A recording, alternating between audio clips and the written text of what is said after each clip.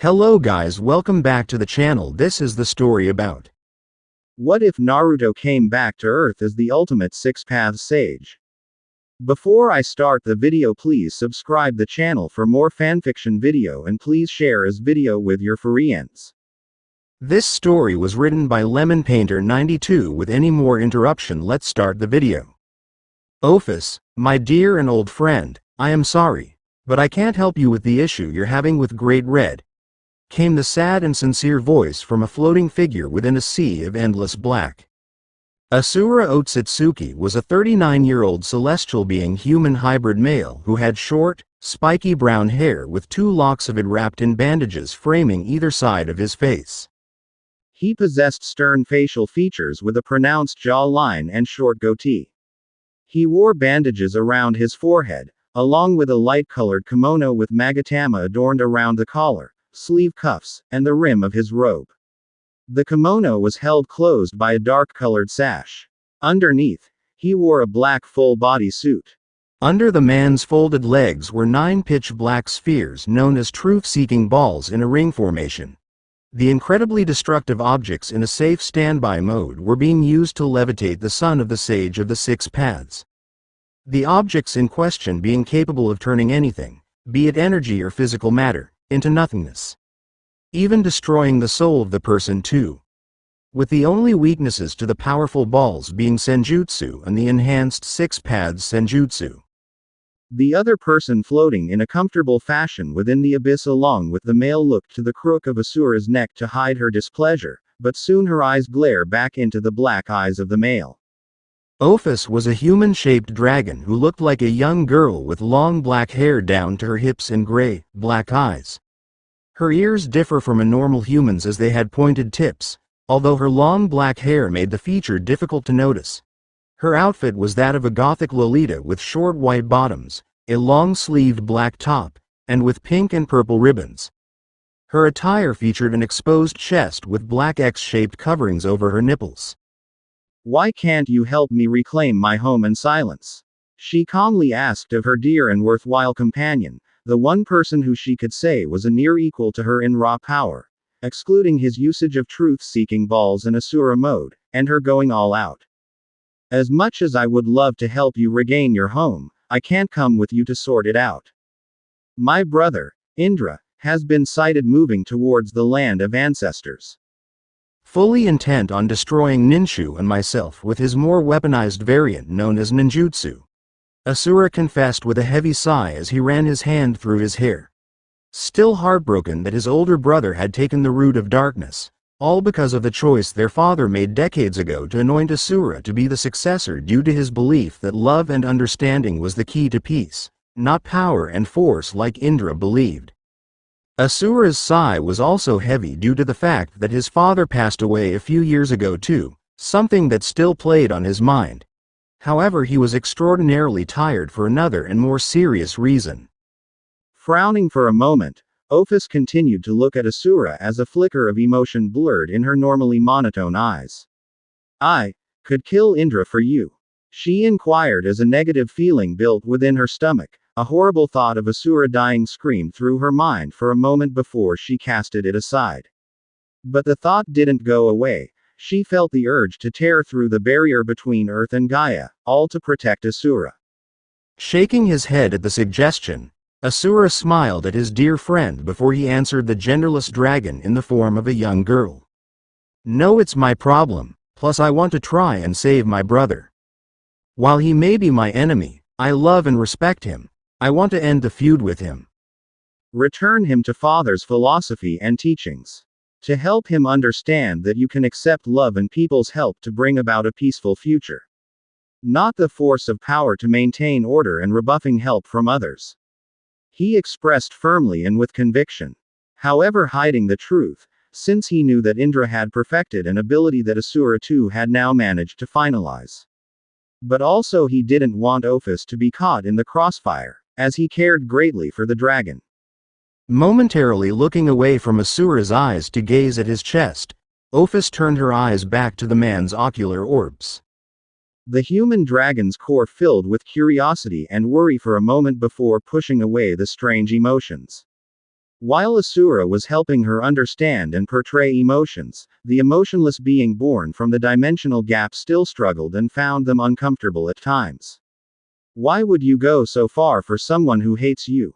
She asked quietly as her eyes glare into the tender and warm eyes of her near equal. Because he is my brother. My friend, my precious person. Ophis, when you have someone precious to you, you would do anything for them. You are precious to me, Ophis. And I must be precious to you too, since you even offered to destroy my brother.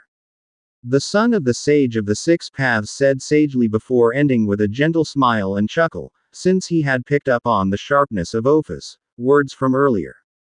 The Ouroboros dragon, Ophis, looked away for a moment into the abyss, a warm sensation tickling her cheeks as they reddened for a moment. A strange sensation of embarrassment and happiness made her strangely high and euphoric before she relaxed and returned her straight gaze to Asura, cocking her head to the side in an adorable manner. Precious people, someone who you would take on the world for? Someone who you love and would protect? She questioned knowingly, as she had heard Asura speak about that once or twice. Asura nodded with a big grin. Yes. I fight to protect the people who I have befriended, you, and my still growing family. He explained as he used his creation of all things technique to create a cup of green tea in front of him, whilst creating a cup of sweet tea for Ophis, knowing that the dragon god loved sweet things. Thank you. The human-shaped dragon praised as she drank the tea down, enjoying the sweetness of it as it filled her core with warmth. Speaking of which, how is your family? Didn't you tell me your wife was pregnant with another child? Ophis quizzed, recalling that from their previous conversation a week ago. Ah yes, Kana gave birth not long after we last spoke. We had our 10th child, a daughter this time. Asura explained with a laugh as he recalled how his hand was nearly broken once again through the actions of his wife, missing the attempted dumbfounded expression on Ophis' face upon hearing that. Shaking her head at the announcement and returning to her emotionless grace, Ophis carried on with the tete-a-tete by asking the obvious question. What did you name the child, Asura? She queried as she took another sip of her sweet tea. What her dear companion said next surprised her. Ophis Uzumaki Otsutsuki. He replied with a beaming grin before he looked away for a moment with a sheepish expression. We named her after you, my best friend and companion. Touched at the fact that her name was used for her friend's newest offspring, Ophis smiled as happiness danced in her eyes that Asura would do such a thing. She looked down for a moment at her cup of tea in contemplation before returning her impassive eyes and expressionless face to her grinning friend. A brief thought of an offspring from her own body plagued her musings for a second. Thank you, I am surprised. Naturally. She'll be very powerful, I can tell. But your names are strange. Your first and fourth offsprings are called Senju Mokazai Otsutsuki and Sokudo Namikaze Otsutsuki respectively. But from what you've told me, those two inherited your powers more so than your other children. Does Ophis Otsutsuki follow those two as well? She investigated, since the Ouroboros dragon remembered Asura mentioned that Senju inherited Hagoromo's and Asura's body, granting him a powerful life force and chakra well, a fast recovery time, and inherited wood release. Whilst Sokudo gained an intense affinity to wind and lightning, a bizarrely high natural speed that blew everyone away with his dubbed swift release, a larger than average life force, a more attuned brain, and sharp eyes. Well, Ophis Uzumaki Otsutsuki hasn't got shape-shifting like you do. However, we know that she's incredibly powerful, and even has abilities we've never seen. Asura informed her, because he knew Ophis had the appearance of an old man on Earth due to her changeling nature. She also has the body, and an even more powerful life force and chakra reservoir than Senju. We've also discovered that she ages slower, can recover from exhaustion with much greater efficiency in short periods of time than nearly everyone, can quickly heal herself, has a unique sensory ability along with a suppression ability to make herself invisible, and can make adamantine chains. But also she's taken after my own dad in one regard from what we can tell, her special chakra. The Otsutsuki elaborated with faint awe, However, his voice was mostly laced with concern, something that's more noticeable towards the end of his speech. Frowning for a moment, Ophis quickly came to the realization behind Asura's final words. Jinchuriki. Her body can contain a tailed beast, like the ones Hagoromo Otsutsuki created upon sealing the Jubi away. She answered in the form of a statement. Of course she knew the story of Hagoromo's battle with the Jubi, having heard it from the man himself when he visited on the rare occasion prior to his death. After all, it's not every day you hear of someone battling a being of that caliber for days on end, defeating it, stripping it of all its power to create a new series of tailed beasts, and then sealing the husk of the Jubi in the sky and wrapping its body in the newly formed moon that now orbited Gaia. Asura nodded solemnly, as that was one ability he wished wasn't passed over. Since part of him feared that the tailed beasts would be used as weapons of war, and in a manner like that of his father in which the chakra entity was sealed into a person so they can be used to destroy countless innocents by using the tailed beast's power. I feel like a failure, as much as I've tried to spread Ninshu and its chakra to connect people's spiritual energy so that they would understand one another without even talking. I think that people are slowly using and perverting it into ninjutsu like my brother. He vocalized with a depressed tone as he looked downwards, ashamed that he wasn't able to do more to stop it. You can't help people, Asura. You can only do so much, but most people are imbeciles who only think for themselves. You are an exception to the army of idiots, with your own pure heart and soul. You even broke through the barrier between your world and mine to try and spread the understanding of peace and love over power and force. Ophis stated bluntly and with honesty as she scrutinized her dear friend. Having recalled that many years ago, Asura used his Asura mode to accidentally break through reality, ending up on Earth confused, until Ophis appeared before him. And in true fashion, Asura tried to unite Earth using the same philosophies as Ninshu, just broadening the differences with abilities. Heck, he created swords that had been dubbed as holy, and another system known as the Sacred Gear System during his stay. The infinite dragon god then noticed the exhausted state of her friend. Are you still tired after dealing with the problem on Earth, and faking your death? She probed indifferently, but in truth she was worried. Asura Otsutsuki sighed tiredly and looked back to Ophis with a nod. Yes, but I don't think the thousands of seals I used on the extremely powerful being will hold it forever. At best I made a short-term solution, but that alone was extremely taxing on my body. While my body and powers may exceed that of my father's in some areas, I didn't have the power to seal the beast away forever. I even tried to reason with it, but, he explained with a despondent tone, not speaking about how guilty he was about having to fake his death. But he couldn't keep an eye on two worlds anymore, due to the threat of his brother, but also his responsibilities as a father to his own children. Ophis nodded. Although she didn't have to worry about the threat of 666 for a while, she would need to address it eventually. However, Asura's views of uniting people for a common goal rung in her mind. Maybe she could use that practice in her own way to deal with Great Red, and then later 666? She'd have to think more on that later. She was then startled by an unfamiliar action from Asura, as she felt his arms wrap around her in a comforting and warm embrace. She looked at the taller male in confusion before poking him. "What are you doing?" the dragon god requested awkwardly, as a warm sensation built up in her chest and on her face. "I'm hugging you, Ophis. You are my best and my most loyal friend. You've been there for me in my depression, in my times of need.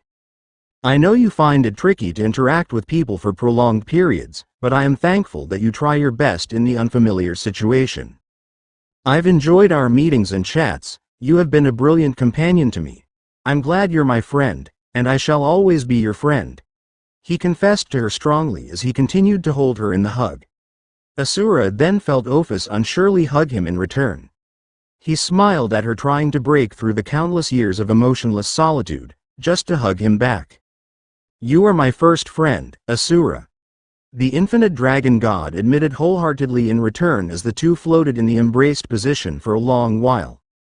Eventually the hug ended as Asura pulled back from her, unwrapping his arms in the process. I must go now, Ophis. Asura said as he began using his Six Paths Sage mode, Asura mode powers to send his body back to Gaia. His clothing exploded a brilliant golden, yellow, white holy light with black Magatama patterns and lines across his clothing, with a black circle on his forehead. His skin the only part of his body not covered in the power. Ethereal forms of 12 angelic wings grew behind him, along with a halo above his head, as his truth-seeking balls glowed purple.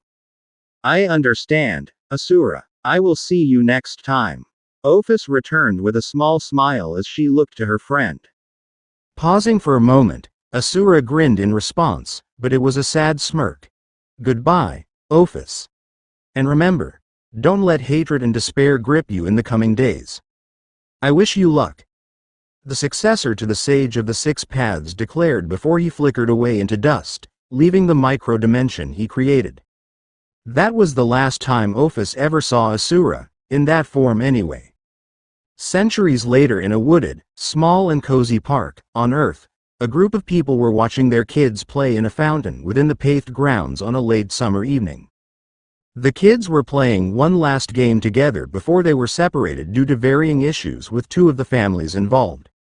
One of the parents sighed deeply and dejectedly as she watched her son play with his friends in the water. I'm going to miss this, so much. There must be something we can do. Our time is almost up. It's not fair. She explained sadly as tears threatened to break at the bottomless feeling in her stomach. Kushina Uzumaki was a 24-year-old woman with a slender, but feminine build, fair skin, violet eyes, and the common Uzumaki red hair. It reached her ankles with shoulder-length strands that framed both sides of her face and a black clip that parts her hair to the left. She wore a high-collared, sleeveless blouse under a long, loose-fitting dress with a wristband on her left wrist and standard boots. She was the former Jinchuriki of Kurama, the nine-tailed fox, although now that was a split role between her son and her own husband. I know, Kushina, but isn't this worth it? At least we were able to spend time with our son before we both die.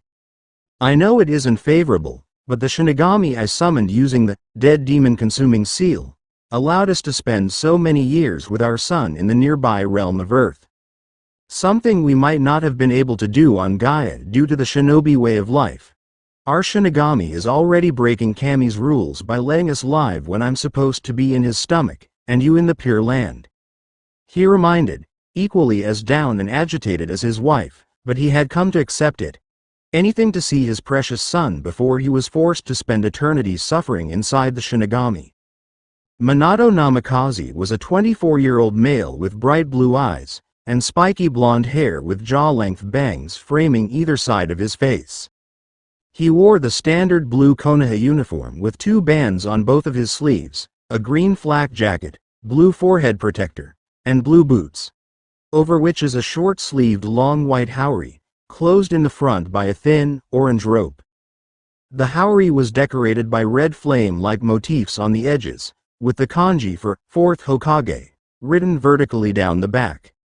He held the yin half of Kurama due to the ceiling. This isn't worth it, Minato, it's still not fair.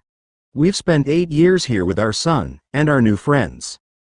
Now we are being ripped away from it all, and Naruto will be torn away from his friends here, and torn away from us.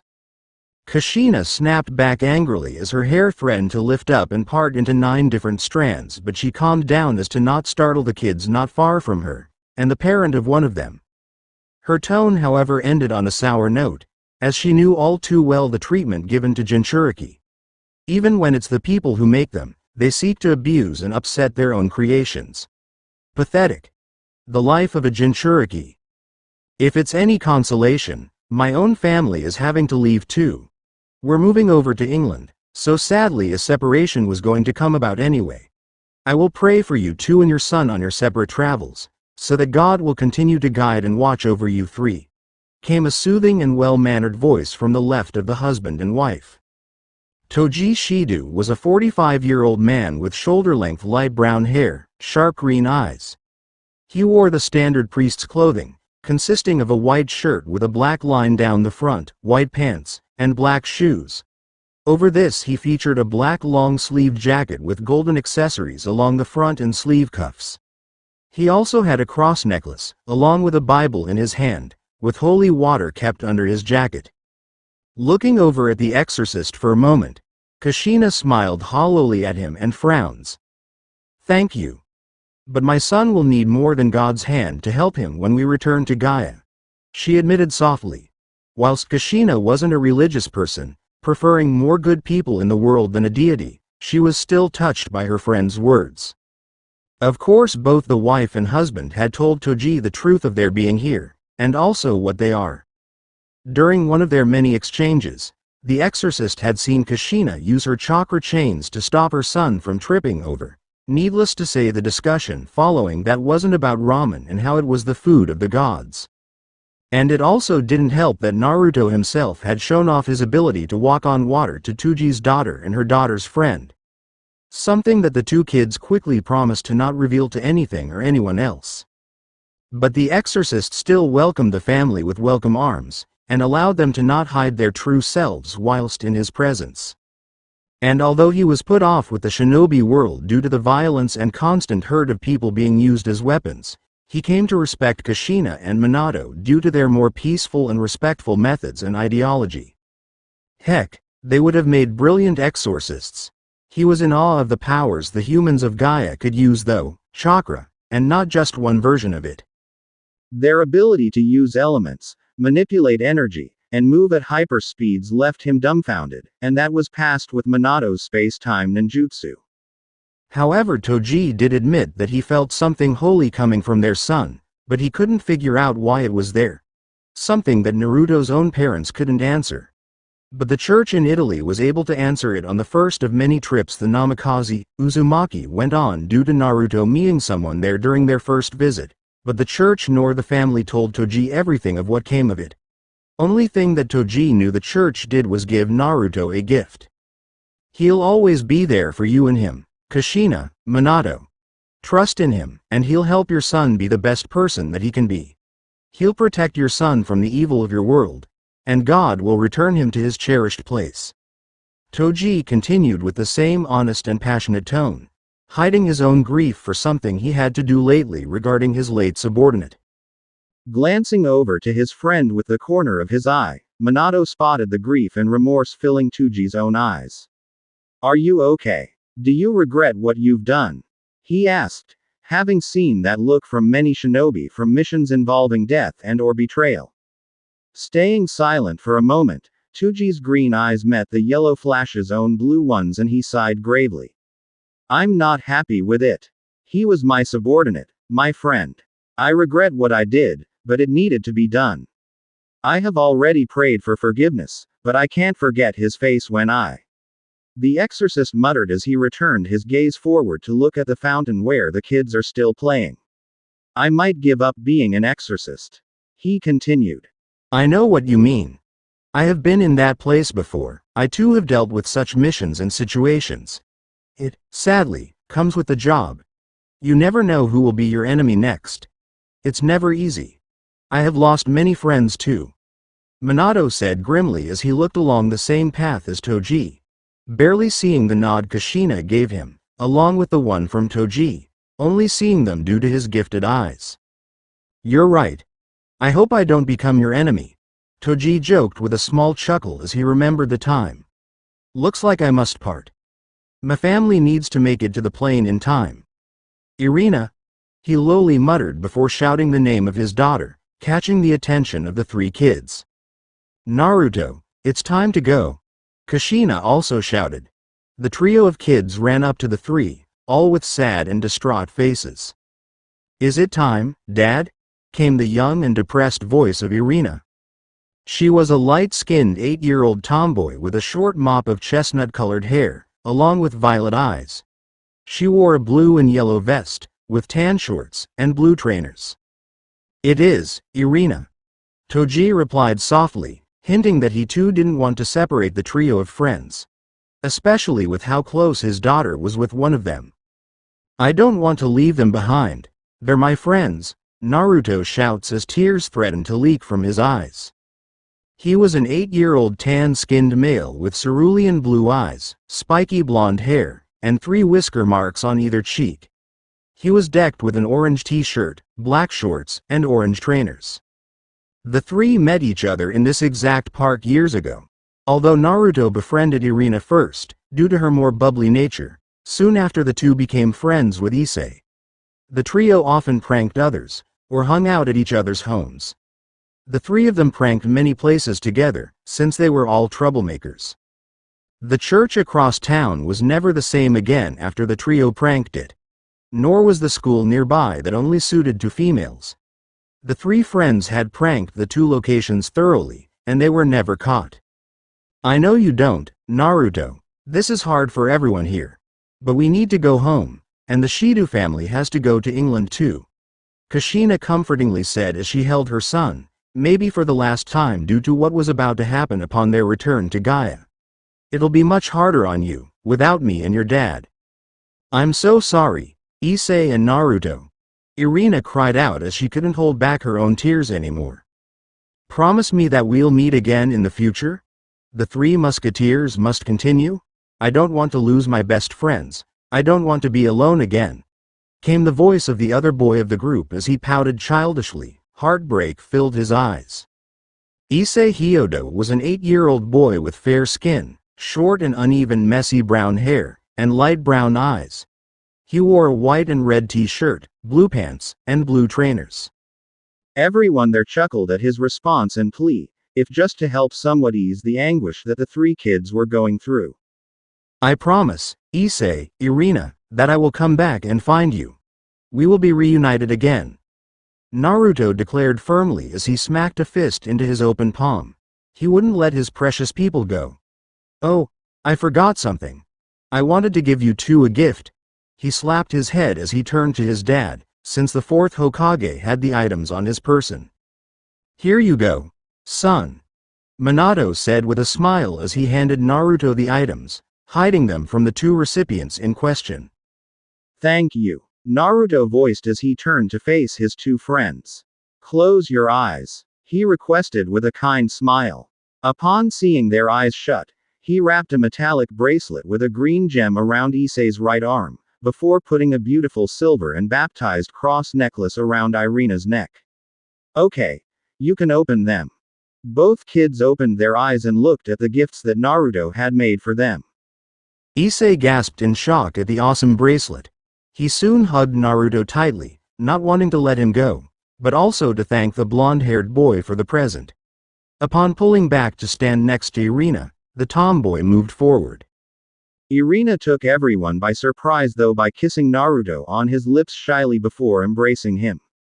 Issei stood there with a petrified surprised face upon seeing the act before him, since he believed that Irina was a boy. He didn't know what to make of it, but he was happy for the 2 nonetheless. He wasn't one to judge. Minato chuckled at the scene, recalling his own experiences with Kushina. And he was the shy one in their relationship too. Kushina gushed at the situation, seeing her son's face that could put her hair to shame in color. However, she felt even worse for tearing them away from each other. Tsuji also smiled at the scene, and silently prayed to God that the 2 would be reunited again in the future. Irina pulled away from Naruto, also red-faced as she thumbed the new cross around her neck. Your items will glow when I return from Konoha Gaia, but will also let you know if the other is alright. Issei's will glow green, Irina's will glow white, and mine will glow orange. Those are our colors. Naruto lectured the 2 with a blush still burnt onto his cheeks, pulling out a ring to place on his right ring finger. As if on cue, Naruto's and Issei's glowed a bright white to show that Irina was happy right now. Before Irina's and Naruto's shined green, until Issei's and Irina's shone orange. With Issei and Irina missing Naruto's second ring on his left ring finger glow blue. It's time. A disembodied voice echoed through Kushina's and Minato's minds. The Shinigami was ready to bring them back to Gaia. Kushina then looked to the grown-up next to Issei as she motioned for Naruto to join her side, a tear running down her cheek. The man next to Issei was Goru Hyodo, a 39-year-old who had fair skin, with short spiky brown hair, and dark brown eyes. He also wore glasses, along with a white office t-shirt and black pants, finished with black shoes. Since the older Hyodo didn't know of the Namikaze Uzumaki family secret, and also of Tuji's issues with the supernatural, Kushina distracted the man using the oldest trick in the book. She pointed to the sky and shouted, "Whoa, look at that! Those clouds are shaped in the form of a woman's breasts," she exclaimed, making the people who knew what was really happening chuckle or sweat drop at her antics. As soon as Goru's attention was diverted, the Namikaze, Uzumaki and all their features turned a cyan blue as their bodies were being slowly beamed away to their home world of Gaia in the Gaia realm. Tears ran down the cheeks of Kushina as Minato looked on with sorrow. Naruto smiled brightly at his two friends. "I never go back on my word. I know we'll meet each other again in the future. Maybe not for a while, but I promise. And I don't break a promise." The smaller child bawled out as his body started to disintegrate alongside his father's and mother's. Issei and Irina grabbed Naruto's hands tightly, tears now decorating their faces. "Promise me.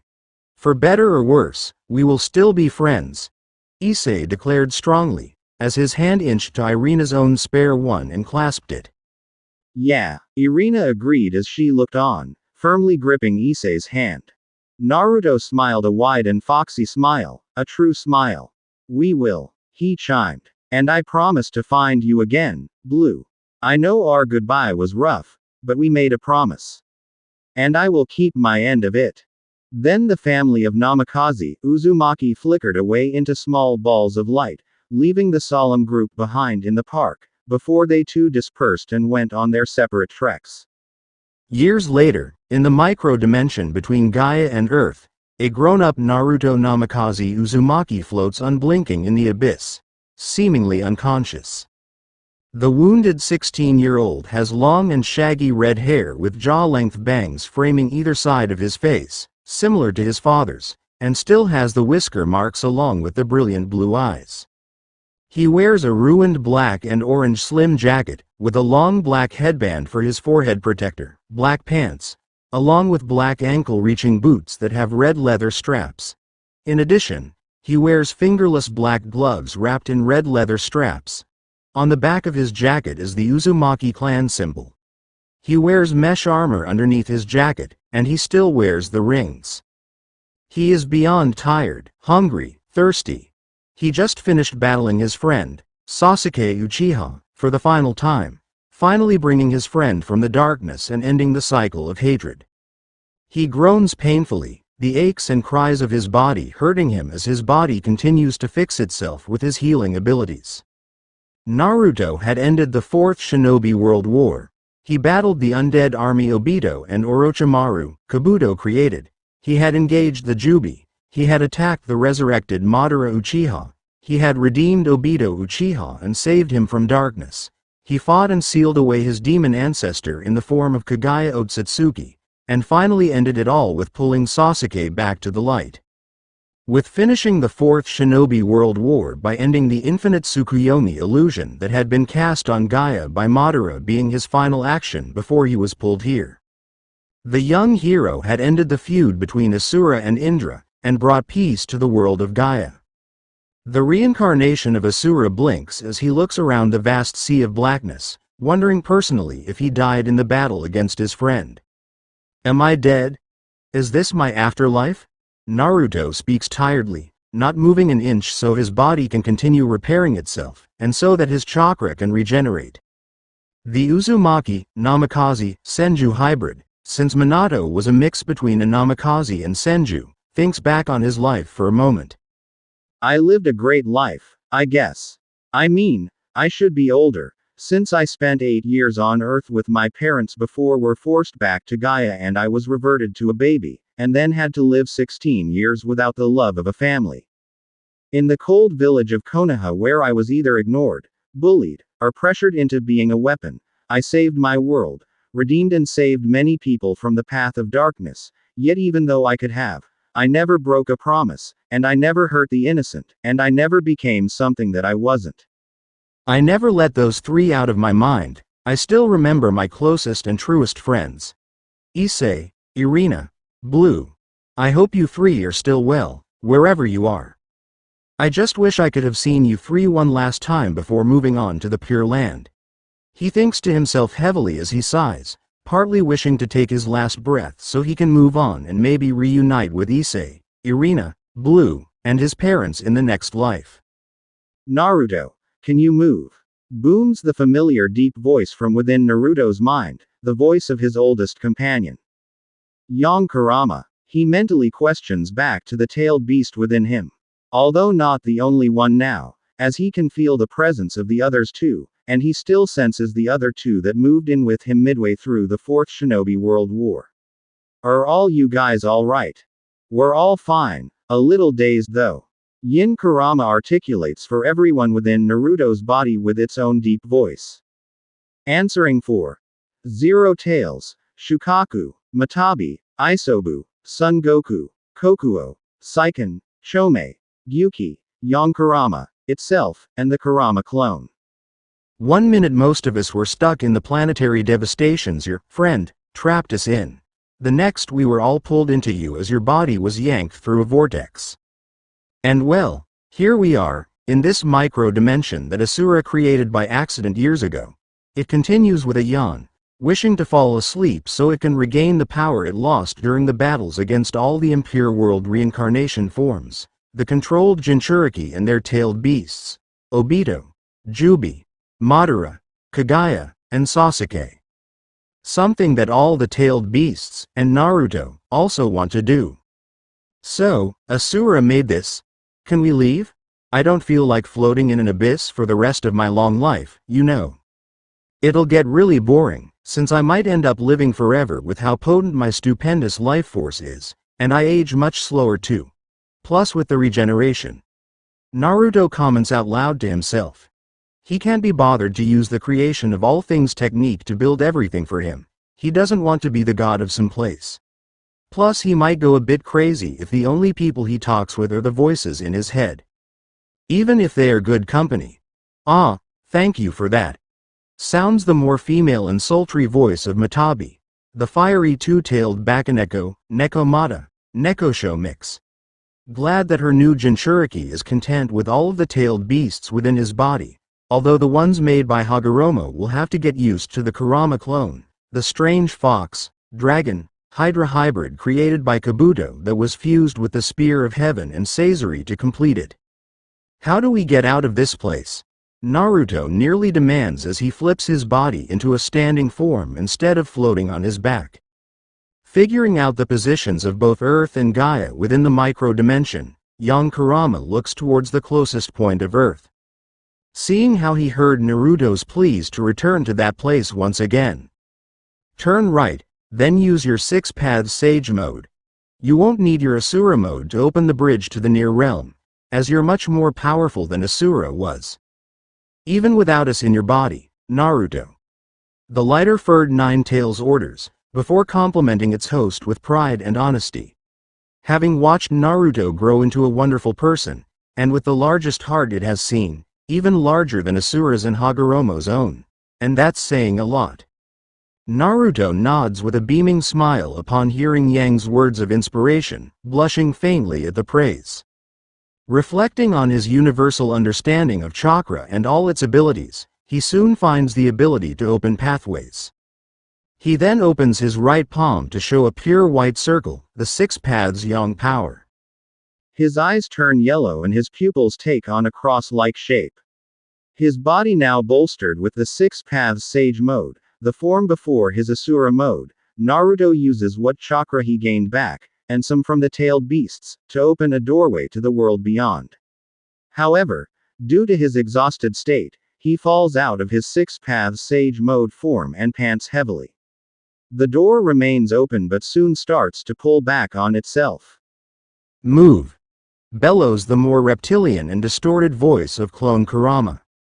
Naruto then quickly floats through the portal, just falling out of the micro-dimension in time, barely missing the door close on his foot during his tumble out of it. He falls face first into a relaxing field surrounded by trees, not far from a mountain and a river. The child of prophecy, the one who united the shinobi world, now lies on the grass of the peaceful place. Fucking hell. He groans out, sighing faintly not long after upon feeling a lovely breeze caress his form. Ignoring the midday sun overhead, he also uses his chakra suppression ability to make himself invisible to sensors.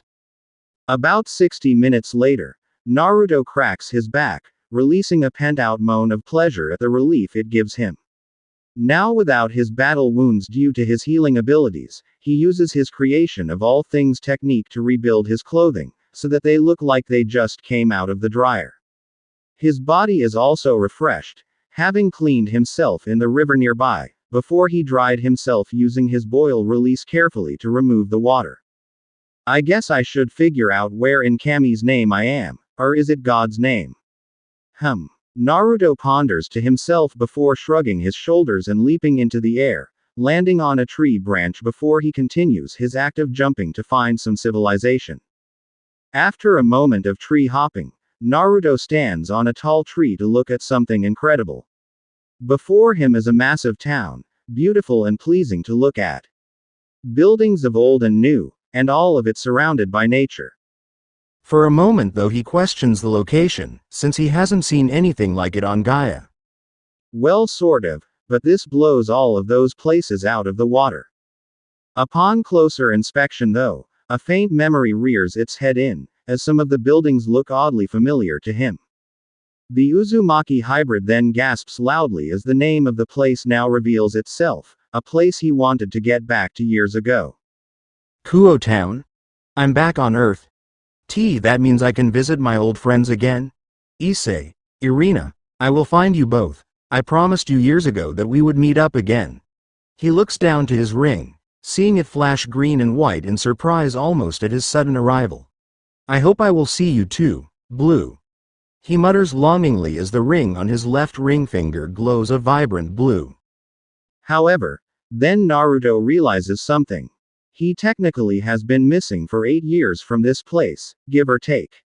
And he doesn't even have a place to live either. Crap. Yep. All the tailed beast comment in agreement. A year later, a now 17-year-old Naruto Uzumaki is walking along a quiet path in the morning, enjoying the crisp air hitting his face as he continues on his journey. The year had been rough on Naruto, but also fantastic. Relearning about Earth was beyond crazy, but due to the overusage of shadow clones he was able to quickly gather the necessary knowledge needed to sort himself out in this somewhat alien world. The technology was also something he had to relearn, since the gap in technology between Gaia and Earth is noticeable in most respects. Although that can be put down to the humans of Earth not having powers like those of Gaia. He had to confront the government and police to let them know that he was alive and well, but that he had moved into the wilderness and away from everything for a few years until his parents died. Of course it was all a lie, but it was a half-truth. So he regained his papers and soon acquired a passport, but that led to another issue. He also needed money to even get anywhere in this world, and while he had a scroll from his parents that held a good sum of money from their time here, it wasn't enough for him to continue without an extra source. So that forced him to release the now extremely popular Ichiei series, his own version of it of course, which is loved by both females and males due to the incredible passionate romance, brilliant plot, action, and intense eki moments. His series, inspired by his godfather's own brand, sold and continues to sell well, bringing in plenty of cash for him to live happily. So his need for the countless shadow clones in their own transformation techniques selves floating about getting the money in wasn't needed, but it's better to be safe than sorry. But Naruto would never show the film version that was made back on Gaia, the Ica Ica Paradise movie, as it starred him. And he'd rather not get hounded by everyone for seeing him in such an intimate and physical film that featured him in its eki scene. He got his own place too, about 30 minutes away from the nearby school. A recently made massive 2-story house. The ground floor of his near mansion had 10 rooms, same as the first floor above. However, his basement was the best, since he made a space where he could train in all of his abilities without attracting the attention of the outside world. The environment can be altered, and it could regenerate due to the seals Naruto used. So he kept in shape too, and continued training so he could use all the abilities he had locked in his head due to the universal understanding of chakra and all its abilities. His house was also heavily defended with seals and barriers to stop blasts from either a near-Jubi-tailed beast bomb in the case of chakra, magic, or a Zar Bomba in the case of technology. It also hid his power more when he was in the house. However, during his stay, he encountered certain people with different feels to them. Light, corrupted light, and dark among some he found. Which forced him to find a reason to the strange feelings. And although he nearly got caught a few times by members of those factions, he managed to find the cause to the sensations. Angels, fallen angels, and devils. Although Naruto had no problem with any of them, since he'd rather meet them and judge them in person and not by what each faction said about the other, he didn't want to catch their attention if he could help it. However, this led Naruto to discover more about the supernatural of Earth, along with magic and sorcery, as well as holy swords and strange items that humans could be born with known as sacred gears. Although both of them felt so familiar to him for an odd reason. He also had an issue too, since he was aware that some people of Earth also could use senjutsu. Something had pissed the Earth off, something chronic, as the feel of nature was so negative and evil. But Naruto began the slow process of healing the Earth using his slight variation of senjutsu and six-path senjutsu. However, he kept it to a minimum as to not catch the attention of others. However, from what he learned regarding the people who use senjutsu on Earth, they used it differently and couldn't automatically power themselves up. They could still be incredibly powerful even though they couldn't directly match the power of magic or light. But their abilities still aren't anything to sneeze at. Their senjutsu had the power to control the flow of life energy. By controlling the flow of ki, a person could strengthen physical bodies or cause vegetation around them to bloom or to wither. Knowing senjutsu allowed the reading of ki and auras and to spy on the target's state from afar. Disrupting the opponent's ki or severing it could cause direct damage to living things. And there was a healing side to their senjutsu too, but it involved the bedroom method. They could also use something called tuki, a power that could be used to enhance their strength, speed, and toughness. 2 races he found to use senjutsu were the Nekomata, but the more rarer and potent Nekosho could use senjutsu more predominantly. However, the latter was nearly wiped out due to one of its members apparently getting drunk on senjutsu and killing some prat, resulting in that race to be put on the verge of extinction. An utter load of crap in his mind, and he was half tempted to slap the people involved with the order silly for nearly killing a race out of fear and because one devil got offed. It also brought back memories of how his Uzumaki clan was wiped out due to fear and their power. So he studied the senjutsu of this world too, since he was already a true sage of his world. There's always stuff to learn on this one. Plus he could explore his powers more. He also began teaching someone nearby who couldn't control their powers to sacred gear that could freeze time, and to tame their darker aspects. He appeared to them in their mind using Asura mode and the application of Ninshu. Naruto had helped this person so much that they were freed from being sealed, but he continued to visit the person. He also encountered the Governor-General of the Fallen Angels and Grigori, Azazel. Interesting man, quirky and fun, if not reminiscent to both Shikamaru and Jiraiya, the latter being his deceased godfather. Azazel was a pacifist, a thinker, lazy, and a pervert. The two though spent time exchanging stories, since the fallen angel was able to figure out that Naruto wasn't from around here. Plus Azazel managed to help aid Naruto with the current situation between the many supernatural factions, and help him with some of the unfamiliar technology of Earth. During his recent travels a month or two ago, he bumped into someone of great importance, whom is the reason as to why he's now walking to a nearby school. A handsome man with shoulder-length crimson-red hair and blue-green eyes, who apparently was ditching paperwork to get some fresh air, saw Naruto and became curious. Since with the suppression ability to hide his presence, the man in question saw the veil that made Naruto invisible, and so he confronted him. However, the older gentleman soon grew interested as he saw something of himself in Naruto, the same pain and experience of war in the young man's eyes. He soon introduced himself to Naruto, the name of the man being Searsex, and chatted for a moment before the two made it to Naruto's home, where the talk got more interesting. Since Naruto instantly addressed the elephant in the room, as he picked up on Searsex being a devil. And not long after the two began exchanging abbreviated stories of their true selves, until the Crimson Satan decided to enroll Naruto as a second-year student in the nearby school called Kuo Academy that recently became co-ed. Although Naruto soon mentioned that he pranked that place years ago. Oops. Although it got Searsex to laugh upon learning how the prank was pulled. So now he stands before the brick walls and metal gates of Kuo Academy, with a large fountain not far from him, and then the looming multi-floored academy behind it. Honestly, it looks like a castle or mansion, so beautiful and incredible, so aesthetically pleasing. With the nature of the forest filling in the gaps between the numerous buildings, that just makes it heaven for Naruto. The Child of Prophecy is wearing the boys' uniform for Kuo Academy, which consists of a black blazer with white accents, over a white long-sleeved dress shirt with a black ribbon on the collar, and matching black pants. He still wears his black and red boots that reach his ankles, along with the black and red fingerless gloves, and the rings. He also has the blue-green gem necklace Tsunade gave him years ago from winning the bet. Naruto Uzumaki takes a breath before stepping past the gate of the educational institution campus. He survived school once, he can survive it again. Although he soon attracts the attention of everyone in the local area outside the academy, but that soon escalates the moment he walks through the giant glass doors of the school's front entrance. It's a wide room with large windows and pillars that hold up the pathways above them. Stairs lead upwards to the numerous floors above. The walls have notice boards on them, along with some paintings of the academy itself. Several plants are also presented around the room to add more tone to the odd mix of traditional and modern design of the building.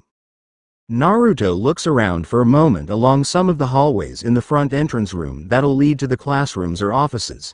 As he looks towards the piece of paper in his hand to figure out where his room is, his sensitive ears pick up on the comments made by the others. Positive ones by the girls, and negative ones from the boys. Who is he? He looks hot. He looks so dreamy. Do you think he's single? Do you think he's got a big? Fuck, another pretty boy, should we rough him up? He's going to take all the girls. Great, first Yuto, now him. Damn it. Hell on earth. Naruto mentally cries out as he ignores the blushing and nattering girls, along with the jealous and angry boys. He walks further into the school, smiling brightly at them with his famous foxy smile, until he catches the feel of something above him. A devil presence to be exact. Glancing upwards, he sees who it is, and blushes deeply. Holy. That's a devil? She looks more like an angel, goddess. Rias Gremory is an 18-year-old tall female with beautiful white skin, blue-green eyes, and a buxom figure. She has long and stunning crimson hair that reaches down to her thighs with a single hair strand sticking out from the top. Her hair also has loose bangs covering her forehead and side bangs framing her face. She wears the Kuo Academy girl's uniform, which consists of a white long-sleeved button-down shirt, with a black ribbon on her shirt collar worn under a black shoulder cape and a matching button-down corset. A magenta skirt with white accents, and brown dress shoes over white crew-length socks. The devil heiress looks down to the newcomer with curious eyes, however her eyes widen before narrowing when she can't even sense anything from the man. But also when his eyes reach her own, almost like he sensed her. Putting a hand to her ear, she uses her magic to call Kaneko to check him out. However, when she blinks and opens her eyes again, the red-haired male isn't in her view anymore. She also makes a note to get her old friend, Suna, involved to check the new person out.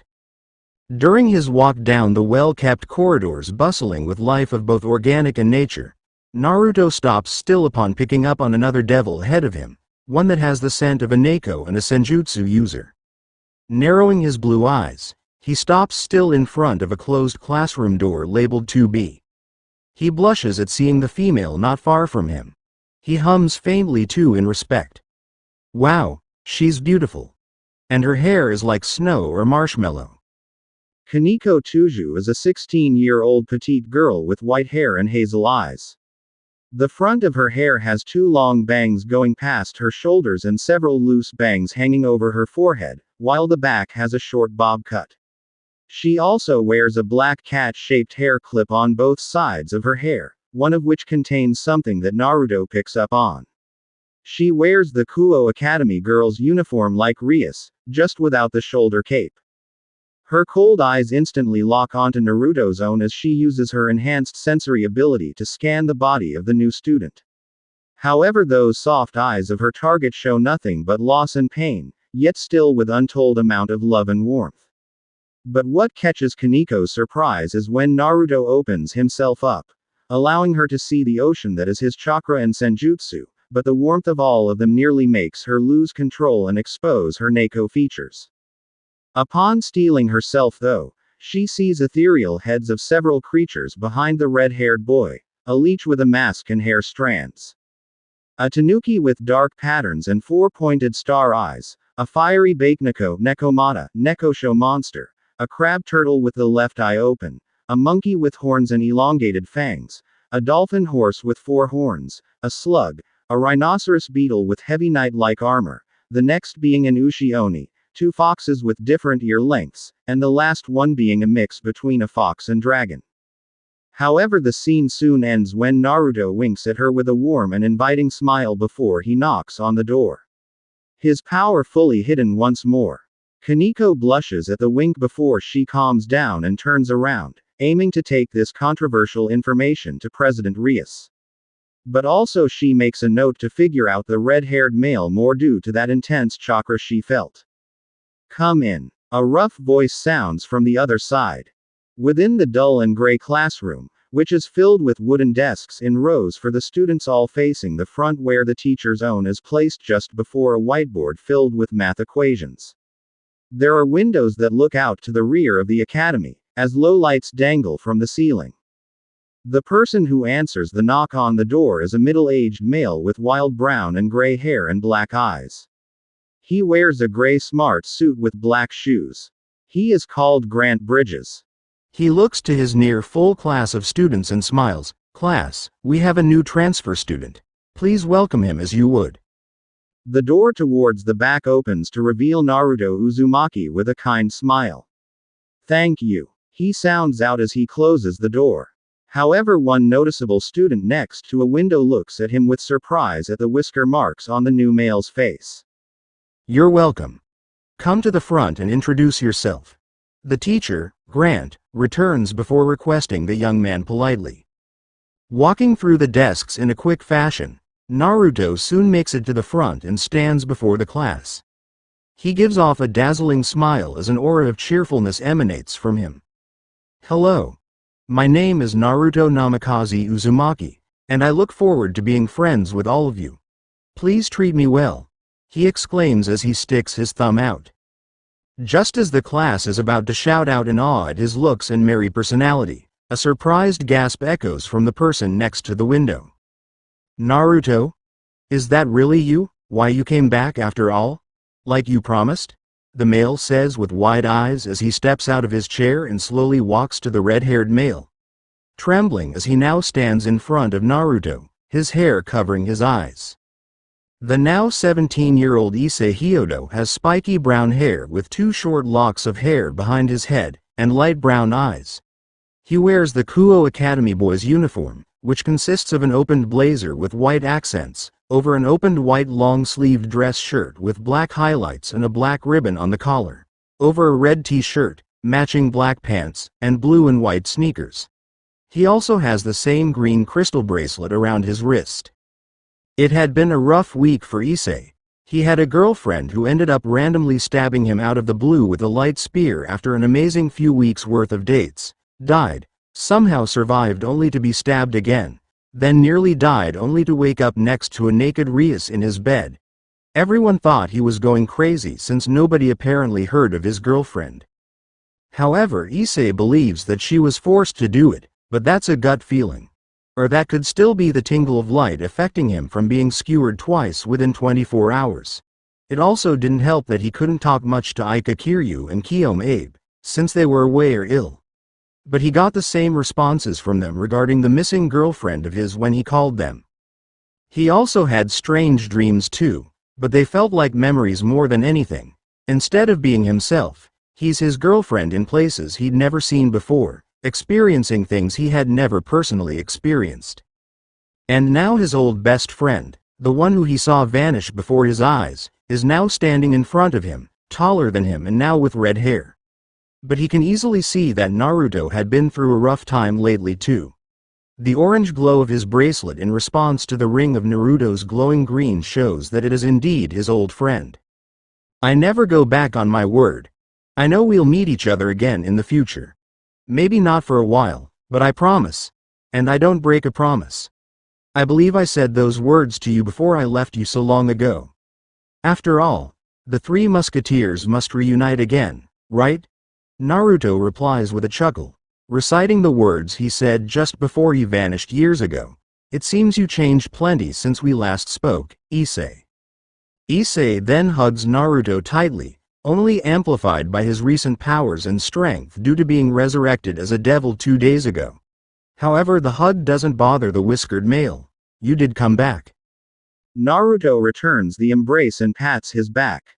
Of course I did. He then whispers in his ear lowly so that nobody else can hear his next words. You feel like a devil, Issei.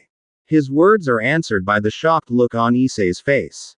The girls in classroom all shout out in despair, all telling Issei to take his paws off of the new hottie, or something along those lines, as they don't want him to infect Naruto with his perverted nature. Even if Issei is known as the perverted gentleman. Settle down now, class. Take your seats. Naruto, you will sit next to Issei. Grant barks out, before settling into a relaxed and still rich tone. Getting a nod from Naruto and Issei, the latter moves first until another knock is heard on the door. The teacher gains a tick mark on his forehead. It's all go today, huh? Naruto comments with dry humor, getting a small laugh from the students, and a look of gratitude from Grant.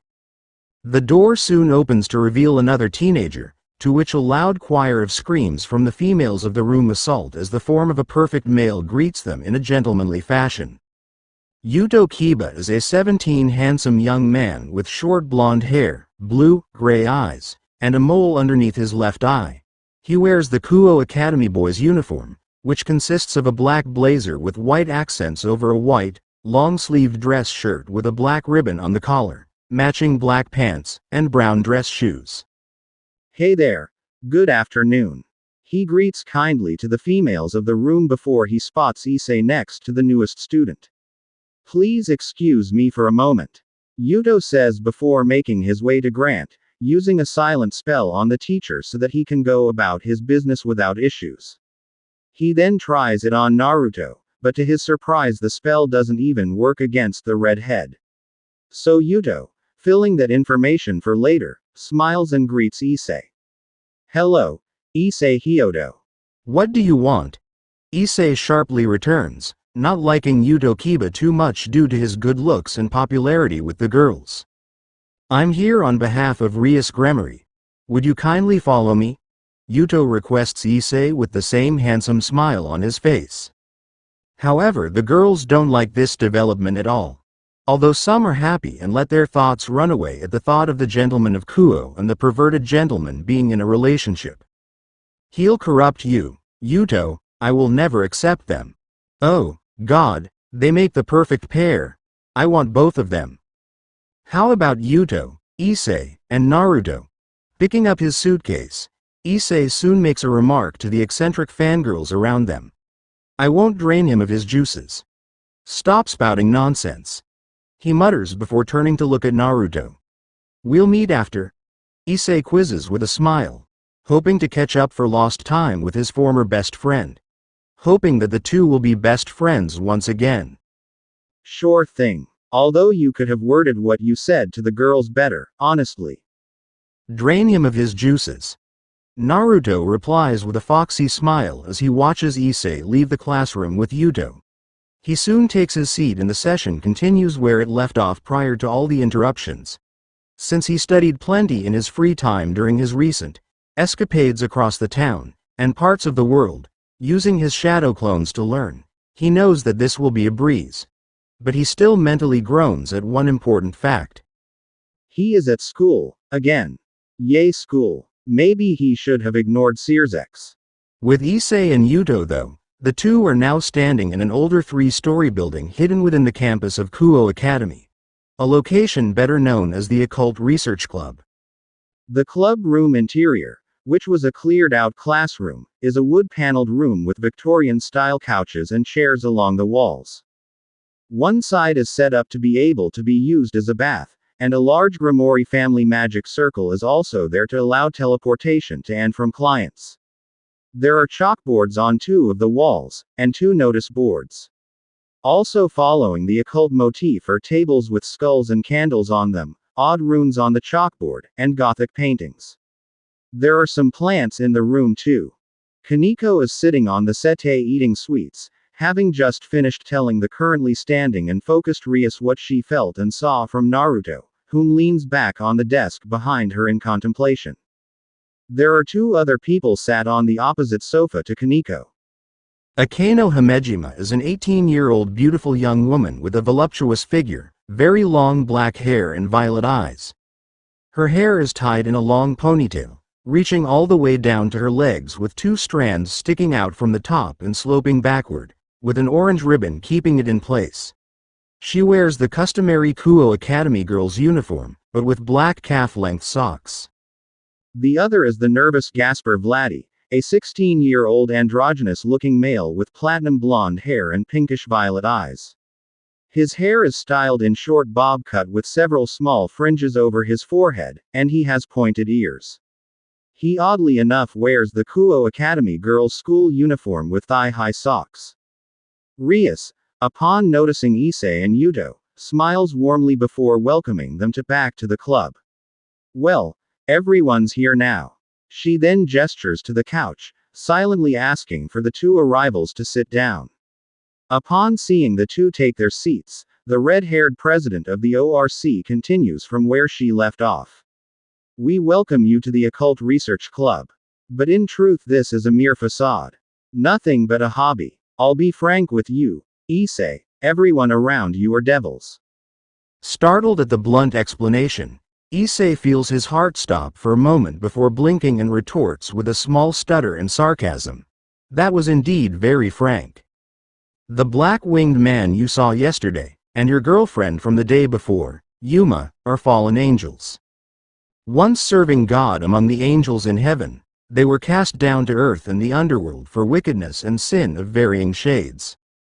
Rias continues with the same serious yet gentle smile and tone, getting a sharp gasp and look of shock from Issei upon hearing his girlfriend being mentioned. Fallen angels try to manipulate humans to destroy us devils. For hundreds of years now, there has been a constant struggle for hell. Not only that, but us devils also have to contend with angels who come down to hunt us. It's a 3-way standoff, or Cold War, between the 3 factions of angel, fallen, and devil. We devils also work with humans in a variety of ways, either through contracts or transforming them into devils too. The red-haired devil further explains before noticing the unsure and confused expression on Issei's face. Are you following me so far? This is getting kind of complicated. I mean, I've encountered people with powers before, but the whole supernatural hiding on the world is too complicated for a high school student like me. The perverted gentleman answers whilst rubbing the back of his head, fidgeting at the information overload. Frowning for a moment and slipping the information away for later, Rias grabs a photo and slides it across the table to Issei. Yuma Amano, correct? The one you dated for a while? She was real, there's no doubt about that. A lovely picture, I must confess. You two looked so happy. She's a fallen angel like I stated earlier. The crimson-haired ruined princess elaborates with folded arms, her tone honest as is the smile on her beautiful face. Yet her eyes hold an hidden agenda. Matsuda and Motohama can't remember her at all. Like she didn't exist. Aika and Kiyom also don't recall her. Her address, phone number vanished too, but I know they were real. I know she is real. The newly made devil growls out as his body trembles, since he felt the whole world went against him when his closest friends, those who he had shown Yuma, couldn't even recall her. Unperturbed against the angry voice from the brown-haired boy, Rias enlightens. She used her powers, in a similar manner to how I used my powers on your parents this morning. The president of the Orc smiles at the boy, knowing that he understands now what happened. She continues upon seeing him put two and two together. Once a fallen angel completes their mission, or in the case of yours when she completed her mission, she erased all trace and memories of her existence from the people around you. Rias Gremory elaborates with a straight face before slipping into a more saddened one. Since even though she's a devil, she cares deeply for people, due to her own family nature, and because she has spent many years in the human world. Her mission then being along the lines of killing you, due to finding out that you have something dangerous in your body. She killed you using a light spear. Issei looks at his hands as the faint echo of the pain runs through his stomach from where Yuma impaled him. Blame God for putting the sacred gear inside your body. That's what she said to me. He shakily parrots the words spoken to him by his estranged girlfriend. Sacred gears are traits and powers that certain humans have. It is said that most of the greatest figures in history possessed them. They, at times, have the power formidable enough to threaten devils, fallen, angels, and other members of the supernatural world. Some are known to be able to rival the gods themselves in ability and strength. They were made by God to help enact miracles and unite the world. Akano herself clarifies in place of Rias this time, a polite look gracing her elegant features as a somewhat hidden mischievous side glints in her eyes. Nodding in agreement, Rias notions to Issei's left hand. Raise your left hand. Then close your eyes and imagine the strongest being that comes to mind. Focus. She orders warmly as she keeps her eyes on Issei. Trying to focus initially, Issei's focus is disturbed by the fact that he can see Rias black and near see-through thong through her crossed legs. Putting away his inner pervert, he closes his eyes and takes a breath, remembering the calming exercise that Naruto used years ago. He was going to mimic Goku from Dragon Ball, but he goes for an easier pose. He then opens his left palm, the fingers wide apart as he tries to mimic an ability that his friend showed him years ago. Focusing his inner self, his concentration reaching its peak as he struggles with it. A spark of green lightning erupts from his left arm as he raises the hand up into the air above him, like when Naruto created that large sphere of energy years ago. Issei bellows out a cry as suddenly a green gem appears on the back of his hand, along with an incredible fanged and clawed gauntlet of red and gold. Dragon-like in nature, and extremely powerful. Looking at the new part of his body, Issei's eyes widen as he inspects it, bringing it close to his face. Whoa, this is so cool. It looks better than the water dragon and the Rasengan Naruto could make with chakra. He comments with astonishment, gaining curious eyes directed to him for that comment about Naruto, with the sweet-eating Kaneko being more interested now. He then makes the gauntlet vanish like it was never there to begin with. Putting away the information about Naruto for later, Rias moves the conversation forward by pulling out a familiar flyer to Issei. Aiming to answer his unasked question. An item covered with runes and pentagrams, along with roses, and with the words, "We grant your wish," written on it. On the verge of death you summoned me with the last of your will. Your desire to see a beautiful woman before your time called me. I in turn resurrected you as a member of the House of Gremory, daughter of Duke Gremory, an upper-class devil. As my servant devil, Issei. She declares with a devilish yet proud smile as sharp black wings shoot from her back, almost bat-like in design. The pitch-black wings aim downwards before arching up. The others in the room stand up and join Rias in her demonstration, with Issei's own appearing just after he jumps out of the chair in shock. I'm no longer a human, Issei thinks to himself in disbelief, the shock of it all wearing thin on his sanity. Welcome, Ichiei. We will treat you well and help you in this new life of yours. You also won't have to worry about your parents, they'll be protected by the Grimoire. But, onto other matters. Rias welcomes again and promises with a calm smile as she gets a stack of flyers and places them on the table in front of Ichiei, along with a demonic-looking device with a red screen that shows a map of Kuo. Devils collect power and money by forming contracts with humans and receiving compensation. Most typically don't draw magic circles anymore to summon us, so we hand the circles out to potential clients, contractors. Since you are new to this, you will need to learn the basics before allowing a familiar to perform such mundane tasks. The devil heiress then leans uncomfortably close to the teen, her lips and breath tickling Issei's ear as he stops putting the flyers in his suitcase. Work hard and promote yourself to a high class, and you will get servants for yourself one day. A harem, so to speak. But only if you put enough effort into your task in near future, Ichiei. She whispers sensually before pulling back and relaxing on the couch, knowing that her words will strike the inner pervert of Ichiei, his desire. Although that desire is almost universally known as he spoke about it often enough in the academy. So if they're servants, they will obey me, right? I can do whatever I want with them too, right? Even perverted things. Ichiei repeatedly questions as his mind slowly descends down the proverbial gutter of perverseness.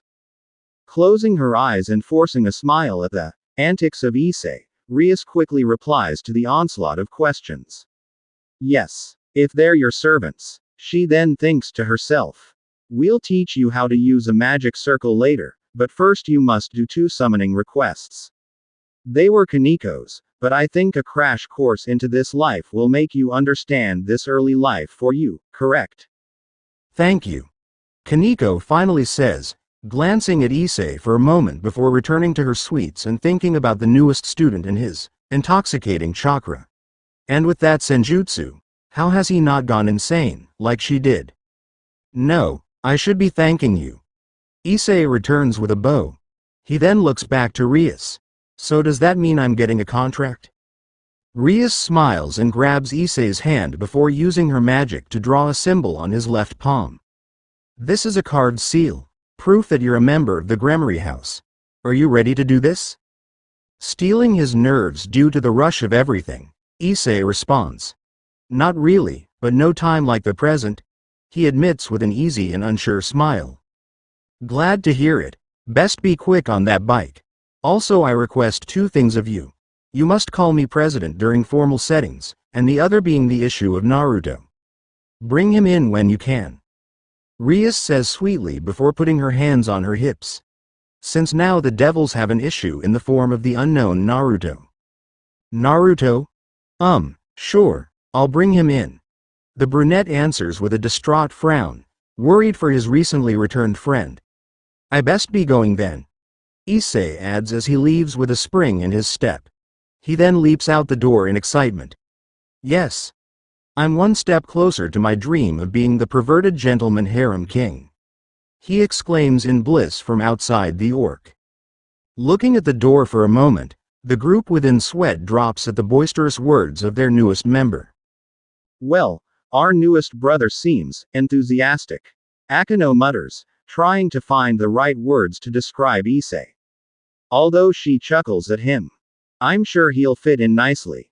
Gasper adds unsurely, however he is personally sure that Ichiei will make a fine addition to the Occult Research Club, and the peerage as a whole. He'll make a good member, with the right motivation. Besides, we'll have to be ready for my future problems. Rias explains firmly with frazzled calm, hitting at more personal things that involves her. An issue that she really wants to break, and she will do anything and everything to get out of it. A damn contract that her family put her in years ago, one that strained her love for them. An act that she still hasn't forgiven them for. The other members of her peerage look at her with looks of understanding, since Rias' issue is fast approaching. If need be, I'll try to get Naruto into my peerage as well. Though it might take all of my remaining evil pieces. Although the mutated pawn pieces, which constitutes to more than 8 pawn pieces, I used on Issei shows just how powerful his sacred gear is. At least I still have 4 mutated pawns left. Rias explains and laments with a sigh, knowing that time is running out to her coming arranged marriage. She then looks over to Kaneko. If Issei doesn't meet Naruto tonight, try to familiarize yourself with him tomorrow and get him to open up. I must try to gain his attention. Still, that power that Kaneko discovered, Rias Gremory orders with faint desperation before pondering on what Kaneko described when she saw the giant monsters behind and within the aura of Naruto. She sighs and pulls out an orange book with the words, Ichiei, Forbidden Love, written across the front. The other members of her peerage also kick back and do whatever, with Akano reading Rias' book too, Kaneko and Gasper reading another book entitled, Ichiei, Vampire Night Attraction, and with Yuto drinking some tea that Akano made, although he too glances at the book that Kaneko is reading. An hour or so later, in the dead of night within the quiet backstreets of Kuo, Issei is solemnly walking down the road with his bike next to him. Reflecting on his first 2 missions, his first being a failure after bickering with the man over who knew and loved Dragon Ball more, the other one being a strange success since he was able to pull off dressing like a magic girl well enough. The image of him and the male dressing up and posing as magic girls is a memory that he will never be able to chain up in the darkest recess of his mind and forget. Part of him is super annoyed that he wasn't able to hang out with Naruto this evening, but strangely enough he kept and keeps feeling someone is watching him. It started when he left the orc and it still hasn't lifted. He stops still for a moment and clutches his head, getting a vision memory again. Him as his girlfriend again in a strange place with lakes instead of oceans, and meeting with some older male with 2-toned hair. Issei shakes his head before continuing. What a night, Issei grumbles out tiredly before a sense of foreboding fills his being. The sky becomes a crescendo of purple and blue as the shadows in the area grow. That feeling? It's just like last time. Huh? He turns around and looks towards an approaching figure. Miss Calawarner? Are you okay? The devil boy smiles at her, since she is one of the teachers from his previous school that he liked and actually listened to. It didn't help that she is a beauty and is nice to chat with, if not a bit arrogant at times. He still meets up with her now and then too, when he needs help with schoolwork, along with another student of Calawarner's called Middlet, a younger female who Issei also gets along with. Hey, Issei. What are you doing out at midnight? Calawarner is 24-year-old tall and buxom woman with brown eyes and long, navy blue hair that obscures her right eye. Her attire consists of a maroon, trenchcoat-like top with a wide collar, a matching miniskirt, and black-heeled shoes. The trenchcoat top is open at her chest, giving view to her breasts and cleavage. She also wears a gold necklace around her neck, one that Issei had given her. She appears to wear a white shirt underneath her top, but it can only be seen from the bottom. She is close to Issei, having taught him for many years as a personal tutor before he moved into the school ranks at the other school across town. In her most frank opinion, Issei is an attractive and fit male specimen. Honestly, she also wanted to rob him of his virginity the moment he turned 16 and ride him into oblivion, but that didn't happen due to a mission she was given. And annoyingly, she wasn't given the mission to get closer to Issei like Rainier, Yuma was. But she still will get closer to the brunette. I was just handing out flyers for a club I'm now involved in, miss. Issei answers respectfully as the ominous feeling only increased and didn't ease. Is she fallen? You look rough, Issei. Are you alright? Calawarner probes more as she stands in front of the shorter brunette male. However, she instantly picks up on him being a devil. What? When did that happen? Sighing deeply, knowing that he can't lie to her as she can easily pick up on any form of lie, he explains to her what's been happening. Well, I had a girlfriend called Yuma and dated her for 2 weeks before she ended up stabbing me 2 days ago. I survived, then got stabbed again yesterday. My first best friend reappeared, and now I'm in a club handing out flyers. This week has been utter shit so far. I haven't slept well in days now because of the nightmares of Yuma stabbing me keep me awake at night. Issei cries out, his body trembling at the rush of negative thoughts. The feelings of despair, inadequacy, and fear fill his thoughts as he just wants to scream to the heavens about how unfair and unjust it all feels.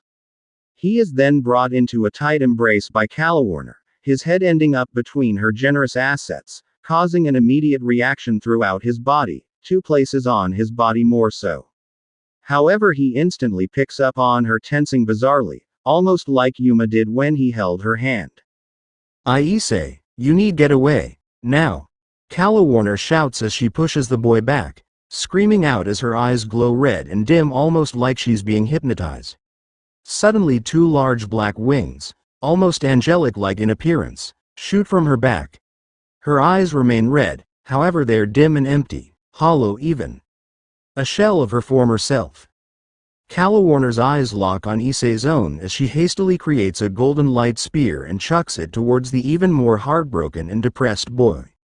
However, Issei jumps out the way in time, his palm open to show the Grimoire family seal. The appearance of it shocks Calawarner still for a moment, allowing the brown-haired teen to climb back to his feet again as his watery eyes look to yet another precious person attempting to kill him. This can't be happening. Did I piss God off so much that everyone is trying to kill me? He mentally cries in anguish, however he grits his teeth in pain upon mentioning the name of God. And no, I won't die here. I will make my promises a reality. I made a promise to my best friend. The older fallen angel tries to fight the oddness of her body, but fails quickly as something glows on the back of her neck with a sickening shade of black. She creates another light spear before jumping into the air. A member of the Grimoire. All the more reason to end you. She screams before she throws the corrupted holy light with deadly accuracy.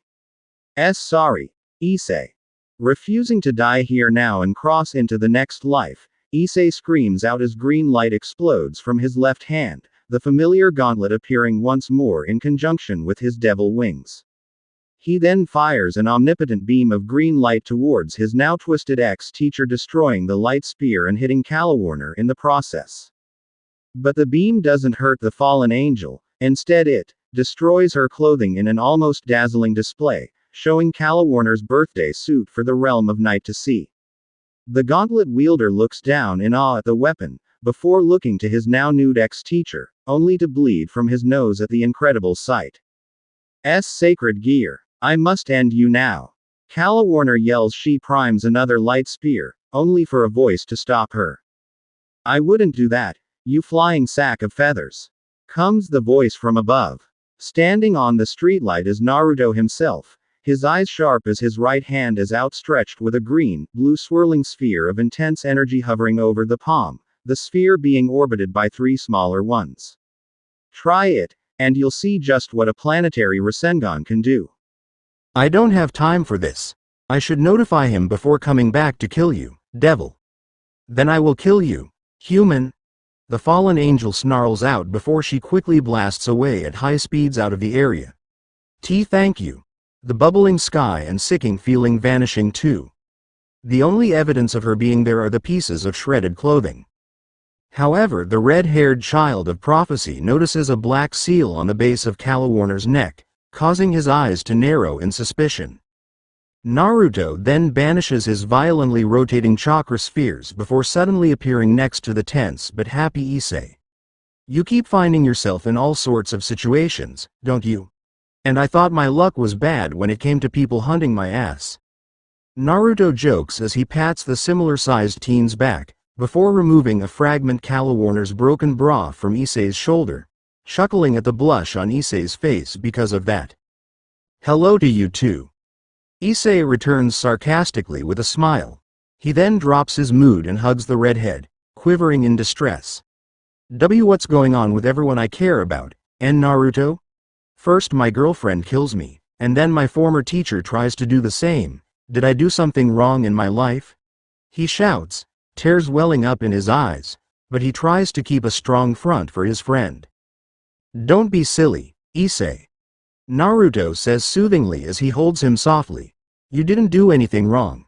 But listen, I think something is controlling Calawarner, and I believe it could be the same with your girlfriend too. Think to what happened just now with your teacher. She was all right until when? The redhead questions, hoping that the destabilized Issei will connect the dots. Well, with Yuma everything was going well for the 2 weeks we dated, however she felt different on the final day, the day I was stabbed. She tried not to make physical contact with me. Issei realizes with a startled gasp and choked breath. His eyes widening as he comes to the answer. You are correct. Just now I saw a seal on Calawarner's neck. I think someone put a switch on both her and your girlfriend, to only change and try to kill you should they touch you. I think someone is trying to kill you, maybe for that sacred gear you have. Naruto explains, seeing as all the dots connect to that conclusion. Especially since how the fallen angel reacted to Issei's gauntlet like it was the next plague. Which is strange, since Azazel loves these things. Just remember that not everyone is bad, eyes. Not all fallen are evil. I mean, there are some devils I've encountered that are almost angels with how nice and kind they are. Seriously though, the stereotypical devil apparently likes sacrificing virgins and wants to enslave, destroy all of humanity, but you and those from Kuo Academy haven't done that. But alas, I've met some bastard devils too who I destroyed without mercy. What I'm saying is, don't judge a race or group by the actions of one or two people.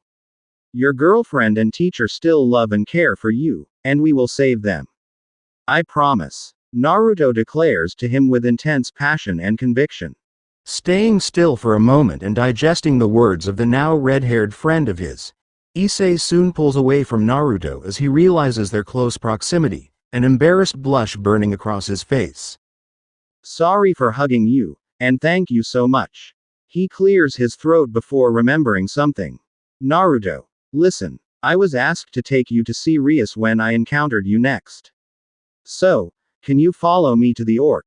He borderline begs, not wanting to fail another task given to him by his president.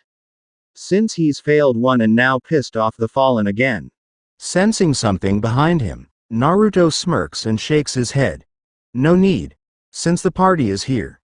He says before turning around to face all the members of the Occult Research Club in all their glory.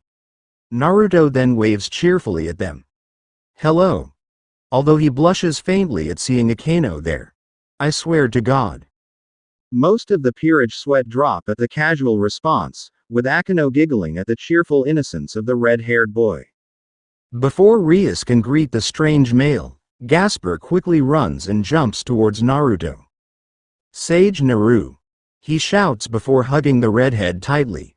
Naruto looks at the younger cross-dressing male and pats his head. Hey there, time skip Gasper. Good to see you outside of your mind. The true sage smiles at the boy. Has everything been well with you? He gets a rapid yet shy nod from the smaller male. Rias looks on with the widest eyes, discovering that the spirit that Gasper said had helped him control his forbidden Belerview sacred gear is the same person who she is contemplating getting into her peerage. Why, you're the one who helped him. How did you do it? She inquires with urgency and with grateful intent. However, she can pick up something strange from him, but she puts it in the back of her mind for now. Looking over to the crimson-haired devil for a moment, Naruto replies to her truthfully. I used Senjutsu along with Ninshu. I found him using a version of Sage Mode by tracking sadness and worry through the plants and world. Then I used Ninshu to connect to his spiritual energy and appear in his mind. From there I kept working with him to control his time powers, since all power can be controlled and practiced through sweat and hard work. It took a while, but Gasper was able to control it. He informed the heiress with an inviting smile that speaks nothing but good intention. You guided me, Naruto. Gasper mutters shyly with a nervous smile. But you did all the work. Naruto argued humbly, since it was all Gasper in the end and how much dedication he put into training that paid off. Naruto is then caught off guard when Rias jumps at him and embraces him tightly, causing him to blush as her body presses against his. He somehow wraps an arm around her too, with poor Gasper being smooshed between them. The smaller boy's suffering though causes Akeno to chuckle almost sadistically. Thank you for helping my family member. Rias confesses, showing genuine care and happiness because now her family can all roll out and spend time together.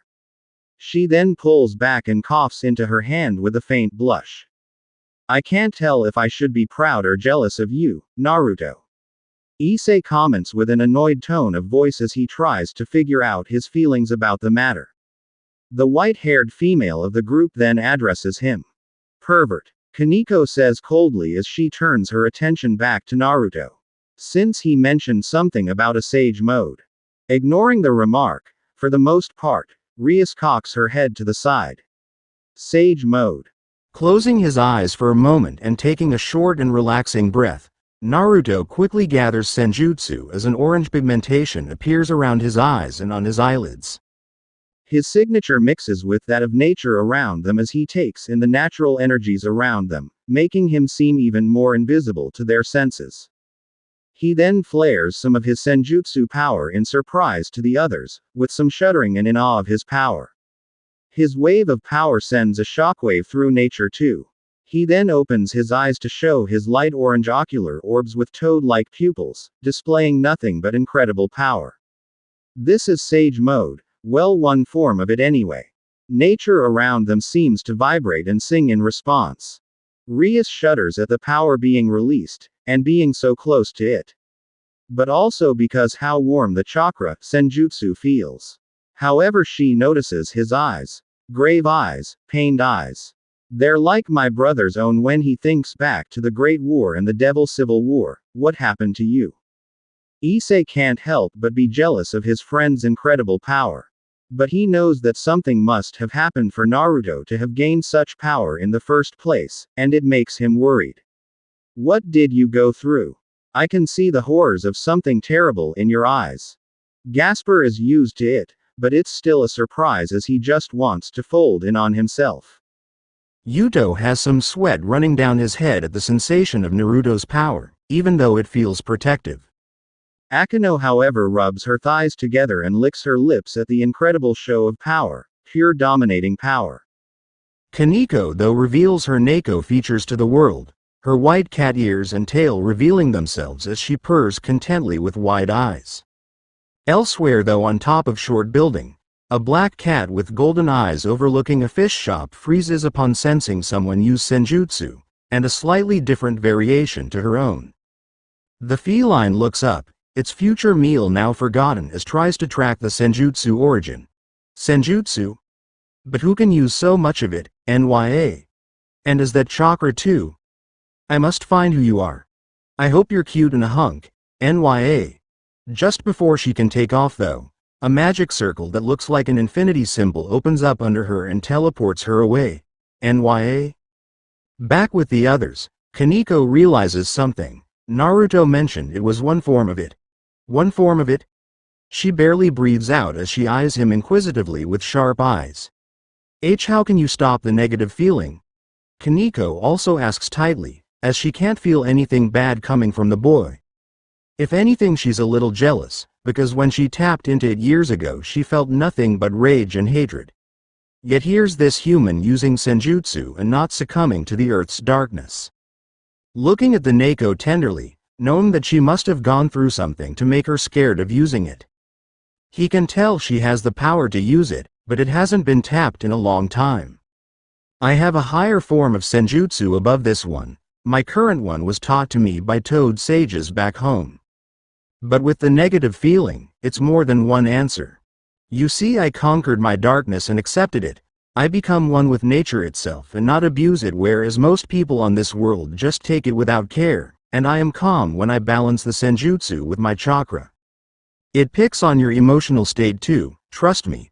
Plus you need control with my senjutsu, or any form of it, since too much and you will turn to stone or gain animal features in the case of mine. You don't want a wart face. Trust me. Naruto replies honestly with seriousness, however he ends with a chuckle, recalling all the near-fatal attempts at mastering Sage Mode with Jiraiya during the training trip. So your other form is the true Sage Mode? May we see it? Issei requests in awe, almost pleading to see the power of his best friend. Plus it might give him a goal to reach, so he stand beside Naruto as an equal in battle together against all the people who dare stand against them. Looking at the brunette for a moment, Naruto looks down and takes a deep breath as his sage mode vanishes. Closing his eyes again for even less time than before, his eyes open to reveal the difference in ocular appearance, with the iris being yellow as his pupils take on a cross-like shape. Unlike before though, when Naruto flared his power, when he does it this time it floors everyone at the intense. Their expressions show just how startled they are as nature around them seems to almost glow this time and even grow healthier. 6 Paths Sage Mode. Naruto explains with a relaxed smile as he taps all of them on the head so that their bodies can handle it, allowing them to all stand up again. Although Akeno is panting in what can only be described as pleasure, with Kaneko just purring and figuratively swimming in the wave of his almost divine chakra and senjutsu. Not knowing that someone far away is in shock at the familiar aura and power that he is giving off. Naruto then shuts down his 6 Paths Sage Mode and his eyes return to their loving blue. No doubt you all have questions. We'll go to my house. It's not far from here. You are all welcome to spend the night too. Naruto says with a wide grin before he turns around and begins walking away. What shall we do, President? Yuto asks as he moves into a protective front and gets ready to summon his swords in case Naruto suddenly attacks the peerage. Barely catching a pouting Kaneko hide her Neko features after much difficulty. Biting her lip in contemplation for a moment, Rias quickly decides to run after Naruto, the rest of the orc following after her as they reach the red-haired sage and keep pace with him. The group not making much talk on the way to Naruto's house, although the protective aura of Naruto doesn't vanish. Floating above a section of the Great Wall, an adult-looking Ophis is looking on with wide eyes, having felt the extremely familiar presence on Earth, one that has now suddenly vanished again. It was the same signature she detected a year ago, but she wasn't able to lock it down. Now though it's a different story. It's the energy of her first friend, the one who she misses dearly. The one who stopped talking all of a sudden many years ago. She mostly looks the same, clothing-wise, just with more ribbons and strings, and a black open Lolita dress. Her body however is more womanly as she's in the form of an adult female, and her hair now reaches past her butt. She also wears a loose black veil. Asura. You came here? The Ouroboros dragon indifferently questions as warmth rushes to her face, with more warmth generating in her chest. However, those positive emotions and thoughts are soon shadowed by negative ones. What happened to you? Why didn't you speak to me again after that meeting? Ophis calms down quickly from the emotional high as she looks over to the direction of Japan. As much as she wants to go visit Asura herself, she can't. With her controlling the Chaos Brigade and issues with locating her spawn called Lilith, she doesn't have the time. So with that thought in mind, she used her magic circle to summon a valued and reliable member, one personally from the only group in the Chaos Brigade she can stand. Kuroka, I have an important mission for you. The black cat sitting on the Great Wall next to Ophis then transforms. Kuroka is a 20-year-old beautiful woman with a voluptuous figure, long black hair with split bangs and 2 large hoops, along with hazel gold eyes with cat-like pupils. Her attire consists of a black kimono, a yellow obi, a set of golden beads, and an ornately detailed headband. The kimono features a red interior and it is open at her shoulders, giving view to her large breasts. She also wears black and purple sandals. Her nekomata features are exposed too, which are a pair of black cat ears and 2 black tails. NYA. What do you need, Ophis? Is it something to do with that senjutsu wave? She replies as she stretches, working out the kinks in her body after being stuck in her cat form for ages. Of course Kuroka felt the massive secondary wave of senjutsu that followed the first one, and she was amazed at just how rich and powerful it was. It even dwarfed the first burst, and both came from the same location and same person due to the signature. Now she just wants to find that person even more. Yes, I want you to find them for me, and call me when you do locate them. When you find them, call them by the name of Asura Otsutsuki. Whatever you do, don't fight him.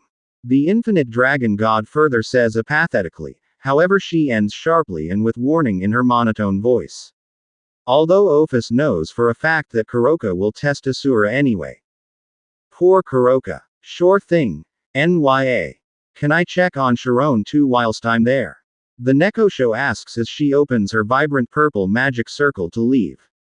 So long as you focus on the mission, you can do what you want. Ophis replies as she keeps her intense eyes in the direction of Japan. Thanks, NYA. Kuroka then vanishes through the magic circle and makes tracks to Kuo to find this powerful being seemingly made from chakra and senjutsu. Although the Neko wonders why Ophis is so interested in him. Maybe another member for the Chaos Brigade. That near-endless power alone was enough to garner a position. But from the way Ophis spoke of Asura, she isn't wanting him in the group. Oh well, at least Kuroka can have some fun with Asura before contacting the dragon god. Wow. Holy fuck. This is a nice place, Naruto. How did you manage to buy this? Wasn't this finished like a year ago? Issei questions aloud with awe as he looks around the house that his red-haired friend has.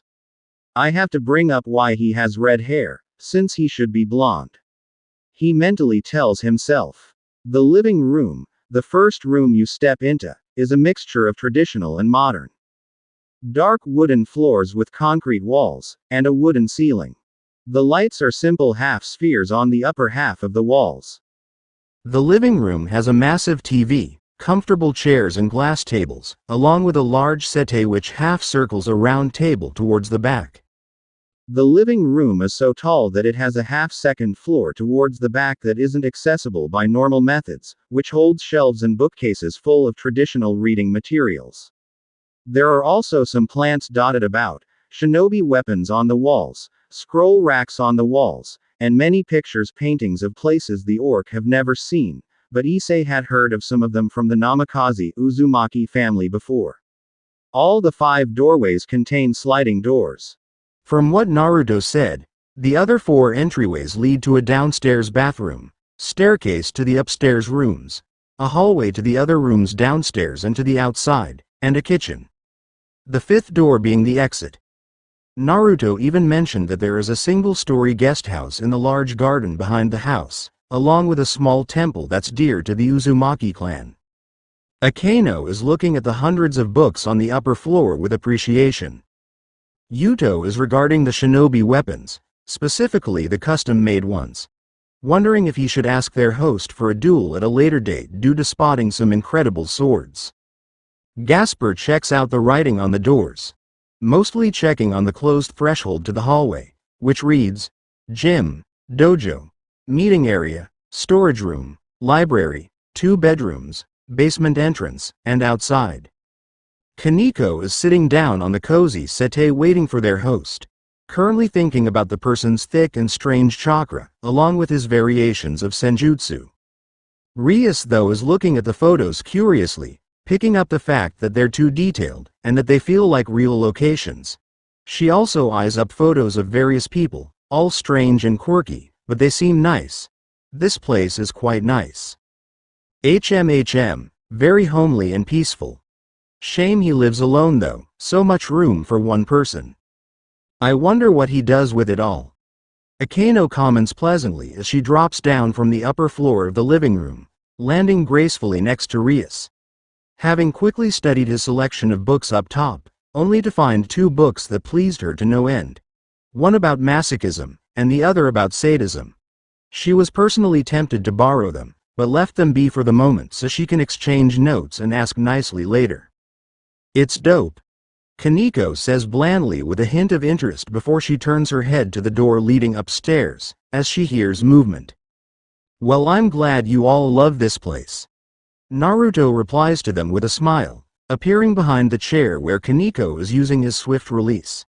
His voice startles everyone, although Kaneko hides it much better than the others do. He is topless however, revealing his lean and toned.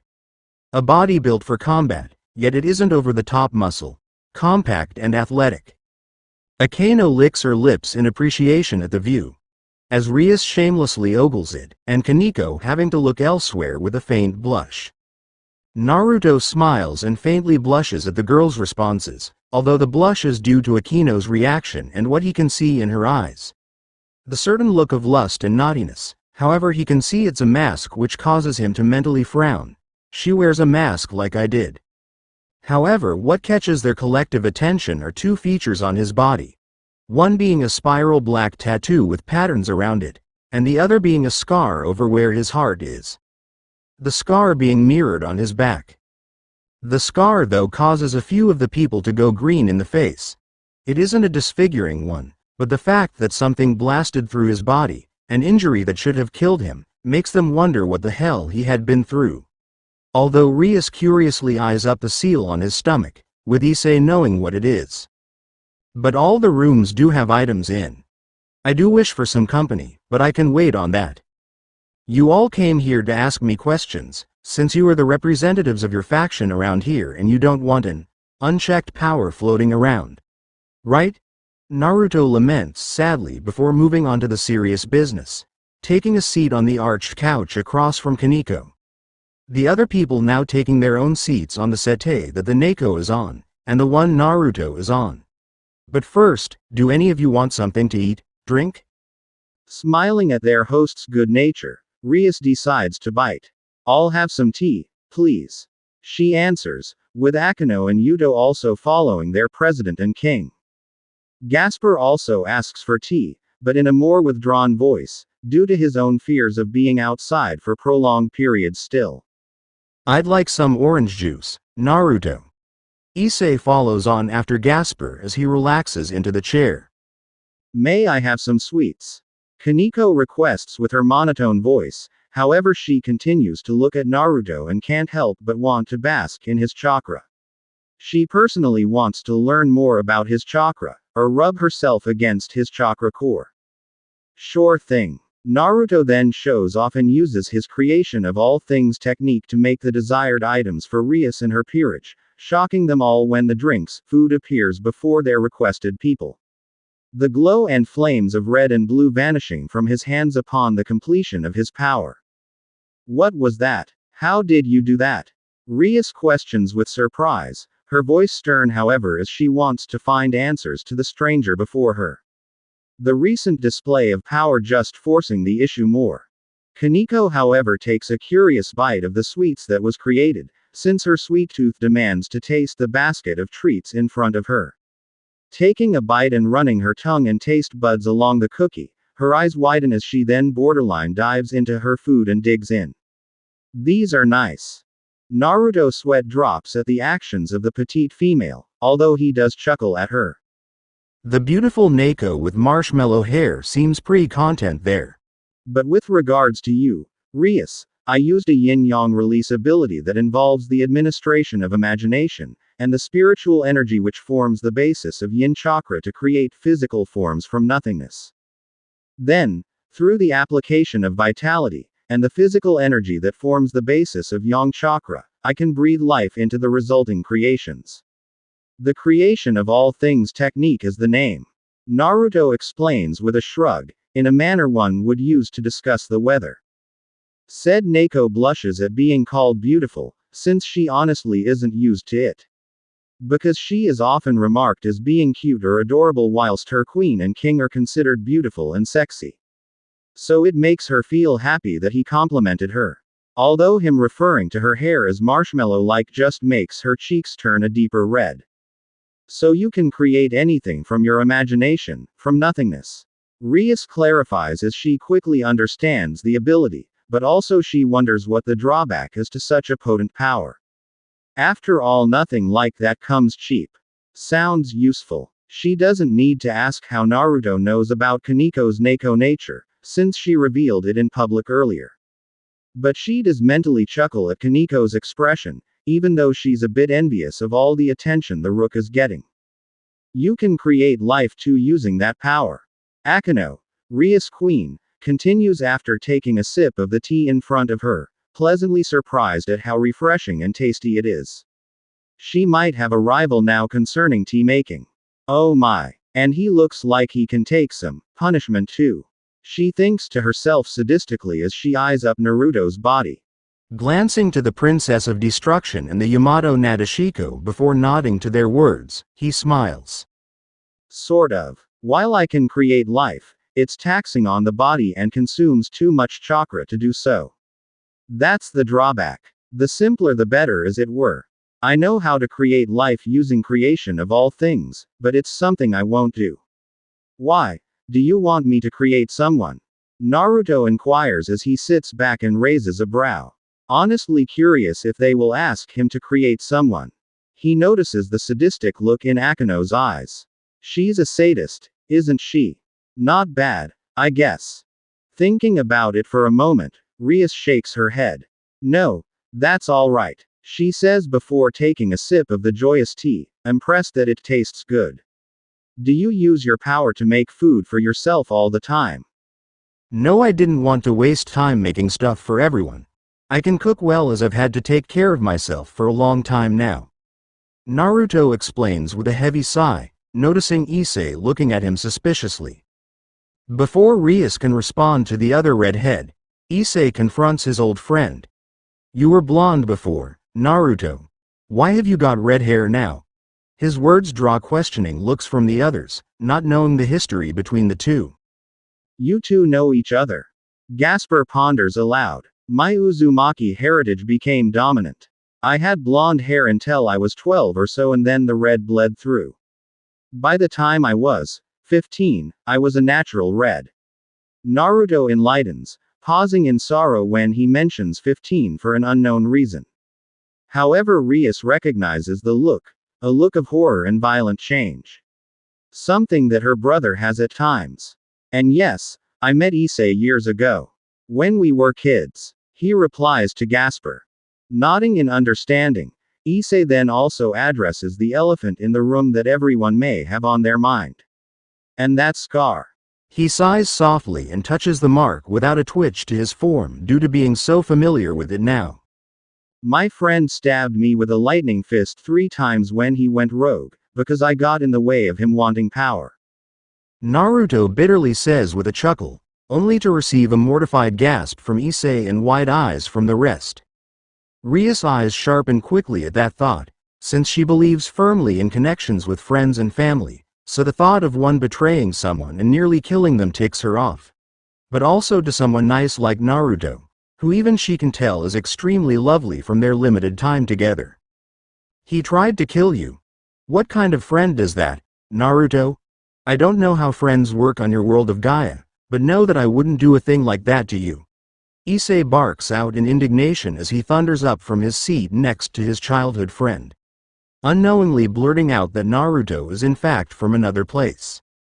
Upon hearing that, Kaneko breaks the snack in her hand as she glares at the scar on the chest of Naruto. Betrayal, by his friend? Because he was in the way? Akino's glare becomes dark too, as a betrayal in her past appears in the forefront of her mind for a moment.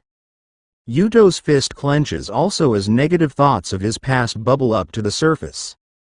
Gasper's split self nearly breaks out for a moment, having known Naruto the longest following eyes due to their training together, yet never knowing about this horrible scar caused by Naruto's friend. He was lost in darkness, Issei, his family was murdered by his own brother. I was the only person in the village of Konoha who connected with him. My own family was dead, my clan was destroyed too like his own.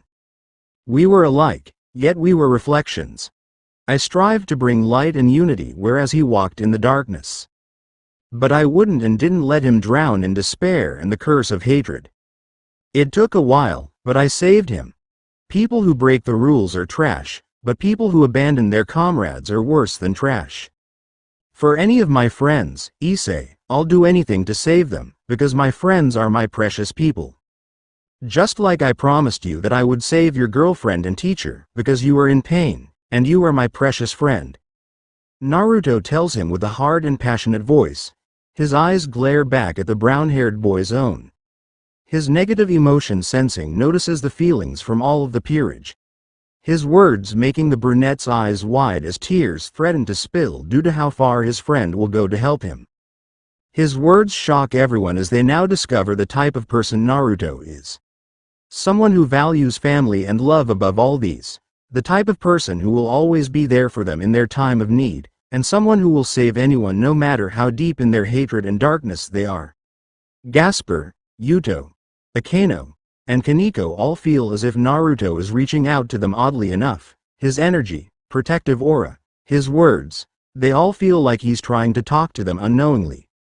Honestly, it makes Rias more curious about the red-haired male, someone who is selfless and cares more about other people, someone who helps others no matter who or what they are, someone who is too forgiving.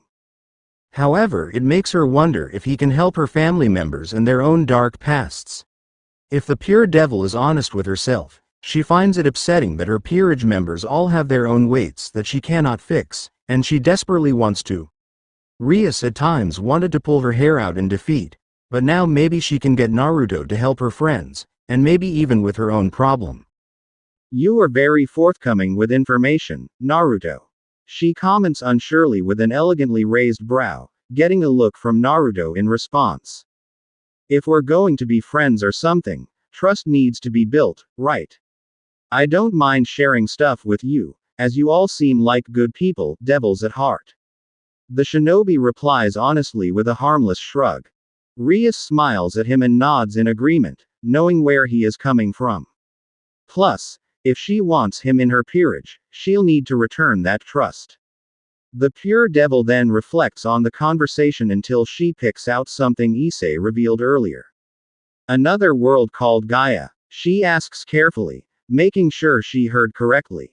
The devil has heard of beings from different realms due to hell, heaven, and earth. But a person from a different planet is something else. The proverbial gears turning in the heads of everyone, barring Ichiei, as they backpedal to an earlier moment until the words finally clicks for them. You're an alien, Yuto says blandly with a strained smile as he eyes up the alien across from him. His muscles twitching in case there's a fight, although the warm aura of the shinobi stops him from acting out. Naruto glares at Ichiei for a moment until he sighs heavily. Fuck. Guess I have to tell you where I come from now. Well, this will be a long story, so you better get comfortable. The true sage suggests as he breathes tiredly. The next day, Naruto wakes up once the light shines through the open window and onto his face, causing him to groan and scrunch his eyes shut at the violent glare. He flickers his eyes open to take in the wooden ceiling above him, his breath shallow as he rubs his eyes clean of sleep with his left hand. His tidy bedroom has a large king-sized bed with orange covers and pillows, along with black sheets. 2 wooden bedside drawers, paintings of forests along the walls, wooden floors, and wooden wardrobes and cupboards against the left wall. There's also plants along the right wall, and a walk-in closet through the door at the front next to the exit. The lights on the walls are small. Across the room from his bed on the wall is a large TV, with his bed being against the wall with the plants. The window is above his bed. Naruto's mind runs back the clock as he recalls the events of last night after Ichiei opened his big mouth. The shinobi had to explain about his past, albeit an abridged version of it, letting them know how he ended up in the Earth realm originally when he was young due to his dad summoning death. With the entity in question being the thing that sent the Namikaze, Uzumaki family to Earth so the parents could raise Naruto for a tiny bit before everything was reversed when they was sent back to Gaia. The true sage explained bits and bobs from his past, that he was turned into a baby again after leaving Earth, the tale of his birth and all the way to what would become the Fourth Shinobi World War, something that Rias and Ichiei realized was the source of Naruto's pained and veteran eyes. He explained about his actions in the war and how he brought peace to Gaia. Asura's successor left out smaller and not so important details, as he wanted to keep it brief, but also because he wanted to learn more about the orc members first. He also didn't tell them about the tailed beasts, including the Jubi, with Ichiei being the only one who knows the former. He also left out the fact that he is Asura's reincarnation, and that he battled the first user of chakra too. Of course, Rias had nearly begged the Uzumaki to join her peerage after hearing all that. She was touched that he pushed through so much, and kept by his morals in the end. But the devil wasn't going to pass up the opportunity to have such awesome power. However, Naruto declined respectfully, but he stated that he could help train her peerage for their battles, expressing that he wished to join the orc and be friends with them. He would help them out in fights if they wished, but he wouldn't join the devil faction. Although he could tell that everyone was caught off guard when Kaneko nearly begged the true sage to teach her senjutsu abilities, however Naruto himself smiled and commented that he was going to train her in it anyway and that he would help her overcome her fears of it. The whiskered male could tell she was traumatized enough in her past to stop her from using her species' incredible power, but he would care for her and help her get over that fear. Since he viewed it as being scared of yourself, as senjutsu was with her since the beginning. At least now, with a true sage and teacher, Kaneko wouldn't be scared of her true self anymore. When Naruto asked if the group wished to crash at his house, all but Rias and Akeno left, as the others wanted to be in their own places, or not have their parents worry in the case of Ichiei.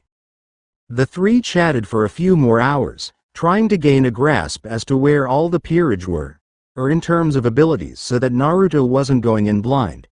They spoke about silly things too, just to try and get on more friendly terms. Although Naruto joked about how Ichiei thought that Gasper was a female, when in fact the crossdresser is a man. Another person to add to the list of Issei's misidentification.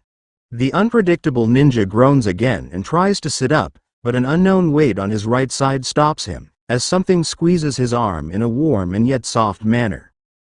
Looking to his right, he sees a mop of luscious red hair, and the sleeping face of Rias Gremory. His cheeks burn red as he notices the napping gorgeous woman, but more so when he looks under the bed to see the birthday suit of the devil princess. Along with his own naked body, both pressed together erotically.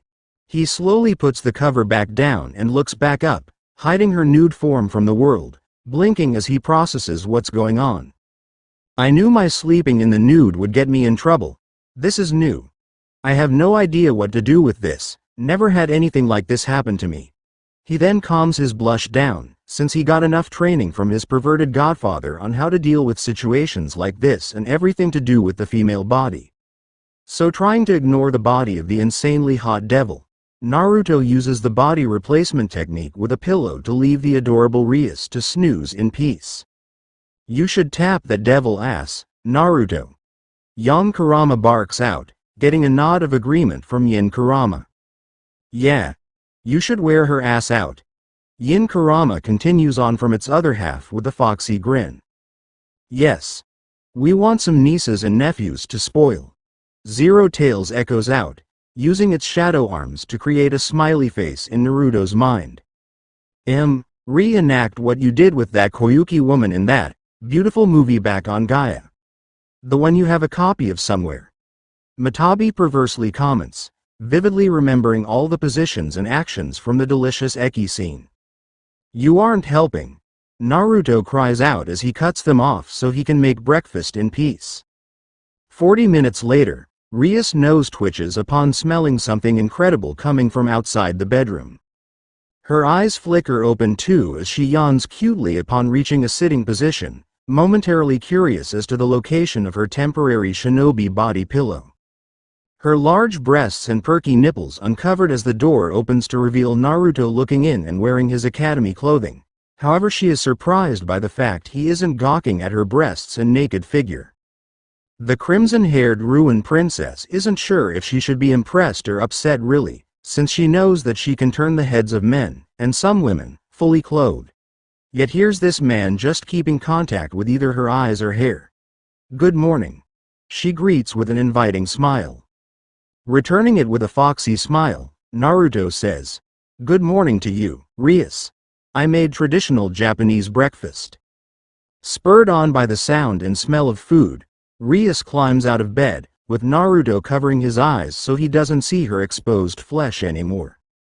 The devil smiles and quickly gets her thong on, although she partly puts her bra on, only to walk up to Naruto. "Can you strap me in, please?" she asks coyly.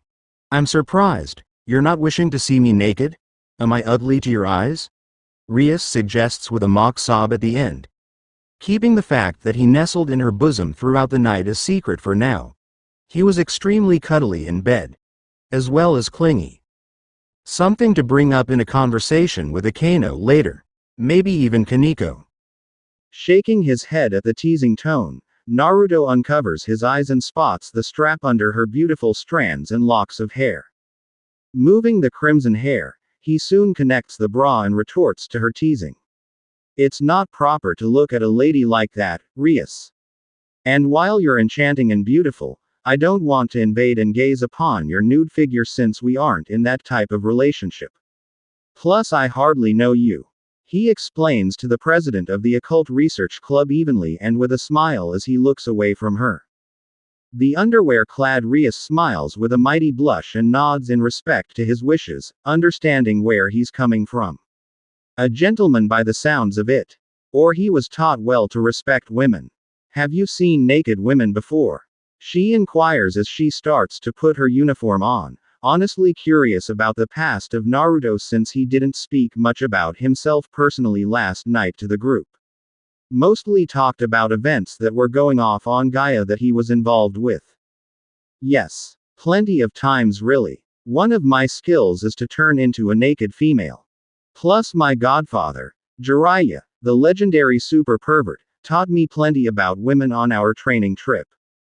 Priorities apparently. Although I was taught well in the art of pleasing due to the various brothels and hot springs we visited, but thankfully I never partook in anything of the sort, just taught by various ladies. Naruto explains with a groan at the many embarrassing moments throughout those training years due to his godfather's desire for research. At least it helped Naruto gain an iron will in the end, and how to be a master in the bedroom. Raising a brow and looking on with a strange expression, Rias can only ask one thing. Really? She then chuckles as she finishes putting her outfit on. Putting away Naruto's ability to turn into a female in the back of her mind. Then I must thank a miracle of sorts that you came out so fine then after all that. She then walks up to Naruto with a lovely smile, one that makes Naruto's heart flutter. Stepping to the side, Naruto shines a handsome smile. Ladies first, Madam Rias. He says eloquently with a chuckle. Why thank you, dear gentleman. Rias returns with equal fluency as she walks by the redhead, only to grab his arm during her passing so the two can walk down together. The two laughing all the way. Naruto is now walking down a path with Ichiei, having met up him on the way to school a few moments ago. He had a lovely traditional Japanese breakfast with Rias. The two enjoyed a pleasant conversation until they finished their meals. Although he asked her if she wanted to walk with him, she declined and thanked him for the breakfast before she used a magic circle to leave and get to the orc for a quick meeting with Akano and Yuto. The Uzumaki hybrid looks back to Ichiei. Rias isn't mad at you, Ichiei, for what happened last night with the fallen angel. She's out to protect you. She's your leader, your king, you're her newest family member and she wants to shield you the best she can. You didn't let her down, but the situation between all the factions is rough. Naruto says calmly, patting Issei's shoulder reassuringly during their stroll under the trees to Kuo Academy. I just don't want to upset her anymore, Naruto. I already made an issue with the contracts and one of the missions yesterday. Plus with the fallen. Ichiei ends on a sour note as he looks forward still, his suitcase over his shoulder as he looks on depressed. We all make mistakes, Ichiei. Even my first mission was bad and embarrassing when I accidentally broke a person's garden wall. My first shinobi mission went from a C rank to an A rank. You can't control what happens in a mission. Naruto explains before he notices a look in Issei's eyes. Are you thinking about your girlfriend? Since his friend had told him more about his estranged lover on their way to school. Tragic really, but Naruto still vows to save her, for Issei's sake. Since, from Issei's talks about it on the way from the devil's house, the two do genuinely love each other. At least that's what Naruto hopes, since he needs to see if the estranged girlfriend has a seal on her neck like Calawarner does. Yes, I want to make sure she's okay, you know. I want answers, like, did she really love me? Issei reveals with a small sad smile, failing to keep a strong front for Naruto. Plus I had another dream last night, one where I was Yuma killing a similar looking woman out of anger when they tried to force her to do something against her will. The devil thinks to himself as he turns to continue speaking with Naruto, only to be interrupted by a cry ahead of him. Turning to look, both eyes and Naruto see something. A girl fallen on the floor ahead of them in white and dark clothing, with her rear in the air. However, that's not the reason for their silence. The girl's dress is hiked up to her mid-back, revealing her creamy legs and white panty-clad butt for the world to see. How did I fall over? I'm such a klutz, she mutters shyly under a veil with her face planted against the floor. Naruto deadpans at the scene for a moment. However, he soon quickens his pace to reach the fallen girl. Even the tailed beasts are looking on with wonder as to how on earth that happened. Quote. Issei's eyes widen dramatically as his perverted instincts take hold for a moment. It's not the time for such thoughts though, so he shakes them off and runs up to her. Who is that beautiful lady? He thinks to himself. Are you all right? The reincarnated devil asks the girl as he offers a hand, barely noticing Naruto putting the girl's scattered clothing away in her already bloated suitcase. The girl stands up and takes his hand, her white veil flying off her head in the process. Thank you, she chirps politely with a sweet smile. Asia Argento is a 17-year-old pretty young girl with long blonde hair and green eyes. Her hair flows all the way down to her back, with split bangs over her forehead and a single strand sticking out from the top. Her outfit consists of a dark teal nun outfit with light blue accents, a brown satchel slung on her right hip, and brown boots with black straps in an X-shaped pattern. She also wears a silver cross necklace around her neck and wrists. Issei reacts and quickly grabs her veil before handing it back to her. Here you go. I'm Issei Hyodo, he introduces with a wide smile. I'm Naruto Namikaze Uzumaki. The red-haired teenager follows on after as he barely closes the luggage. The nun smiles shyly and pokes her fingers together. I'm Asia Argento. And can you please help me? I got lost and I need some help. A few minutes later, the trio are walking through a beautiful part full of nature in all its wonders. Asia and Issei are exchanging tales, the two learning more about each other. With the curious devil being more inquisitive, Naruto himself didn't speak much, although he did share some details with her. However, he has to admit the two oddly look cute together. Part of him feels slightly envious if not proud of Issei for a moment until he squashes it. Asia had informed them of her moving to Kuo to join the church, which set off alarm bells in Naruto's head as the church hasn't been in use since he left Earth years ago. Before the red-haired male can think on what feels strange from Asia, a cry stops the trio in their tracks. Upon noticing a small boy with a cut-up knee, Asia runs up to them and kneels down before reassuring the child warmly, patting him for a moment before placing her hands over the scratched knee. Rings then appear at the same time. Green glow covers her hands as the scrape starts to vanish and return to blemish-less skin. There you go. Your wound is gone. Take care of yourself now. The nun warmly comments as she watches the kid run away. Issei grips his left wrist in pain for a moment and watches the display, his pain fading away when Asia stops the healing. What is that? Is that something like my power? That's a sacred gear, and a good one at that. It can give Tsunade and Sakura a run for their money. Naruto compliments with a furrowed brow as he makes note to research it later. HMHM, it is a good power she has. Like my healing bubbles. The feminine-sounding Saiken praises from within Naruto's mind as it looks at the scene. Sorry, but it's a force of habit. Asia smiles brightly before sticking out her tongue. She stands up again and the three continue their stroll. The trio walk and don't speak for a while, now making headway to the church. Naruto still holding Asia's suitcase during their merry march between the buildings. That's a handy power of yours, Asia. A healing one? Naruto comments as he looks ahead, his senses picking out some noticeable fallen presences in the church, causing him to frown deeply. It's a really awesome ability. Issei also compliments with a big smile, one that makes Asia blush and her heart beat more. Without even hesitating, the nun responds to them as she looks to Issei. It's a wonderful power granted by God, she says with a smile, before she looks down lugubriously. A wonderful power, she comments, gaining looks of sympathy and wonder from the two boys before the young girl sees the church on the hill, looming over them forebodingly. There it is. I'd like to return the favor, so would you like to accompany me? Asia politely requests as she looks over to a wide-eyed Issei. Issei. Unknown to the nun, the devil is having visions of his death with untold fear being blasted down upon his person.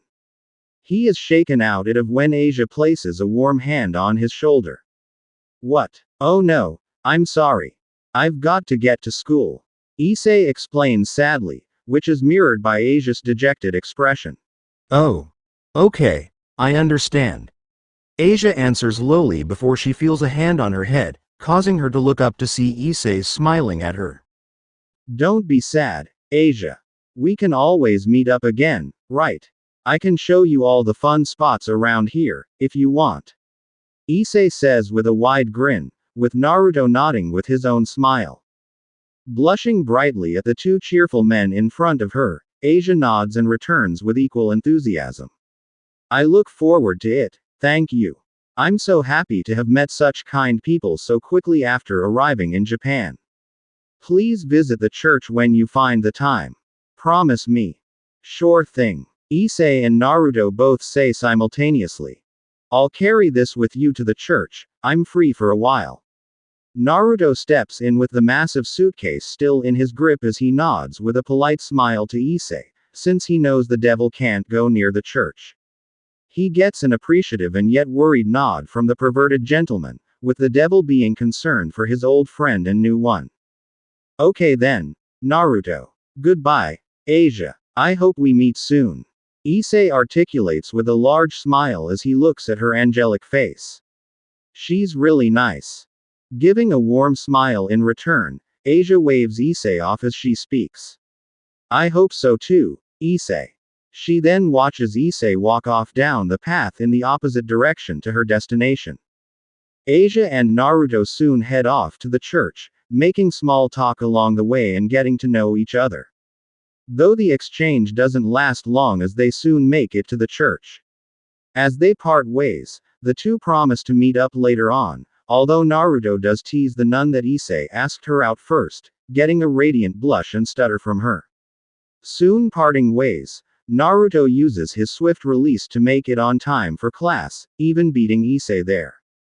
In the occult research club, a depressed Issei sits in one of the snuggly settees after Rias had torn into him about his recent escapade with a nun of all things, an enemy to devil kind. Of course the pure devil only did so with the best intent since she doesn't want her newest member to get in even more trouble and with another faction. Rias is protective of her small family. Although she is partly to blame for not informing Issei beforehand, but it is common sense. She did however understand that Issei may not see her as a nun or enemy. But the heiress had to think for her peerage and her position as a devil. Trying to force the moping new devil out of her mind, the Princess of Destruction focuses on the most evil thing known to all across space and time. Paperwork. Since she missed a bit last night due to the situation with Naruto. Although dejected that he won't join her peerage, she is happy that he will train her and her servants. Plus it helps that he's an ally to her. However, the reason for her interior unhappiness for him not joining is due to the issue that's on the horizon. Her marriage contract. But alas, maybe the training he'll put them through will pay off. If the short tales he told them yesterday and his power output is anything to go by, they might steamroll anyone who stands before them. Shaking her head and putting away the final piece of paper on a pile, she turns her head to see an even bigger pile of paper that still has yet to be done. Pushing the thought of destroying it all with her power of destruction away, she groans as Akeno walks through the front door. Good evening, Akeno. Greeting her good friend and queen with a smile, the rest of her peerage also welcoming Akeno warmly. Good evening. The raven-haired female hails in response with a smile before she notices the depressed Issei. What's wrong with Issei? She asks curiously. He befriended a nun and took her close to a church. Yuto explains from his position next to the wall, cutting straight into the meat of the problem. The president explained that he can't hang out with the nun anymore, stressing the dangers of him interacting with someone from their faction, and how he would never come back should he die by their hands. She's just worried about you, Issei. Akano explains with a lovely smile and a sadist glint to her eyes, understanding now why their newest member is down in the dumps. She then turns her attention to Rias. We got a message from the Archduke. A stray devil has been located in Kuo. Rias turns serious and stands up from her desk. Just as she prepares a magic circle for the group to jump, a voice behind her startles her and the rest. Is this just a devil thing, or can I tag along? Naruto asks as he walks from behind Rias, as if he just emerges out of her shadow. He then makes his way to Kaneko, pats her head, and runs his fingers along her scalp, causing the neutral Neko to go ramrod straight before she relaxes and melts to his touch. How did you do that? Rias points at him dramatically after collecting herself, annoyed that he got the jump on her and her family. Thankfully he's not an evil person, otherwise he could have killed them all and they wouldn't have stood a chance. Naruto just deadpans at the crimson-haired female, since he told her about this last night. Nin nin. Kaneko purrs out in response as she then blushes brilliantly when Naruto curls his fingers where her hidden ears are, making her meow and shiver to the touch, barely resisting the urge to curl and rub against him. Blushing in embarrassment for a moment, Rias quickly moves the conversation, mentally unsure about how she feels about her rook being affected like that. You can come with us, Naruto. But the magic circle only carries devils. She explains with a frown, only for Naruto to smirk knowingly. Don't worry. The red-haired male replies casually before he pokes Issei. He watches the peerage soon vanish through the magic circle. The peerage reappears in a dark forest in the dead of night, not far from a recently abandoned building. As the group looks around for a moment, Naruto appears in a yellow flash next to Issei. Rias frowns curiously for a moment and considers asking him, but right now their mission takes priority. A stray devil used to be a servant to another devil, like we are for the president. But sometimes they can and will betray their masters, killing them so they can do whatever they want. Yuto explains to Issei and Naruto, gaining an understanding nod from the brunette. Sounds like the missing Nin from Gaia. The true sage reflects aloud. Then again, I've dealt with numerous devils during my stay over the year. He mutters, something that is heard by Kaneko and Rias. Walking up to a dark and dismal mansion, Rias informs them of the target. We're after someone called Visor.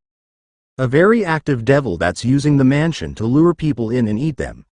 Our objective is to take it down. She ends sharply, noticing the startled look by Issei from the corner of her eye and the lack of anything of the sort from Naruto. Eat them?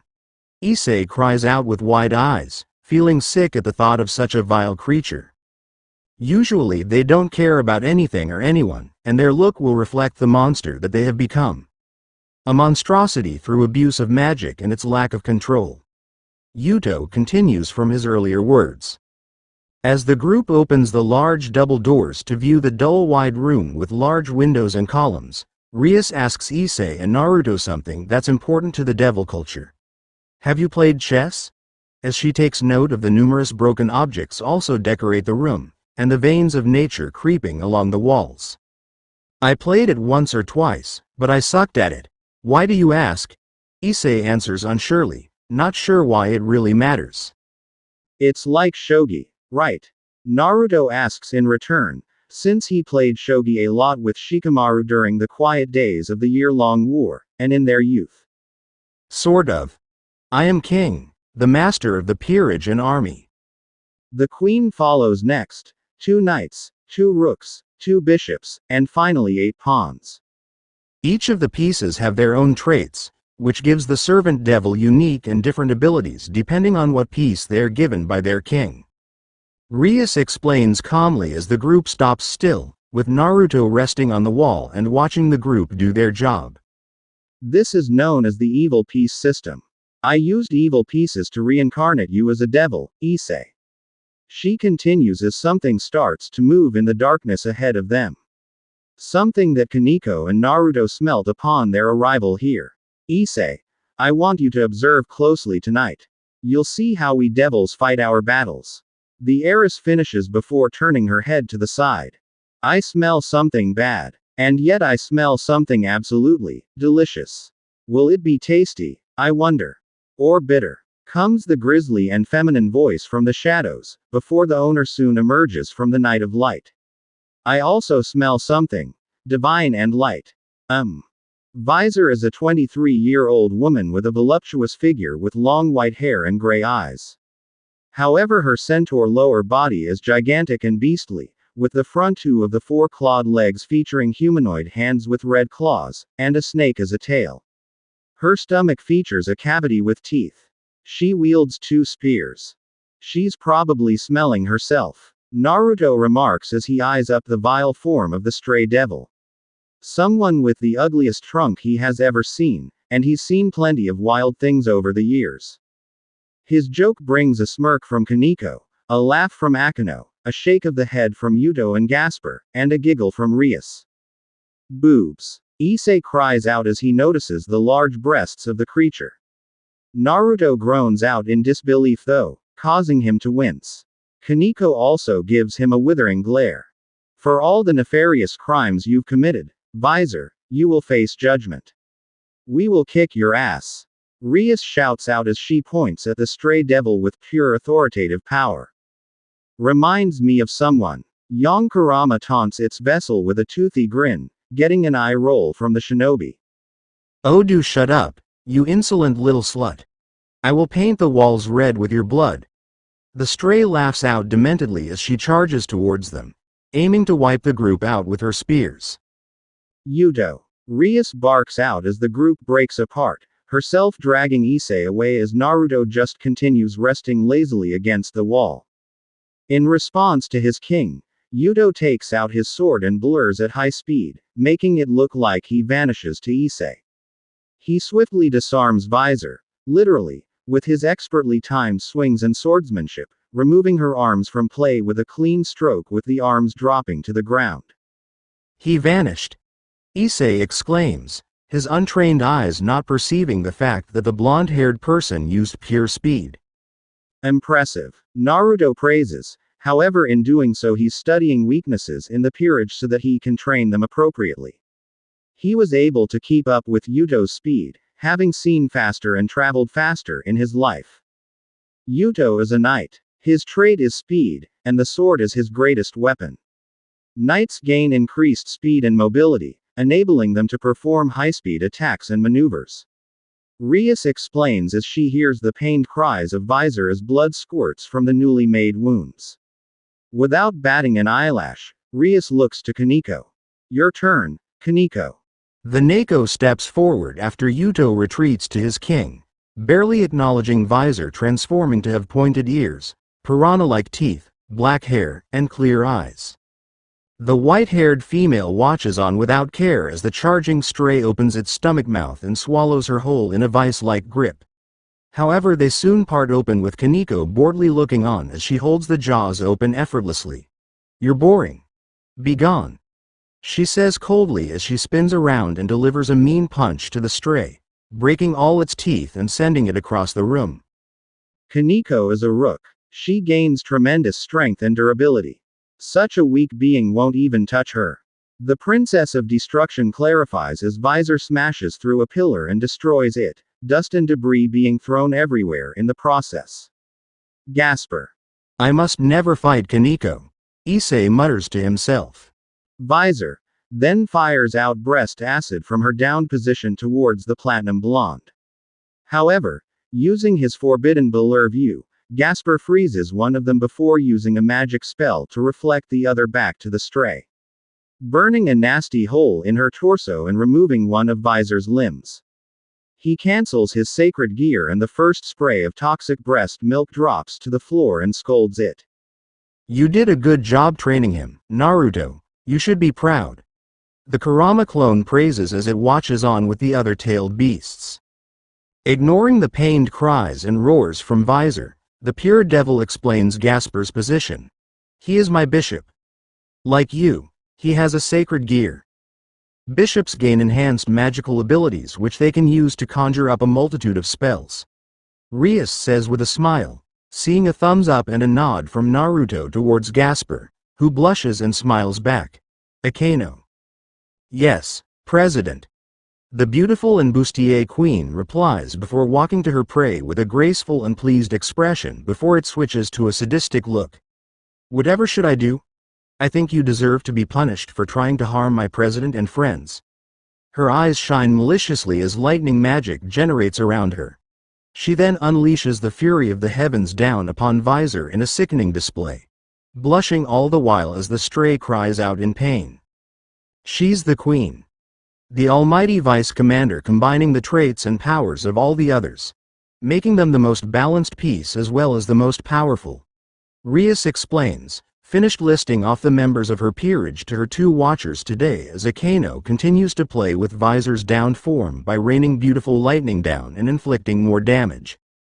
Akeno licks her lips as she gets off on the cries and pain of her victim. Still alive? Perfection? She's the ultimate sadist. The Crimson Heiress reveals to a shocked Ichiei as his face pales at the laughter from the queen. That's enough, Akeno. Rias orders, making the raven-haired girl stop reluctantly. She then walks forward to the fallen Visor. That was so hot. Naruto drawls out loud with starstruck eyes, getting looks of shock from Yuto and Gasper as Kaneko pouts. Ichiei backs away from him like he caught something, and Rias' eye twitches faintly. Akeno however blushes and winks at him. Rias makes it to Visor and stands menacingly above her, looking down at her like she's less than dirt. Checkmate. Rias then glows red as a magic circle appears in front of her. However, she then fires a violent and incredible blast of black and red energy that eradicates all trace of Visor from the face of the universe. We're all done here. Let's go home, she adds cheerfully before making it back to the group, with Naruto pushing himself off the walk to reach the group. Rias stands next to Akeno and picks up on the calculating eyes of her fellow redhead male. Wait, President. What piece am I in all of this? Ichiei requests politely and urgently, wishing that he's something badass like a knight or a rook, only to get his hopes dashed by the next words from the crimson-haired king. A pawn, Rias says as she walks away. A foot solider, she explains with a smile towards him before turning to look at Naruto with a serious glare. Earlier you mentioned that you battled devils over the last year. What happened? Naruto, ignoring the depressed Ichiei over being a pawn and not understanding how useful they are, replies to the heiress nonchalantly. Yeah, I've encountered plenty of strays, killed all of them. Some devils annoyingly got on my tail and tried to make me join their peerages, and the odd one tried to kill me only to be defeated. He growls in annoyance, his snarl causes the others to jump and knocks Ichiei out of his funk.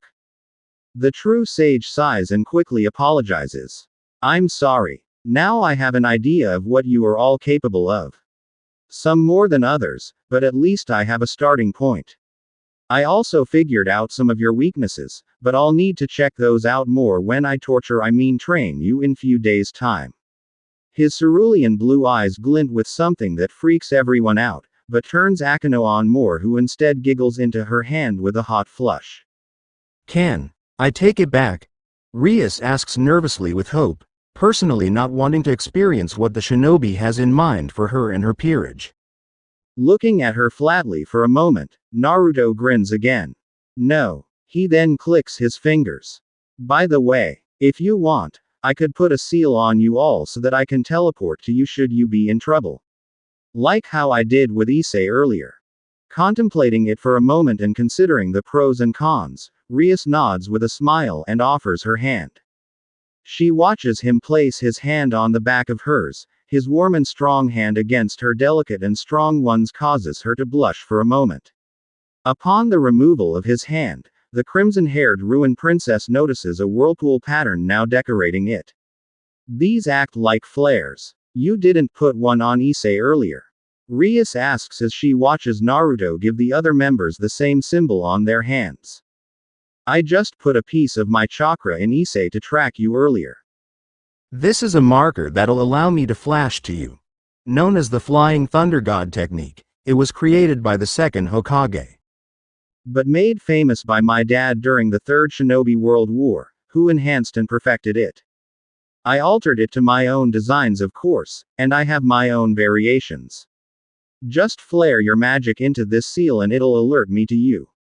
Naruto explains with a sad smile when he talks about his dad, but yet a proud one for doing the technique justice. But also learning it at such a young age too. He stands next to Kaneko, patting her hair affectionately and getting her to purr and blush at his ministrations. Smiling deviously, Akeno giggles.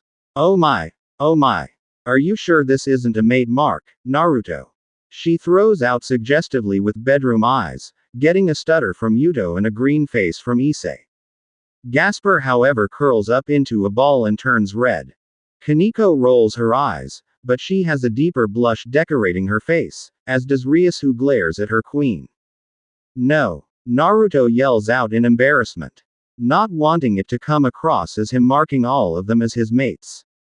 You can tease him later, Akeno. Let's go home. Rias manages to get out before she creates a magic circle and teleports herself and her peerage back to the orc, leaving Naruto alone in the ruined mansion for a moment. He senses a senjutsu signature in the area as he looks around the once beautiful and homely building. I'll have to come back here in the future and rebuild it. Can't let this place go to waste, huh? He mutters to himself as he places a mark on the floor so he can flash here again later on. Fuck. That was like Killer Bee's attempt at rap. He shivers, getting a sigh of embarrassment from Gyuki for the antics of its former vessel.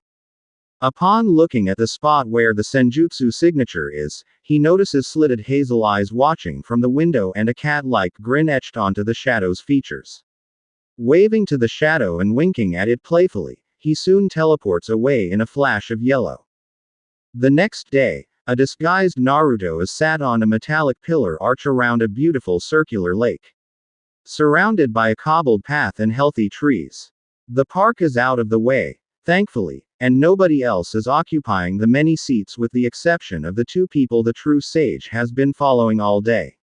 Asia and Issei. After last night's battle with a stray exorcist named Fried Selzen, someone who did a number on Issei with their blessed holy weapons, Issei had taken it upon himself to train in a park. And when Naruto went to find him to begin his training ahead of schedule, he saw his brunette friend chatting with Asia. So he decided to keep an eye on the two, and honestly the whole day watching the two was heartwarming to say the least. If anything, he was really proud of how much of a gentleman Issei was with Asia, showing her all the sights, getting to know each other, and eating meals together. The two, in Naruto's mind, make such a perfect couple. The nun and the perv? Who would have thought? Naruto had watched the two unsuspecting teens go through the arcades, with Issei winning something for the blonde nun in the process of one of their games together. Only for the two to retire to this nice park at midday and exchange stories, although it broke Naruto's heart to hear how Asia was treated when it was revealed she could heal devils too. Fucking shits. So stuck in their old ways, no wonder there's chaos and friction between the three factions. What kind of god would allow their subjects to hurt such a beautiful person like Asia? She has the brightest soul and heart I have ever seen. Naruto scowls mentally. But what really broke Naruto's heart was when he heard Asia's wish. To have friends, friends to do things with. Friends to buy things with. It struck him close to home, since he too had those thoughts when he was younger in Konoha when he was alone. I promise you, Asia, myself and Issei will be your friends. No matter the cost, no matter what happens. And maybe, Issei will be much more for you. Naruto vows to himself strongly. The shinobi had to hand it to Issei though when he declared to Asia that the two will always be friends, no matter the differences between them. Something that moved Naruto, and made him beyond proud of his friend. The hen harrier disguised Naruto then senses something descending behind him. Two fallen to be precise. Turning his head around, the shinobi gazes upon the two fallen as they delicately land on the artificial lake with finesse. Interesting. But why does some of the taller one's energy linger within Ichiei? Sensing the foreboding feeling hit his devil blood, Ichiei turns around to look at the lake, only to be greeted by his girlfriend. And another close friend. But his eyes widen when he notices the shorter girl next to his unsure lover also dressed with fallen wings. Why Yuma? Mittelt. He stammers out in shock, his heart and body screaming at him now at the sight of his girlfriend. The visions of his death at her hands freeze him. Rainier? Asia mutters out from behind Ichiei, surprising the brunette a bit only for him to comprehend that this is the true appearance and name of his partner. Rainier Amano is a tall and attractive 18-year-old young woman with dark violet eyes. She has long silky black hair down to her hips and possesses 4 black feathered wings. She wears black leather straps around and under her breasts, a thong-like piece hugging her hips by 3 thin straps, gloves that run right up her arms with small lengths of chains hanging from them, shoulder guard-like objects on her shoulders with 3 large spikes sprouting from her right shoulder, and black thigh high heel boots. She also wears a pink bracelet around her left wrist. The other girl is Mittelt. Mittelt is a 16-year-old girl with blonde hair styled into twin tails and blue eyes. She wears a gothic Lolita attire, which consists of a black Lolita dress with white frills, a large black bow on the front, and a green jewel embedded on the collar, white thigh-high socks, and black shoes. She also wears a large black bow on top of her hair, something that Ichiei got her. She has 2 fallen wings. Hey there, Ichiei. Mittelt sings out joyfully with a smile, showing off her noticeable and cute fangs. She glides over to him. How have you been? I know it's been a long time since we last met. Can we hang out again soon? She begs him, but she then notices Asia and narrows her eyes in suspicion and jealousy.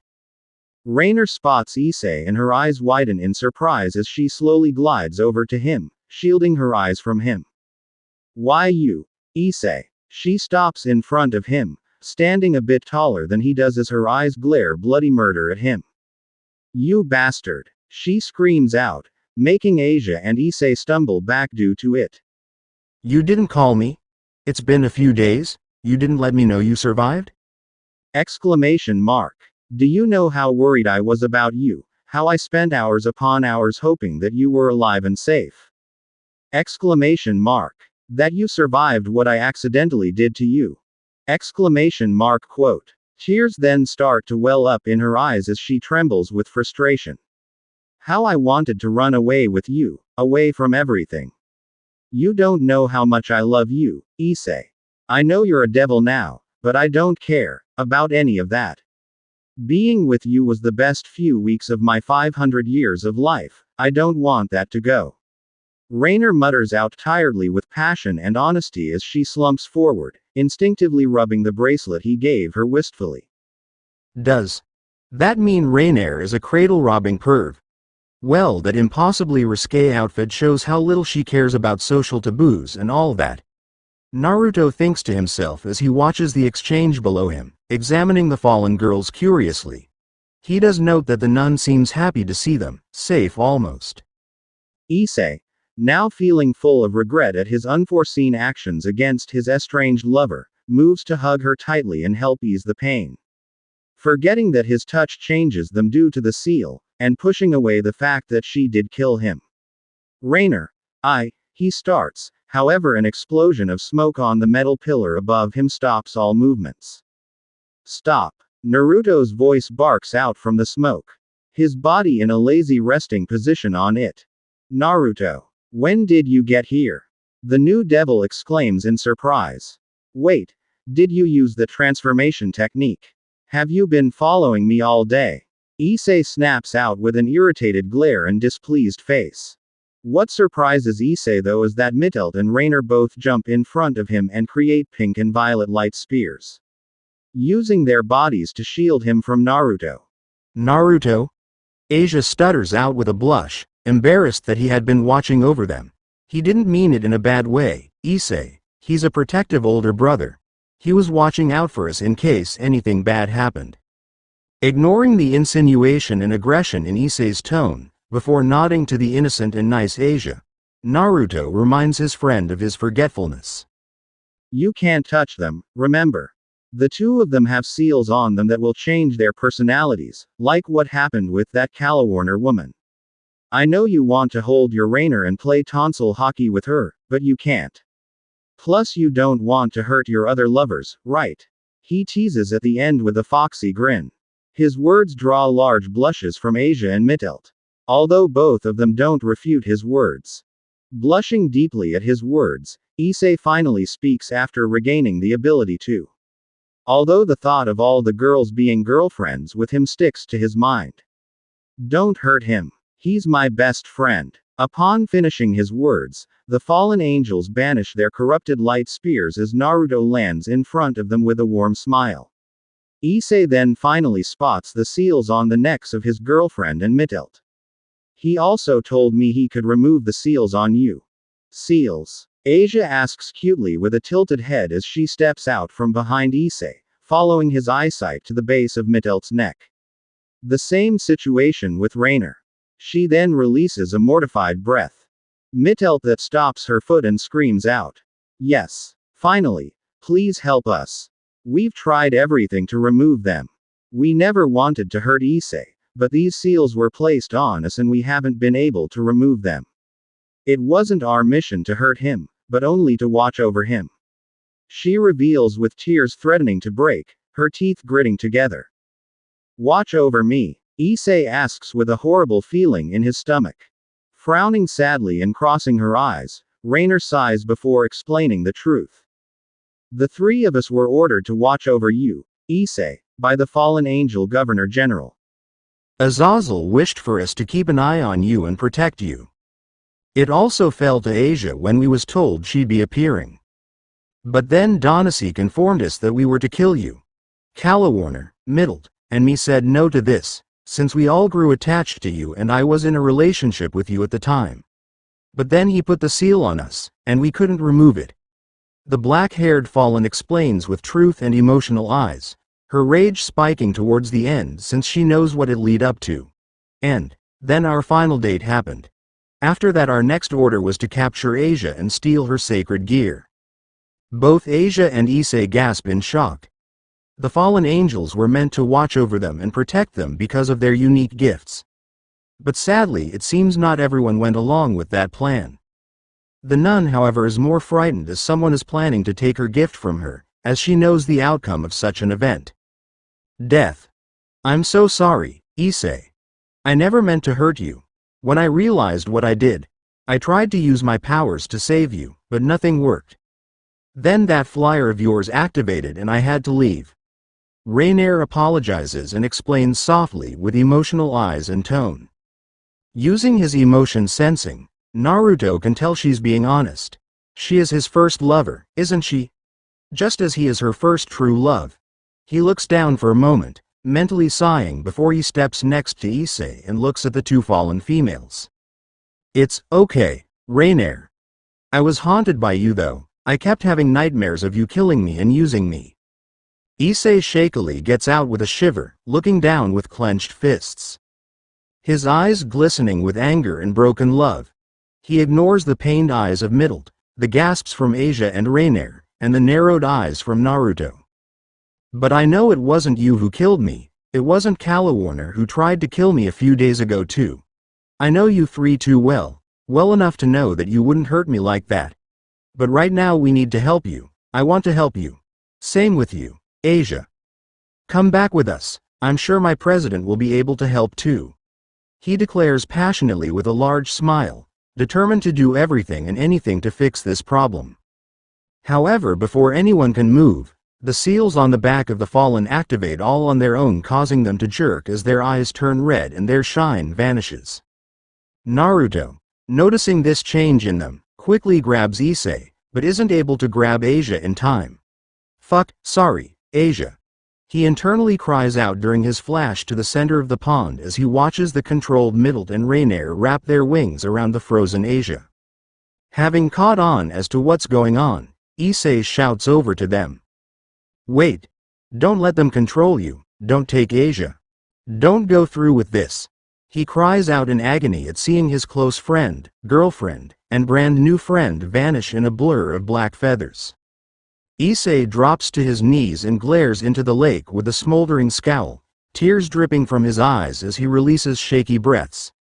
He then cries out in untold rage and punches the ground beneath him, cracking it with his intense strength as the cobwebs of his punch reach the chair he was on with Asia. He pants out in rage and casts his eyes over to Naruto through the water, only to meet an understanding gaze directed to him. Naruto rubs Issei's shoulder consolingly as his eyes shine down to the boy, hiding the fuming tornado inside him. Issei. I promise you this. We will save your Asia, we'll save your girlfriend, and we'll save your other friends too. He asserts firmly. Your 3 future sweethearts. The red-haired shinobi mentally adds. Come on.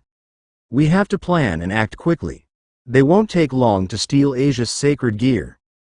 Naruto proclaims urgently as he pulls Issei up. Upon getting a determined nod and fierce eyes from the brunette, the two flash away in a blur of yellow. A while later, after informing Rias of the situation, the entirety of the Occult Research Club stands in the main room with the crimson-haired ruin princess sitting on her desk with a disturbed visage blemishing her face. Are you certain about this? Are you sure those 3 fallen are being controlled by an outside source? Rias demands with frown. Right now she's unsure where she stands in all this, and even what her feelings are on the fallen females that Issei has known for varying lengths of time. But deep inside, she feels sick that someone is using innocence, maybe, for nefarious purposes. And while she may not like fallen, it ticks her off since she cares greatly for free will as it hits close to home for her in her situation where she has no control. But also someone out there is hurting her newest peerage family member through assault on his weak mental state. Without a doubt, Rias. I saw the seals on the necks of Calawarner, Middle, and Rainier. At a glance it looks a switch, control seal. I've seen plenty in use before. It switches a person's personality when an object, person that the seal is designed against is notified through touch mostly, but it can also be activated by a finger command. Naruto explains sharply and with focused eyes, his cheerful self out the window right now and as he's in what could have been his Hokage mode. He of course knows the seals in question, as they were used during the 4th Shinobi World War, and in a few adventures Naruto went on prior to the awful war. All applied forcefully to weaken the morale of others. With examples of its usage being on Choji, Kabuto, and even Kiba's mother. You've experienced its usage before, haven't you? Yuto says in the form of a statement, noticing the flash of rage and sadness in Naruto's eyes. His assumption is proven correct when the red-haired shinobi nods. I am sorry. It's okay. Naruto waves him off with a small smile before becoming serious. But right now there's 3 innocent people who are internally screaming for someone to free them. And while I know there's the odd person in this room who has issues of whatever type with Fallen, I promised Issei that I would save them, to save Asia and the Fallen. Plus I know for a fact that he will go get them anyway, so he can save his girlfriends. Naruto returns as he flicks his eyes over to the expressionless and strained form of Akano, whose eyes widen somewhat when she notices that he's referring to her. Since the hidden message in the true sage's eyes display the fact that he knows what's hidden within the priestess of thunder. Issei casts his eyes over to his friend, his ocular orbs wide open in response to Naruto declaring that all 3 Fallen and Asia are his girlfriends. He smiles brightly that his friend will save the nun and the Fallen, even if it's just Issei and Naruto. Rias now is in a tight spot and she knows it. Her newest pawn will ignore her orders to not go after Asia and the Fallen without a doubt, and her newest ally will force the issue no matter due to his nature of helping others. At the same time she can use this to truly test Issei, prove his loyalties to her, and see what skills Naruto has also. But the whole premise of this mission is to save an ex-nun and 3 Fallen. What the hell is a devil to do now since she's contemplating saving 4 enemies to her kind? She then turns serious after being silent for a moment, taking a deep breath to calm herself. Okay, we'll attack. Stray exorcists and fallen will heavily guard the church. Gasper, Akano, and myself will fight the ones outside. The rest if you will head inside. Understand? She orders firmly, moving straight into business mode, a general of an army heading to war. Thank you, President. Issei sighs out after holding his breath in wait for his king's words. Now he doesn't have to worry about pissing the pure devil off. He sees Naruto shake his head. Naruto? I'll be going with both teams.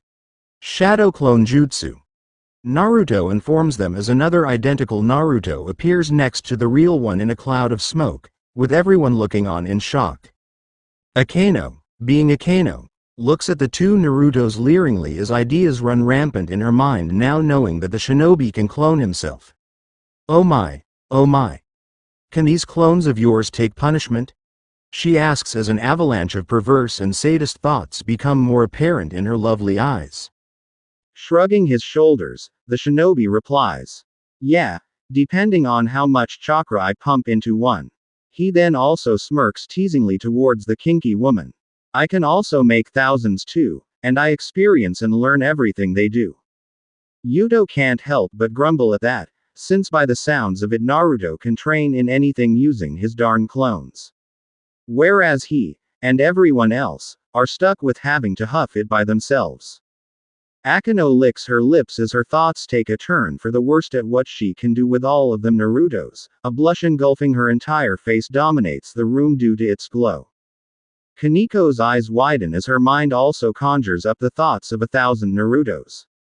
The thoughts of patting and other things plague her mind. Gasper and Issei both look at him in disbelief. Rias is having problems also, trying and failing to hide the blush as red as her crimson hair. But now is not the time to be thinking of that many Narutos, they need to move against the fallen and their bunch. We need to go, now. Issei, remember this. The pawn isn't the weakest piece. It has a trait called promotion, which allows you take on the traits of the other pieces, barring the king, upon reaching the last of the enemy lines.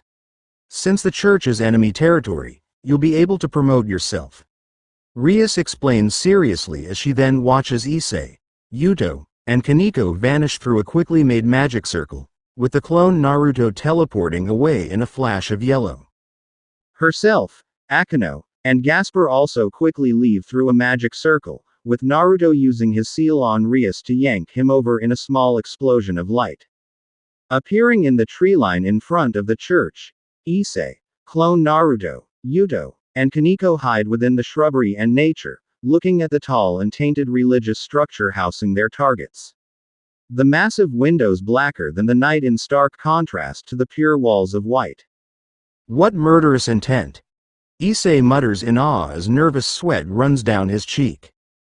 Clone Naruto scoffs faintly. Hardly. Boss has felt much worse. Guess that'll be something boss will teach you when he trains you. So you don't freeze up in combat and get your precious life robbed from you. He comments nonchalantly, before poking his chin. Well again. Sorry. He mutters absent-mindedly upon recalling Issei already being killed by his girlfriend. Strange relationship. There must be lots of stray priests gathered. Yuto surmises as he grips his elegant sword. Resisting the urge to shiver at Naruto's words however. I'm glad you guys came with me then. I wouldn't have been able to do this by myself. Issei thanks as he glances to Yuto with appreciation. Like boss promised you, Issei, we will save your girlfriends. Clone Naruto reminds the brunette with a foxy smile, getting yet another heated blush from the boy. We're a team after all. And personally, I'm not fond priests or fallen angels. I hate them. Yuto says with a handsome smile before it drops rapidly at the end as he broods over the past. Clone Naruto picks up the note though, and so does Kaniko. The shadow clone mentally groans at this before making a reminder to sort Yuto out and fast. No way on God's earth will he let another person follow the curse of hatred. Issei frowns however at the words. I will save Asia, Yuto, and I will save my fallen girlfriend and friends. Don't judge a race based on the actions of one. I won't do that here. I will save them, he tells himself, recalling Naruto's words from a few days ago. He spots Kaneko and clone Naruto moving forward. They know we're here. Kaneko and clone Naruto say at the same time, one apathetically and the other seriously. Kaneko, when the other two lingering boys reach her and clone Naruto, kicks the tall doors wide open. Issei. Clone Naruto utters, gaining the attention of the perverted gentleman. Remember these words. The stronger your will is, the stronger your power will be. Your sacred gear runs on will. The bigger your will, the more your gear will work for you. The shinobi explains with a compassionate yet serious tone. Do not hesitate, because these people will cut you down. He adds upon seeing the nod from Issei, who activates his sacred gear. The interior of the church is just as any other church. Rows of uncomfortable pews all facing towards a large religious symbol at the back, with numerous other sacred icons dotted about the walls, with the windows showing depictions of holy figures. High ceilings like that of a castle, along with a pure array of colors and beauty. With the wooden pulpit at the back against the stone stand. However, all the religious symbols in this church have been desecrated, with the broken cross at the back on the giant stone stand glaring down at the devils and clone shinobi. This is awful. Issei mutters before mocking claps echo from the shadows in front of the quartet. Clone Naruto scans downwards for a moment before turning his attention forward. Asia and Rainier are underneath the church, along with 100 or so stray exorcists, ignoring the merry clapper in the room. Well, well, well. We meet again, shitty devils. The ones who got away from me, and you've brought some fresh meat. A crazed voice speaks up as it steps into the moonlight. Fried Selzen is a 24-year-old young man with short white hair and red eyes. He wears priest's clothing, consisting of a white shirt with a black line down the front, white pants, and black shoes. Over this he features a black long-sleeved jacket with golden accessories along the front and sleeve cuffs, with a cross design on the back. He also has a disturbing smile on his face. Suck it. Kaneko takes this time to lift up a pew and sling it over to Fried with vigor and force. Her aim is true, but it doesn't connect when the demented exorcist activates a light sword and cuts it in half. Not even hesitating, Yuto rushes forward with his sword drawn and slashes at Fried. The stray exorcist quickly pulls out his light gun. The two quickly clash blades, sparks flying everywhere as the two continue to try and gain the upper hand over the other. One with a calm and focused visage, the other adorned with nothing but insanity. Gunshots rain down onto every position that Yuto makes when he's at a distance, but they cease when he gets close and personal with the deadly priest. Fried's snake-like tongue brings back annoying memories for the clone. He's like Orochimaru. Clone Naruto mutters in disgust, recalling the many times he battled the sick and twisted man. Going back to back for a moment, Yuto spins around and slashes across Fried's chest, only to miss when the exorcist parries the blow with his own sword. You're good. The knight praises with reluctance, having to admit that the honor of the swordsman is impressed with Fried's abilities. Aiming for a stab to Yuto's midsection, the younger male dodges Fried expertly, however he aims his gun at the blonde's face. Not too shabby, shame I have to kill you. He then fires the gun point blank, only for his light rounds to miss and his gun to be kicked out of his hand when Yuto backflips. Yuto, upon landing, activates his sacred gear. His sword turns black and strikes the light sword of Fried's when they clash again, only for the light to be devoured. Meet my sword, holy eraser. Glancing at his broken blade, Fried growls as he focuses his attention to Yuto. Fuck, you've got a sacred gear too. However, in his absence of self, he doesn't notice Issei appear next to him. Promotion. Rook. He bellows as he strikes a thunderous blow to the temple of the mad exorcist, rocking him across the floor and into the back of the church. That was for hurting Asia. Damn, that felt so good. Issei remarks. It does, doesn't it? Clone Naruto whistles out before he notices Freed jump out of the smoke from his tumble earlier, with two light swords in his hand. He aims a hand out as large arcs of electricity generate around him. The shadow clone then fires a sharp whirlpool blue bolt of lightning. Lightning release. Uzumaki lightning strike. He mutters with sharp eyes as his wild streak of energy crashes into Freed and electrocutes him violently. Naruto smiles sadistically as the exorcist is blasted backwards and into the floor after another and more volatile burst of lightning is sent into him. He then stops his attack after a minute of electro-torture and sighs in mock sadness. Kaneko just stares at Naruto impassively, fascinated immensely with Naruto's chakra usage. It's similar to our magic. Yuto has sweat running down his face at the thought of another Akeno-like character hanging around with them. Although he internally shudders when he recalls that Naruto will train them. We're in trouble. Although I think Akeno will just love Naruto. Freed, barely getting off the floor due to the twitches of the intense electrifying experience, throws a light bomb on the ground. I won't be killed by some devils and a devil lover. Farewell. He cries out, only to not be anywhere nearby. Then the light dissipates. Kaneko, not wanting to waste time, quickly belts the pulpit with sickening strength and demolishes it. Come on. The four look down into the abyss of the shaft that leads into the depths. In the forest nearby, the rest of the ORC are standing still. Akeno, Gasper, Rias, and Naruto all positioned in a square formation as they look to their targets in front of the pure devil. Mittelt and Kalawarner, and both of them are still controlled as evident by their red and dull eyes. Finally, took you all long enough to get here. People call me Mittelt, the adorable fallen angel. She curtsies with a smile, but the eyes tell a different story. Almost like they're crying for help, her soul screaming out from the controlled shell of her body. Not wasting any time, Akeno gets changed with dramatic flair as her current attire explodes beautifully when magic lightning hits her body, exposing her alluring and incredible body to the world. Naruto blushes, but he soon calms it down due to the serious situation. Strings wrap around Akeno and form a new set of interesting clothing for her, items that Naruto seems to really like on her. Akeno is now wearing a traditional Miko attire, consisting of a white haori with red accents, a red hakama, and a pair of zori with white tabi.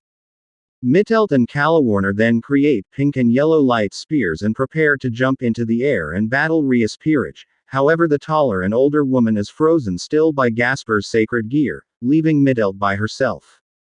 The ceremony won't be interrupted. We will have the twilight healing. Mittelt reveals as she takes flight, throwing her corrupted light spear towards Akeno, only for it to be destroyed by Akeno's lightning that she expels from her body. The fallen angel is able to dodge the rest of the lightning. Come on, save me. Her inner self shouts out. We've already got some cheerful people inside.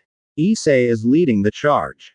Akeno stresses as she looks to the fallen angel with a mischievous expression. Her closed eyes also add to this.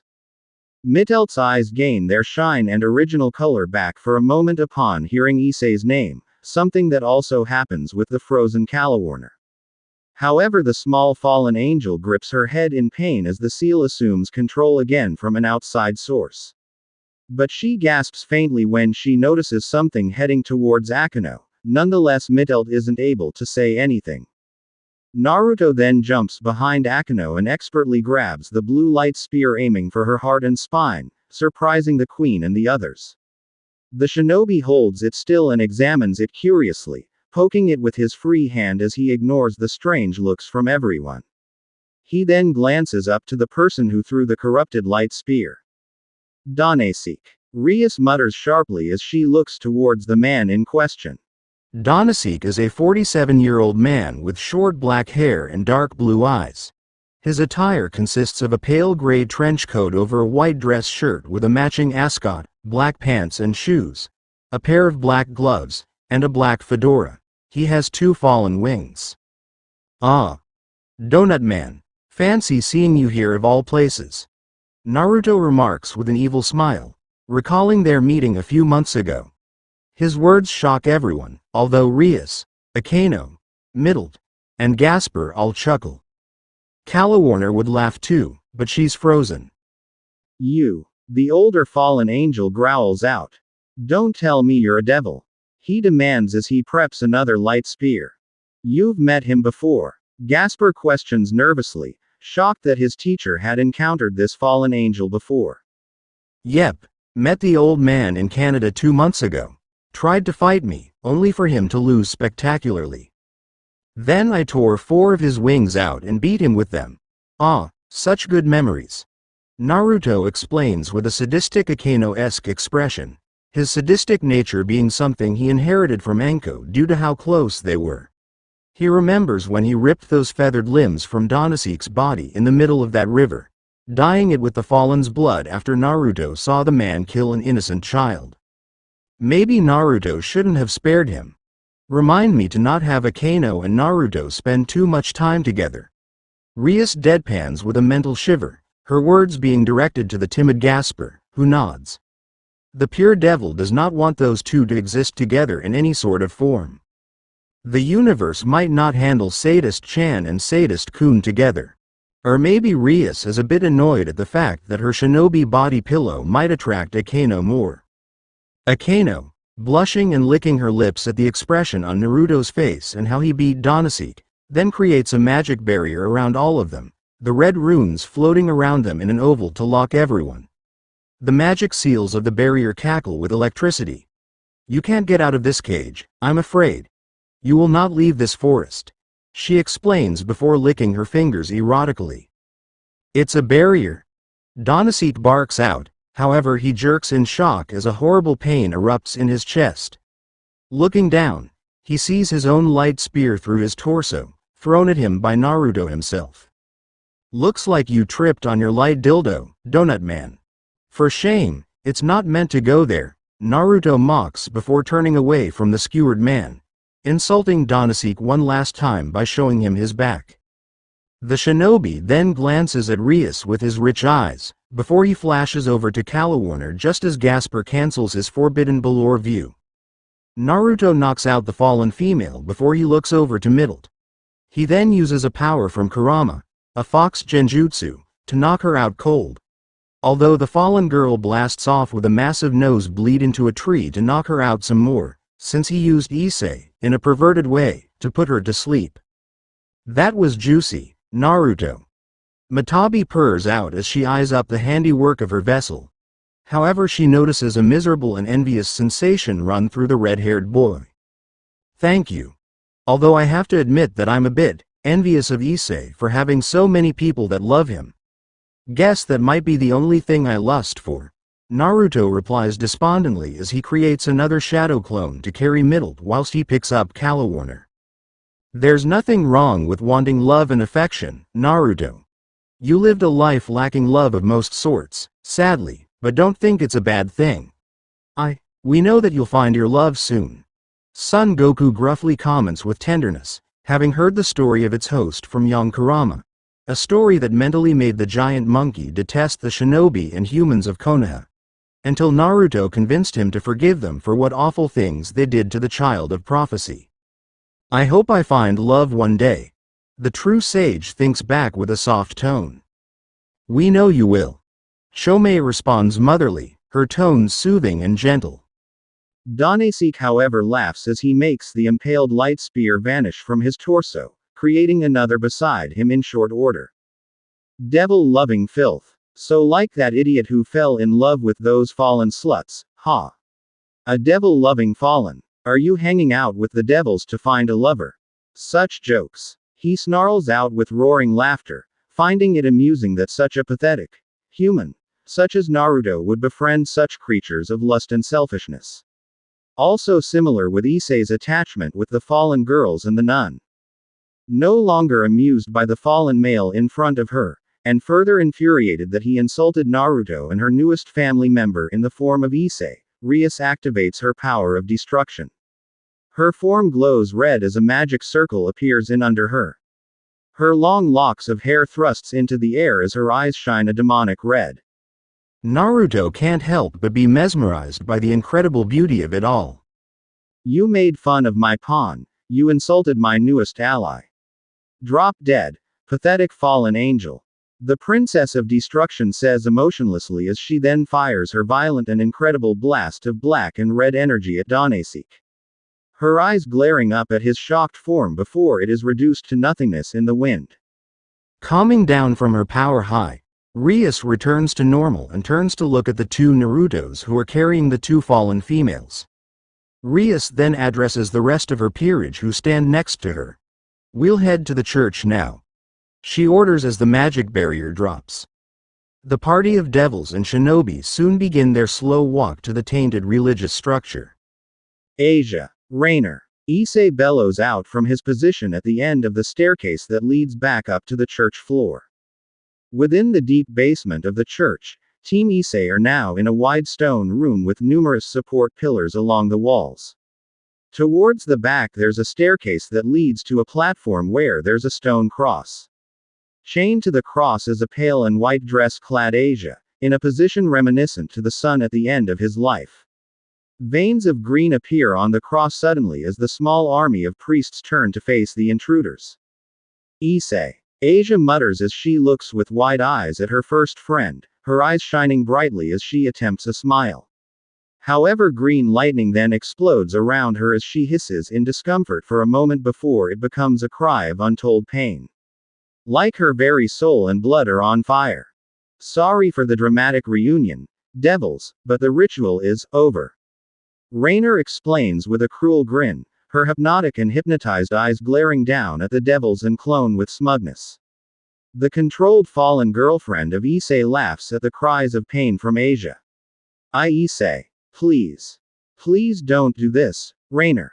Issei shouts out in a feeble attempt to reach his girlfriend inside that controlled husk, but alas it's not to be. I know you're there. I know you're not this monster.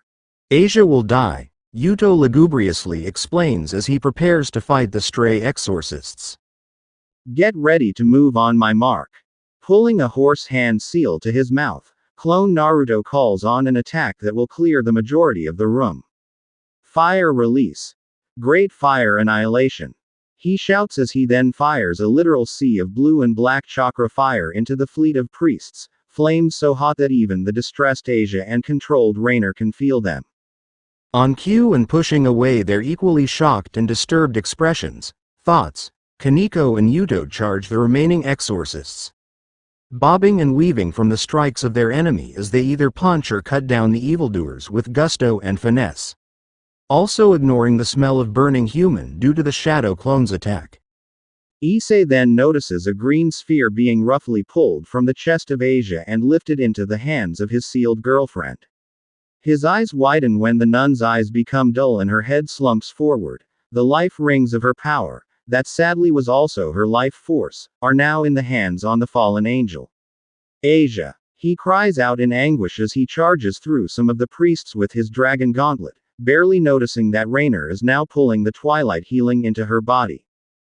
Clone Naruto cuts a stray priest in half with wind chakra around his fingers, his blue eyes noticing the green glow around Rainer. Get Asia then, Issei. We can hold them, he announces loudly to his friend, who complies and runs up the steps to where Asia and Rainer are. He hears the fallen girlfriend of Issei click her fingers tauntingly, which remove the chains from the nun's near-dead body. Issei. Hurry up. I can keep her alive until you get her twilight healing back. He barks up to the distraught new devil. Shit. I haven't got enough chakra to use yin-yang release to save her. I'll have to keep her alive the way Sakura kept the boss alive when he lost young Kurama.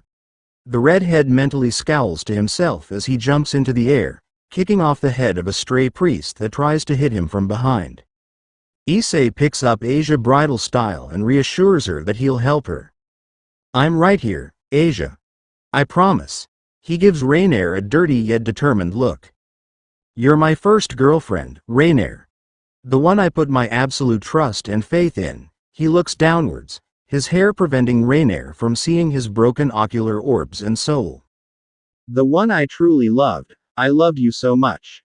I wanted to make all our dates special, all our moments special. If you asked me to run away with you, I would have. I couldn't care. I don't care if you're fallen. Issei confesses sincerely as his devil wings emerge from his back, and another gauntlet appears on his right arm. Hoping that his passionate words will stir his girlfriend back to the front again. Clone Naruto appears, takes the dying Asia off Issei's hands, and lays her down. This might cause some discomfort. His hand glows green as he then slips it into the side of Asia's body and glides his hand to her heart. The shadow clone begins to manually pump her strong muscle carefully, as to not damage her anymore. You best be quick, Issei. Issei, do you really mean all that?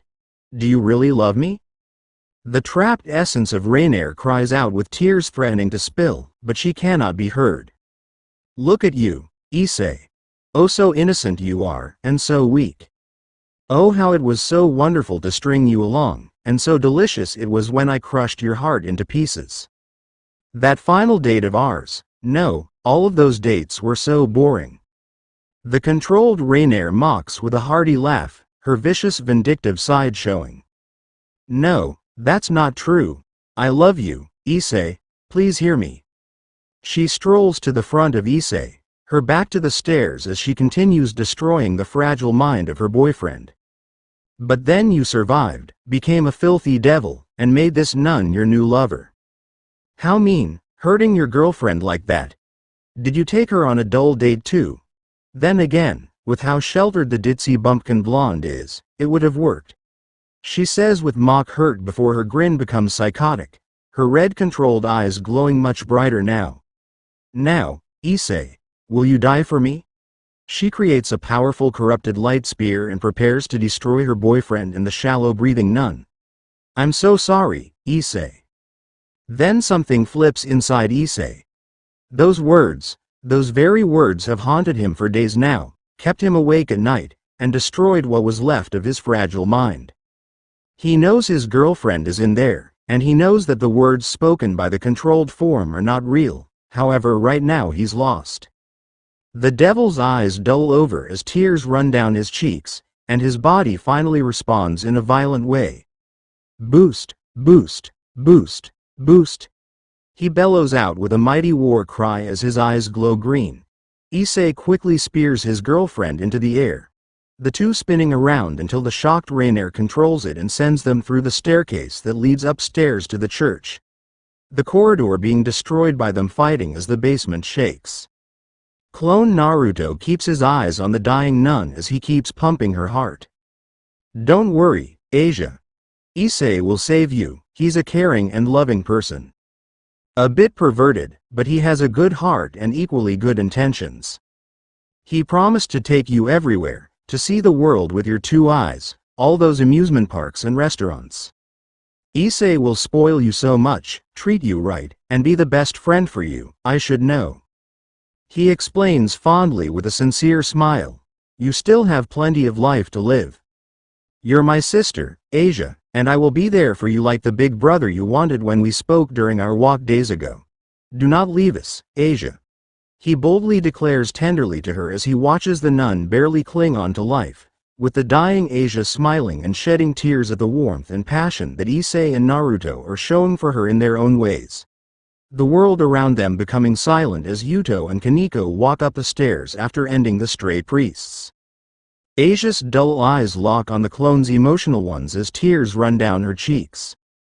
Naruto, she mutters quietly with warmth, her hand now on the shinobi's whiskered cheek.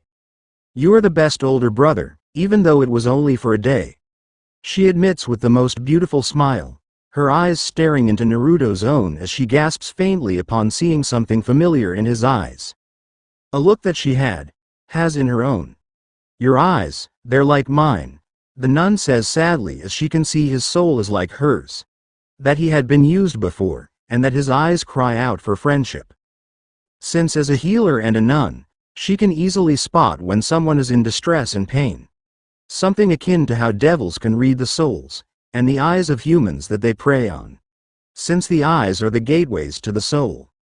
Clone Naruto winces at the words from the fading Asia, looking away from the nun for a moment before his eyes return to gaze at hers. Ignoring the glow of red behind him as Team Rias appears through a magic circle. I too wished for friends and love ages ago, Asia. I too was seen as a blessing and a curse for a gift that I was given on the day of my birth. I too was hated for what I am. And I was experimented on. He reveals to the majority of the ORC in the basement of the church, gaining looks of surprise from the majority. However, a look of rage taints the eyes of Yuto for a moment as his fists clench due to how close to home it hits him, the knight looking at him in sympathy. Clone Naruto keeps his hand pumping Asia's heart so she can stay alive, not wanting another innocent and precious person to die in his hands. I won't let another precious person die in my arms, not again. Not like Neji.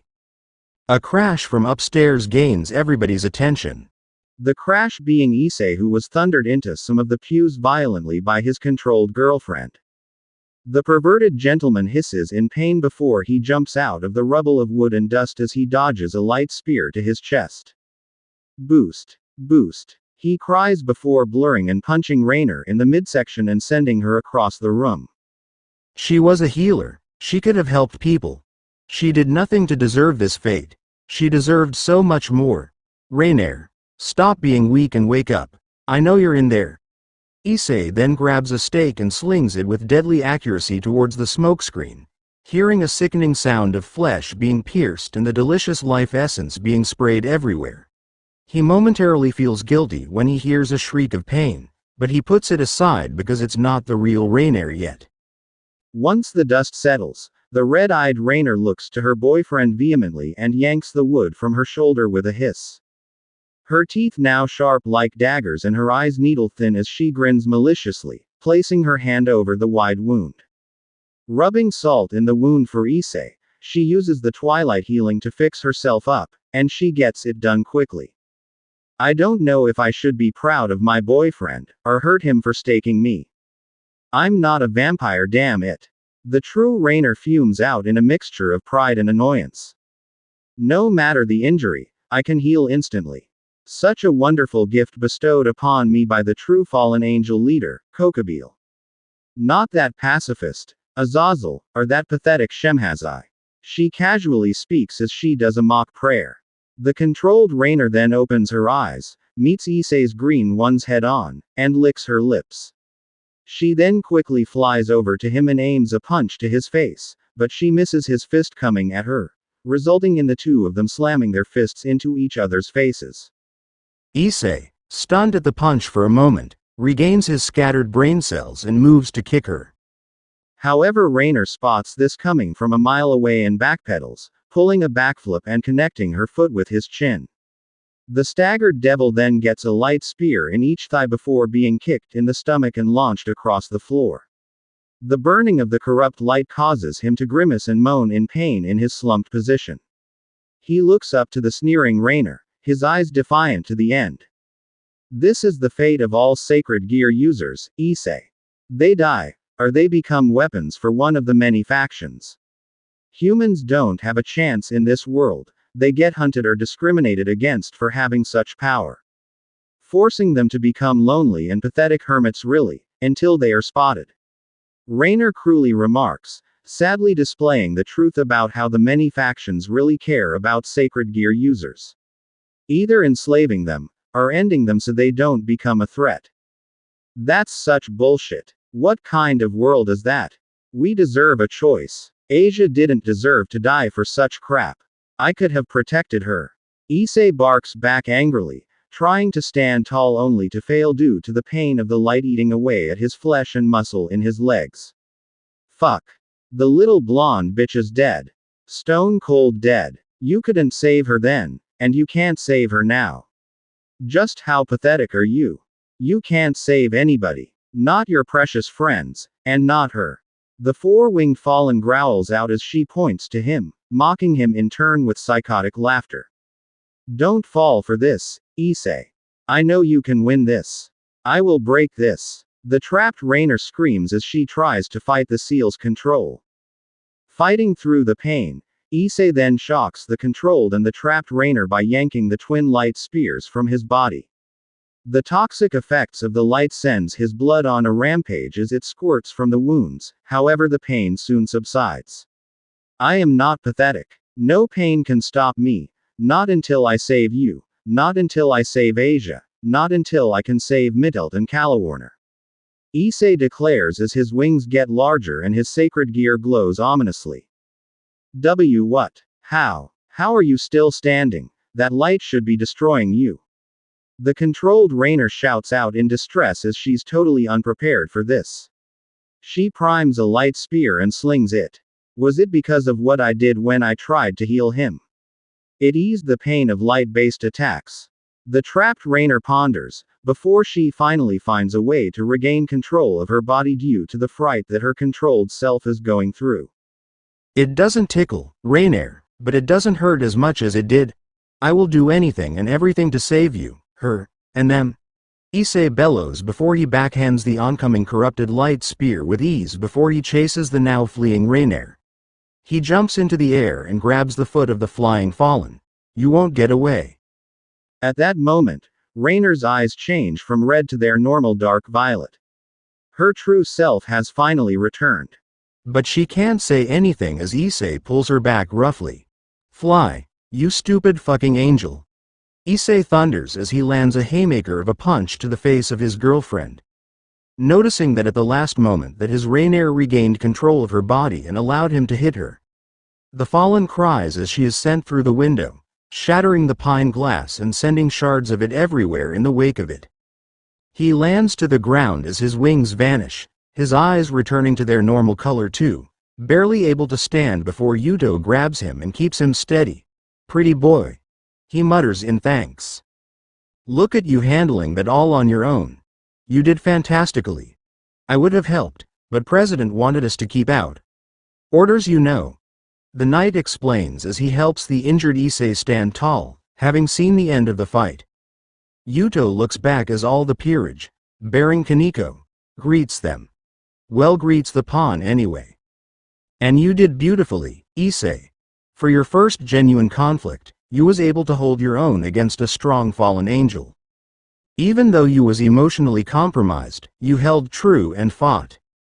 Rias compliments from her resting position against the wall. As she stalks up to them with a lovely smile, a few shadow clones of Naruto place Mittelt and Kalawarner on the floor. However, one of them places the unconscious Asia on the only pew left, still pumping her heart manually. You even managed to unlock more of your incredible sacred gear. One that doubles the power of its user every 10 seconds. It allows any who possess it to surpass a god in power and destroy them. It is one of the 13 Longinus. The Gauntlet of the Red Dragon Emperor, boosted gear. She announces to the group, earning shocks from most of them except Naruto. You're damn right, Rias. You did much better than I did in my first shinobi mission, Dragon Boy. Good job. The real Naruto praises as he walks up to the boy and pats his back. He has a theory behind Issei's resistance to light, and it has something to do with Rainer's fallen energy within the brunette's body. How are they? Issei asks quietly as he looks over to the fallen girls in Asia. Hearing the tall doors open behind him to disclose Kaneko dragging an unconscious Rainer in. The two clones that held the fallen angels explode in smoke and vanish, leaving just one more. Kalawarner and Mittelt are just sleeping for a moment. But Asia, she needs her sacred gear back. Rias has a plan for the ex-nun, but for it to work, Asia needs the twilight healing. Clone Naruto shouts out from his position behind the group. Himself and the boss are not too happy with what Rias is planning, since the real Naruto can use his yin-yang release to save Asia without the need of turning her into a devil. But they lost the argument with Rias, since she pointed out that as a human, Asia will be targeted more. As a devil, however, the ex-nun will be protected from all the other factions. Although both Narutos knew there was more to it, a sly and hidden desire for Asia to be a member of her peerage. Although Naruto did point out that Issei won't have to worry anymore about his relationship with Asia then if she became a devil. Which is where I come in. Kaneko, place Rainer on the floor here. Her chest facing upwards. Naruto orders the younger white-haired girl, who complies coolly. Although she requests pats later for payment, Naruto shrugs before kneeling beside the knocked-out Rainier, all signs of combat missing from her body. He breathes deeply. I'm going to do something risky, but I know I can do it. To reach into her body and soul, to pull out the foreign item or something that's not needed. Just don't wake up. He internally adds and pleads as his right hand and arm changes to a golden, white fiery one that glows. This will be the first time he has done this for a sacred gear, but he knows it's possible. Ignoring the surprised looks and furrowed brows of most, and the somewhat jealous Issei, Naruto reaches into Rainer's body via her chest. The area around the point of entry also glows orange. Upon contact, he sees her for who she is, visions of her life, and he gets a feel of how she works as a person. But most importantly, he can feel just how much the Fallen cares for Issei. After a moment, he finds what he's looking for.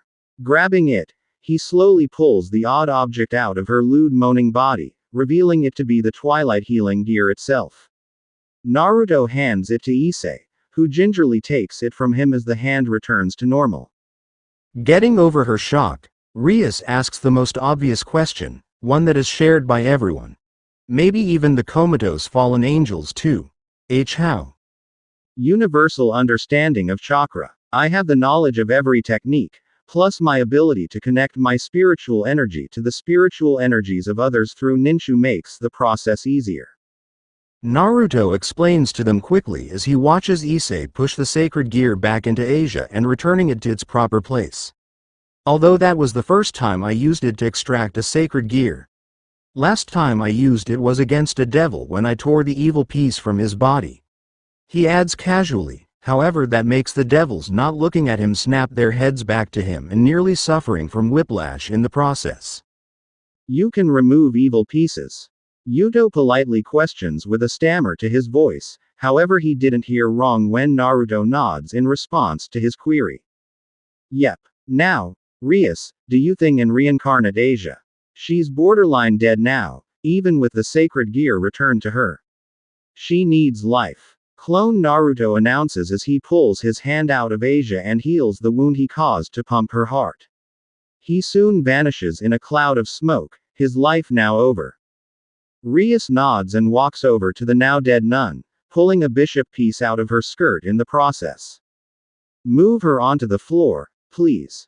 She orders, with Issei instantly responding. Once Asia is placed on the floor, a magic seal appears under the nun as the evil piece sits on her chest. In the name of Rias Gremory, I call to Asia Argento. Hear my command. Return thy soul from the shadows of death to the human realm. Rise once more as my devil servant. She chants as an otherworldly glow of spectral wraparound and echo from Asia. Rejoice as you have been given new life. Wake as my healer and clergyman. She finishes as the bishop piece phases into her body and becomes one with her. Asia's sacred gear shining with life once more in response. Just as Issei is about to ask if it worked, the newly reincarnated devil nun moves faintly as her eyes open once more with the bright light and life they held when she first met Issei and Naruto. You're alive, Asia. Wait, is that really her? Issei questions his president and king, who nods in return to her pawn's enquiry. Issei then hugs the surprised Asia, causing her to blush and become even more flabbergasted, although she smiles and falls into the embrace, feeling tears hit her neck. Crap. Naruto swears, clicking his teeth in annoyance as he stands over Rainier, destroying the heartwarming and lovely scene between Asia and Issei. Personally, he barely glanced at the light show Rias made when she brought back the ex-nun, as he was focused more on the seal at the base of the fallen angels' necks. And he came to a frightening conclusion. Which is why he swore. This is annoying, he growls out. What seems to be the problem, Naruto? Akano probes seriously, her violet eyes scanning Naruto's blue ones as he stands over a fallen angel. Part of her wants to absolutely destroy the filthy creature beneath the shinobi, but right now she's unsure with what she wants to do. Between the positive and warm aura that Naruto is sending out that's making her lose those dark thoughts, and the conversation the two had on the way here regarding the 3 fallen angel females, she accepts that they too have been used in an awful way. But Naruto also told her to not judge a species based on the actions of a few, and that he will help her should she ask. I was right when I judged it to being a switch, control seal, however there's more to it than that. Naruto informs the group as they make their way over to Naruto and the Fallen, Asia being slightly more cautious although she knows they were controlled. Heck, it was the 3 fallen girls who were nice to her when she arrived here. It was just Donasek who was a monumental asshole. Frowning, Rias and Gasper steps closer and studies the seal on the base of Reinare's neck. After scanning it herself for a moment, the Princess of Destruction frowns further and her turquoise eyes sharpen. Kill switches, she bitterly says after analyzing the marking, drawing gasps from her peerage at the information. What does that mean? Issei stutters out, a sick feeling of pain and dread filling his stomach as his heart pauses. His girlfriend and friends have seals on them that will kill them. Yes. Annoyingly, the person who entwined the kill switches with the switch control seal did a good job. Even my own mother would struggle with this, and she was the damn best seal master in years. The shinobi admits begrudgingly with respect to the person who made them. Even pervy sage would sweat. If I tried to remove the switch control seal, then a kill switch will activate. And it won't be a slow death either. Same if I tried to eradicate a kill switch, another will just step up and initiate. The only way for the seals to disappear permanently is, Naruto then trails off at the end, letting the sentence finish itself in the minds of the Occult Research Club in Asia. To kill them. Kaneko completes verbally for the group. Her eyes scan the hard and depressed eyes of Naruto, showing that this is difficult for him. Issei's world just stops dead. Tears start to gather under his eyes as he understands that the way to save his girlfriend and friends is to kill them and set them free. He doesn't want to let them go, he can't do that. Call him selfish, but in truth he's like Naruto like that. The brunette's fists clench, his nails digging into his skin and drawing blood as he can't accept that his friend's girlfriend must die. Naruto, he shivers out, his teeth gritting silently. If I had more time, I might be able to sort this. But the problem is that these seals will fully consume them eventually, turning them into these evil and soulless machines, their true selves lost forever. Naruto explains sharply, not too impressed with the situation either. As he feels that he's let Issei down, and his heart can't accept that. Issei. Rias softly interrupts, noticing just how broken her precious pawn is right now. She doesn't need to be an empath to pick up just how heartbroken he is. She pulls out her 4 mutated pawn pieces, gaining his wide-eyed attention quickly. I planned for this eventuality. Although I was further convinced to do this.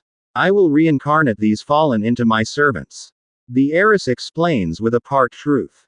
Since while she was convinced to take the girls as members to her peerage by Naruto to help balance and secure Issei, her own mentality and manipulations further persuaded the pure devil to make these girls her new servants. Plus with her arranged marriage around the corner.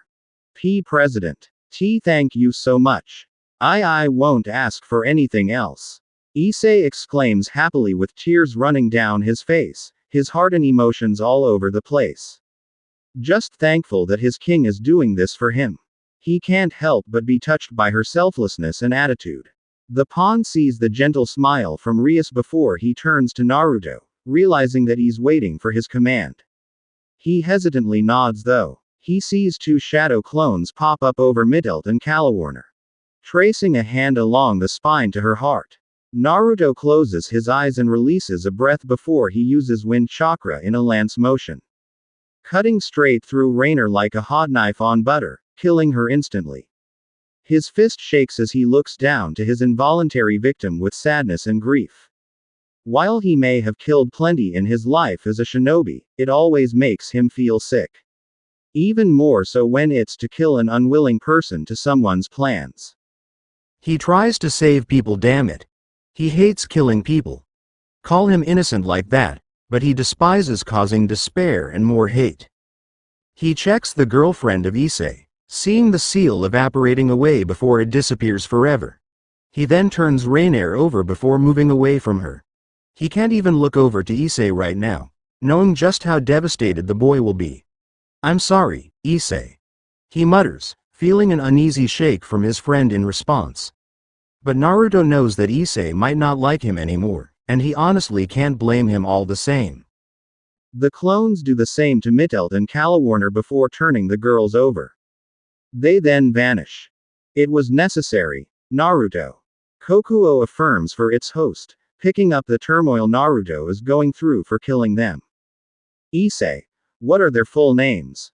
Rias requests as she places 2 of her mutated pawns on Rainier, and 1 on both Mittelt and Kalawarner. Before taking her place over Rainier so she can start with the stronger fallen.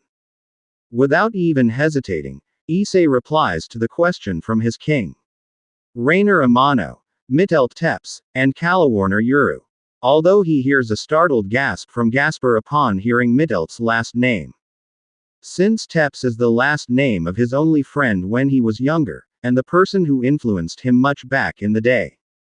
With the magic circle appearing under Rainier, Rias beings her reincarnation act. In the name of Rias Grimori, I call to Rainier Amano. Hear my command. Return thy soul from the shadows of death to the human realm. Rise once more as my devil servant. She chants as a wraith-like radiance of energy wraps around and emerges from the fallen angel turning fallen. Devil hybrid. Rejoice as you have been given new life. Wake as my pawn and solitaire.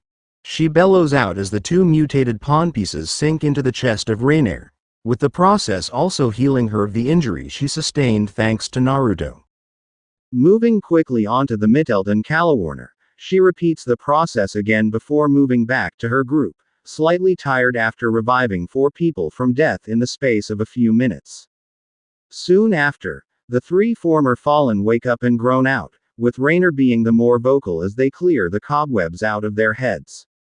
Ichiei. Rainier mutters out as she looks around, seeing her fallen friends before she eyes up the group of devils and their ally in front of her.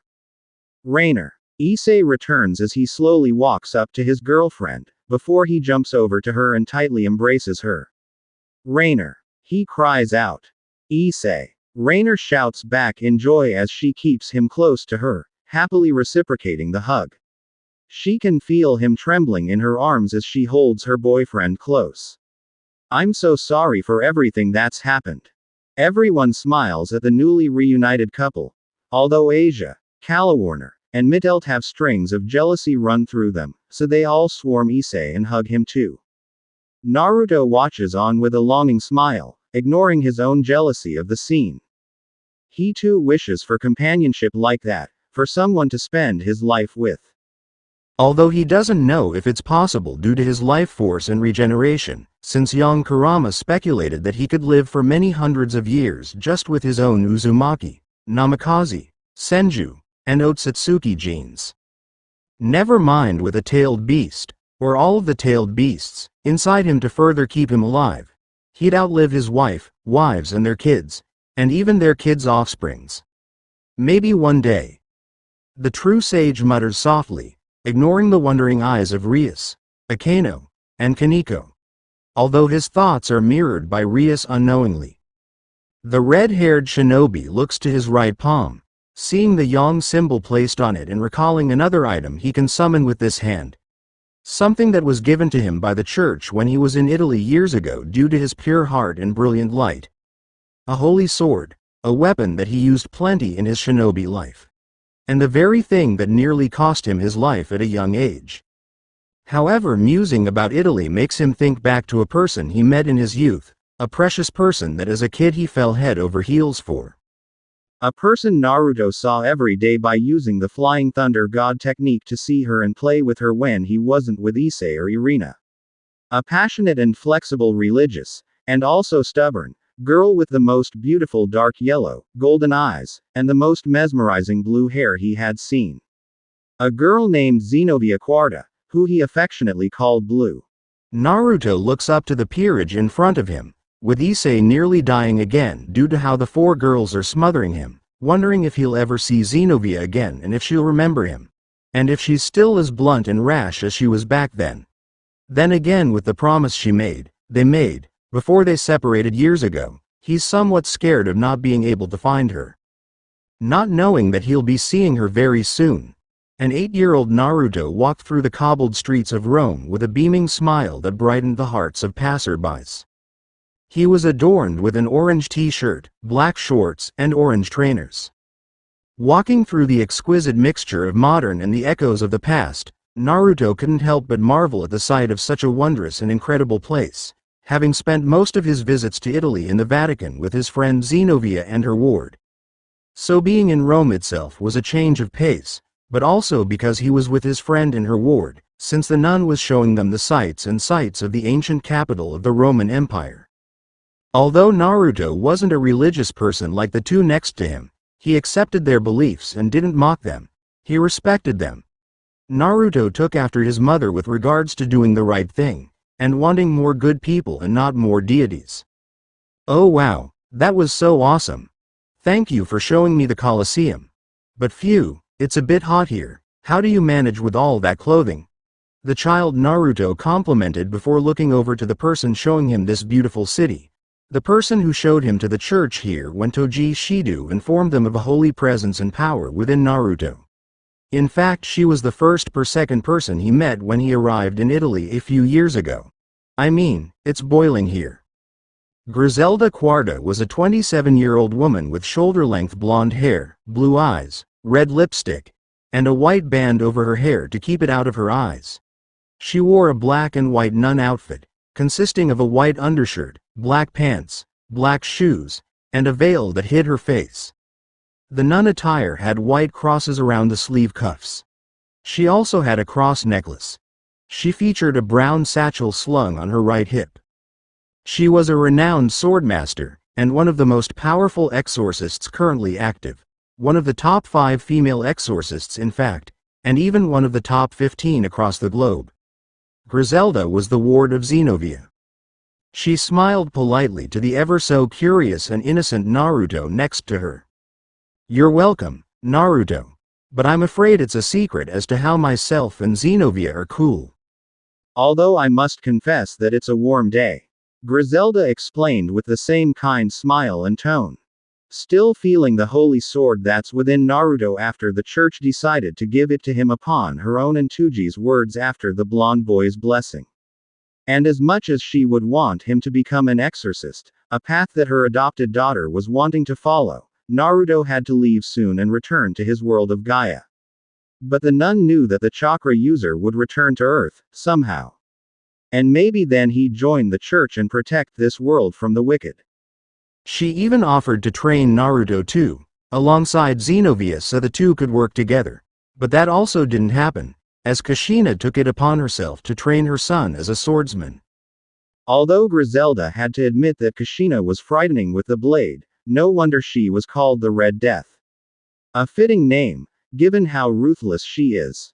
Naruto pouted at the response from the sister, but accepted it for the most part. Absently taking note that they were back in the Vatican area again, the incredible street. Peter's Square with its unique crisp and beautiful design. Traditional and ancient, but well kept. A ringed pillared structure that opened up at two ends, with the way ahead of Naruto being filled with the mighty Vatican obelisk and the domed street. Peter's Basilica sitting far behind it almost imposingly. Yet no form of negativity can be felt in the air, only serene energy and peace, something that made Naruto breathe in relaxation and love. All of the buildings were pure in color scheme to reflect the Holy Land in a way, with statues of holy figures everywhere. This place is so peaceful, it's like I'm being wrapped in a fuzzy blanket. The shinobi to be emphasized as he took in the positive vibes and feelings in the air and in the people. The nun also nodded to this fact, as she too picked up on the vibes. Although she's more used to it given her prolonged exposure to the holy location. It is beautiful here, Naruto. It's a shame that you won't be able to stay here longer. Griselda admitted truthfully, But sadly the young blonde had no control over his life at this moment in time. But in the future he will. The blonde boy grumbled in agreement, as he too wished to remain on Earth. Naruto then looked over to the person next to him upon feeling them grip his hand more, blushing deeply at the girl in question. Although feeling upset that he'd soon part from her. Zenobia Quarta was a light-skinned 8-year-old girl with long flowing blue hair, and golden, yellow eyes. She wore an outfit like Griselda, just missing the veil and headband. She was also smiling, a faint blush on her face too as her hand remained linked with Naruto's own. However, inside she was sad, since the only friend her own age was about to leave and return to his home. She knew everything about him. Being blunt and inquisitive at the same time was a bad combination, but Naruto was just the same. The two hit it off quickly when they first met, although he was loud in comparison to her. The two rubbed off on each other a bit during their frequent and then eventual everyday meetings. However, one day Naruto revealed to her what he really was, with the help of Griselda and his own parents. Although she was disturbed by the fact and upset understandably, her own flexible beliefs and her desire to keep their friendship kept them going. Plus she wanted to spar with him too, since she was being taught by Griselda to be a swordswoman and a potential exorcist. After all, the two of them are natural holy sword wielders, herself being gifted Durandal, and Naruto with another and equally powerful weapon. Although the first meeting between the two was something that all those involved would never forget, as Naruto complimented Zenobia's mesmerizing golden eyes and silky hair. And being the cheerful and innocent boy he was, didn't register how that came across for the sheltered blue-haired girl at the time. And plus with how much of Kushina is in Naruto. His bluntness, impulsiveness, and talkative nature was through the roof. Yet Zenobia, even with how calm and quiet as she was, couldn't help but nearly turn into a lighthouse due to her blush. After all, nobody really flattered her, but this strange boy admired her eyes and hair instantly. Naruto looked over to Zenobia with a foxy smile, squeezing her hand lightly in response to her actions. "Blue," he affectionately said as she then stopped, causing the young girl's ward to stop in response to the actions of her student and adopted daughter. The trio stopping in a luscious garden area of the Vatican. "Zenobia?" he questioned again when the blue-haired girl stepped in front of him and looked into his eyes strongly. "Promise me, Naruto, that you will come back," the young Zenobia demanded, her young face showing a frown as her eyes showed just serious she was about this. She grabbed his hands and held them between their bodies. "I vow to you, Blue, Zenobia, that I will come back. I never go back on my word," Naruto declared firmly without hesitation as his blue eyes met her golden ones. He then watched her unsurely pull away, followed by her moving her left hand out, with the little finger curved. Curious at the gesture, the blonde asked, "What are you doing?" "Pinky promise. I heard some people speaking about it. It signifies a bond that can't be broken," Zenobia replied as she maintained her position, her eyes focused on Naruto's eyes, unblinking. Smiling in response with his eyes closed, Naruto nodded and soon clasped his little finger around Zenobia's to agree to the promise. The blue ring around his left ring finger glowed blue as the girl's own shined blonde. "I promise." "Good," Zenobia said with a smile, "because I want to fight you one day and do joint missions as an exorcist with you." But also, she professed with certainty and vigor before blushing faintly. She smiled more and stepped closer, with her next words shocking Naruto and Griselda. "You are the one who I want to marry," she explained with her eyes glistening with happiness and honesty as she took a commanding step forward and planted her lips on his own, taking his first kiss as he took hers. Back in the present day, Naruto is snuggling in his bed, burying his face into the most amazing pillows he's ever felt. Oddly comfortable, soothing, and gentle. He nuzzles into them, taking in a scent of incense and lavender, almost purring in delight as he pulls the pillows closer. He grabs a bit where there's extra padding to try and pull it closer, only to hear a moan. Only to realize there's a thumping to the pillow, rhythmic, and that they are warm. Opening his eyes, Naruto's vision is clouded by flesh, his head buried between large breasts. Oh my, oh my. When President said you was clingy and cuddly, I almost didn't believe her. But here you are, snuggling into my bosom. And you are huggable too, so warm and firm, and a bit squishy in places. Akeno announces with a sweet voice, her long raven hair sprawled out all over the bed. She smiles coyly as she throws the covers off the bed, revealing her to only be clad in a black frilled thong. Her aura and eyes show nothing but a desire to tease and enjoyment, blushing violently as she ogles his naked body. And now you can die happy. Yin Kurama remarks as it gets an eyeful of Akeno's appealing near-nude form. However, Naruto catches the thick covers and hastily hides his growing member from Akeno, who had a good view of the hefty prize of mini Naruto. He blushes neon red in embarrassment as the queen sensually licks her finger, her eyes still locked on the now hidden crotch of the shinobi. What are you doing in my bed, Akeno? He stutters as he tries to keep his eyes on Akeno's own incredible violet ones. I wanted to see if what Rias said was true when you slept with her yesterday and the day before. And I must say that it was quite eventful, sexy too with you sleeping in the nude. The queen admits honestly with lusty eyes, although she's hiding another reason for her being in Naruto's bed. She wants to address what he implied yesterday before and during the battle the fallen angels. Her hidden fragile side leaking through her aura, and between the lust that her eyes display. Well, you was nice to snuggle up to, Akeno, one of the best night's sleep I've had in years. Could never sleep that well back in Konoha. The red-haired male exclaims merrily, however ending on a sour note that makes the near-nude female narrow her eyes. Nobody wanted the demon brat. Sighing softly and recalling the lesson from his sensei regarding looking underneath the underneath, Naruto looks compassionately at Akeno. Why are you really here, Akeno? While I know you're speaking the truth, you're here for another reason. The emotional mask that you wear, and your issue with the fallen? Looking down for a moment to hide the shame in her eyes, Akeno steps off the bed and stands with her back to the window. You are annoyingly perceptive, Naruto. I don't know why I'm even doing this, we've only known each other for a few days, but there's something about you that makes me want to open up, to show you this filthy side of me. Your words about understanding others and to not hate. Now I want to show you this taint to my imperfect being, one that my own father gave me. She says self-depreciatively as she hugs her arms to her body. The depressed queen then reveals her secret, the reason for her self-disgust.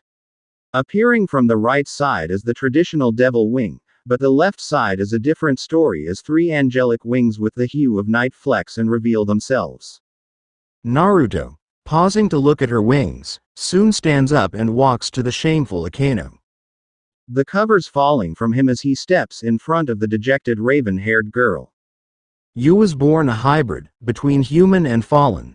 I could sense it in sage mode having been attuned to the auras of the other factions. It's why you wear that mask, isn't it? Because you don't like what you are, and it's why you don't let anyone in and close to your heart and keep them at arm's length. His eyes displaying sorrow and understanding, not once looking at her in revulsion. In fact, he looks almost proud of her. The shinobi can feel pent-up anger and sorrow envelop her aura and eyes still, something that he now vows to change. Shivering and shaking on the spot, Akeno grinds her teeth and growls before continuing. Mask, what do you know about masks? I can never be considered pure by anyone, not with Barakiel's cursed blood running through my veins. I hate this. Neither devil nor fallen angel, I am nothing, just a more disgusting creature. The Queen of Rias says lowly with tears now running down her cheeks. She is caught off guard when the red-haired chakra user places a hand on her cheek and rubs away her tears, causing her to gasp. However, Akeno's eyes widen when she sees something in Naruto's own eyes. Herself. I know all about wearing masks, Akeno. And you should never hate this part of yourself, because this is beautiful. Right now, this is the true you, and it is beautiful. Do never be ashamed of who you are. Do never hate and call yourself impure. He then rubs a hand through a feathered wing of hers, causing her to shiver and jolt in surprise at the sensation. Your hatred is not needed, it's a hindrance to you. Hatred is a curse that you will drown in if you give into it. I had a friend who gave into his hatred, who threw away everything for the chance of revenge. Don't let your anger and rage control you. Don't allow it to sever the bonds you have with Rias and her family peerage, it's not worth it. Naruto pleads with a wistful smile as he continues to gaze into the raven-haired girl's ocular orbs. Talk to me, Akeno, why are you truly angry with your fallen half? Looking at the year younger male, Akeno sighs happily in surprise before she tells him her story. That she is the only child of Shuri Himejima, a Shinto priestess and Barakil, a fallen angel and one of the leaders of the fallen angel Grigori. As a child, Akeno was close to Shuri and fell into despair when she witnessed her mother's death, blaming her father for not being able to protect her. After the death of Shuri, Akeno stayed with her mother's relative before being kicked out due to her fallen angel blood. At the tender age of 10, without food or money, Akeno journeyed throughout Japan using her skills to purify evil spirits that she learned from her mother in order to survive, doing so for a year and a half. When she stumbled into a certain town, Akeno indirectly saved a human that was contracted with a devil from the Gremory clan. Fearing that the devil would kill her due to her fallen angel heritage, Akeno decided to hide from them. Then, when trying to leave the town, the Himejima clan found me and tried to kill me because of my filthy, disgusting blood. But I was saved from great-uncle Suo Himejima by Rias and her father's bishop, Heinrich Cornelius Agrippa, who talked my family out of killing me. But I was given 2 conditions. I was to never enter the territory under the Himejima clan again, and second to always stay beside Rias. She explains, tears now running down her cheeks, her form trembling as she finishes revealing her early life and the source of her pain and rage. Having been betrayed by her own blood and abandoned by another. As she tries to calm herself down, the person who she shared her early life with brings her into a deep and loving embrace. The queen doesn't fight it, instead she sinks into it and rests her head in the crook of Naruto's neck. What pieces of shit. Fucking scum.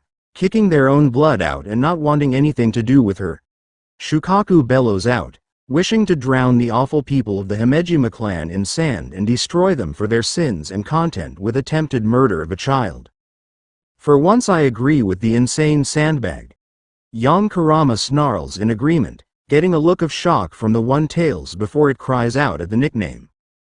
The shinobi strokes her hair carefully and whispers soothing words into her ear.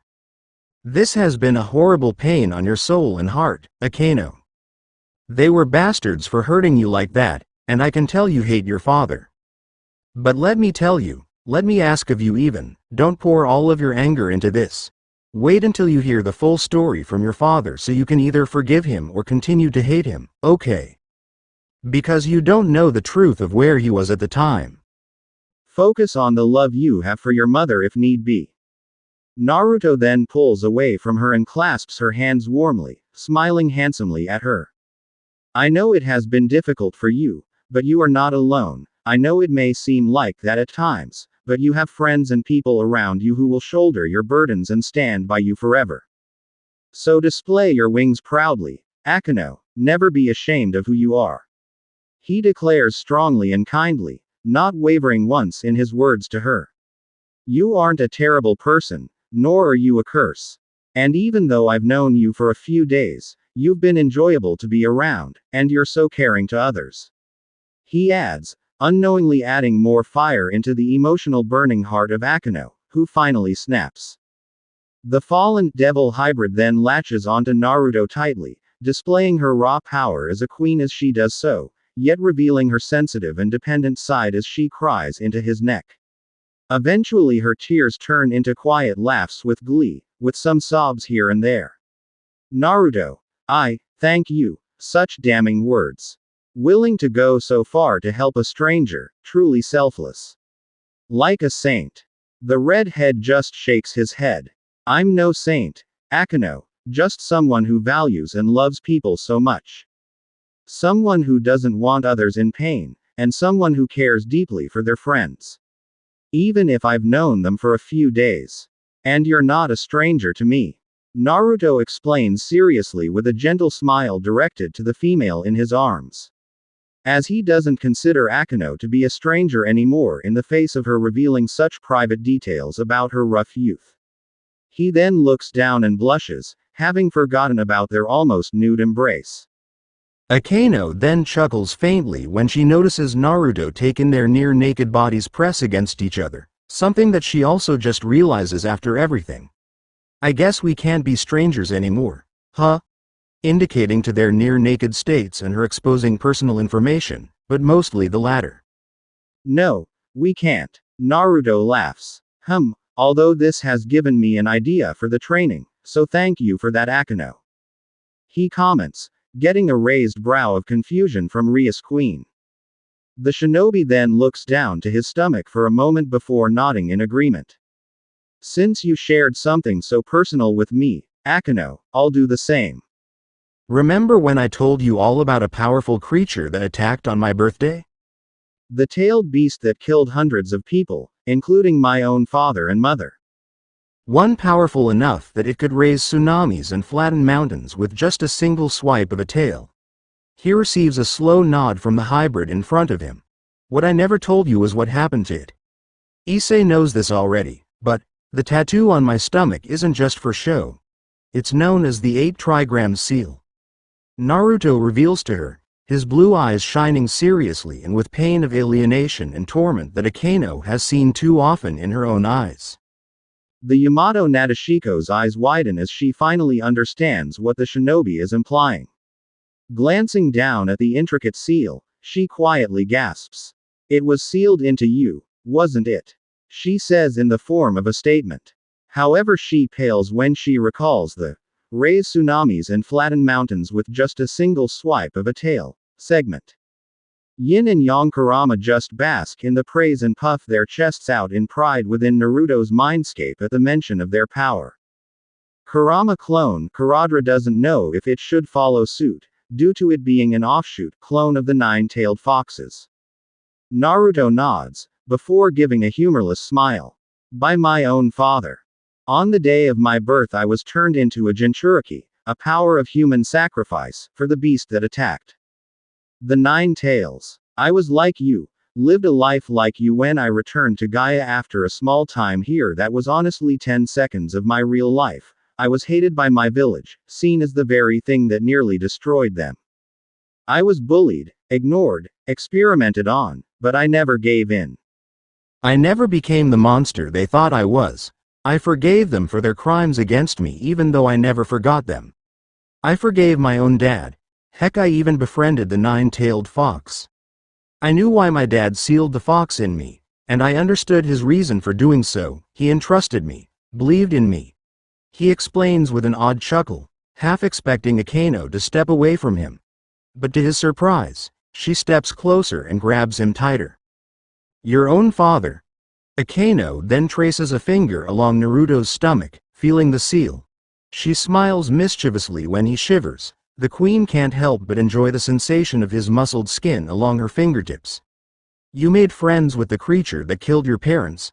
Why didn't you hate it? Why didn't you hate your dad more for sealing it in you? Akeno inquires sharply and with disbelief, her violet eyes studying the cerulean blue of Naruto. What would be the point? What would I gain from hating the fox? What would I gain from hating my father? What would I gain from hating those who shunned me? Nothing. If I killed everyone who wronged me, Konoha wouldn't exist. Despair is a horrible feeling, which is why I spent my life trying to fix it. And I did too. People's hearts can be changed if given enough time. Naruto tells her strongly, with Akeno being surprised by the maturity and innocence that the redhead is displaying, and determined he was in stopping pain. Someone who's so forgiving, so pure that they make a saint look sinful, and yet they've lived such a harsh life. Akeno then makes a vow to herself to try and make up for that awful life. She pulls back from him and smiles. I understand you a lot more, Naruto. Thank you so much. I'll try not to hide myself anymore, although the pair of us aren't hiding much anyway.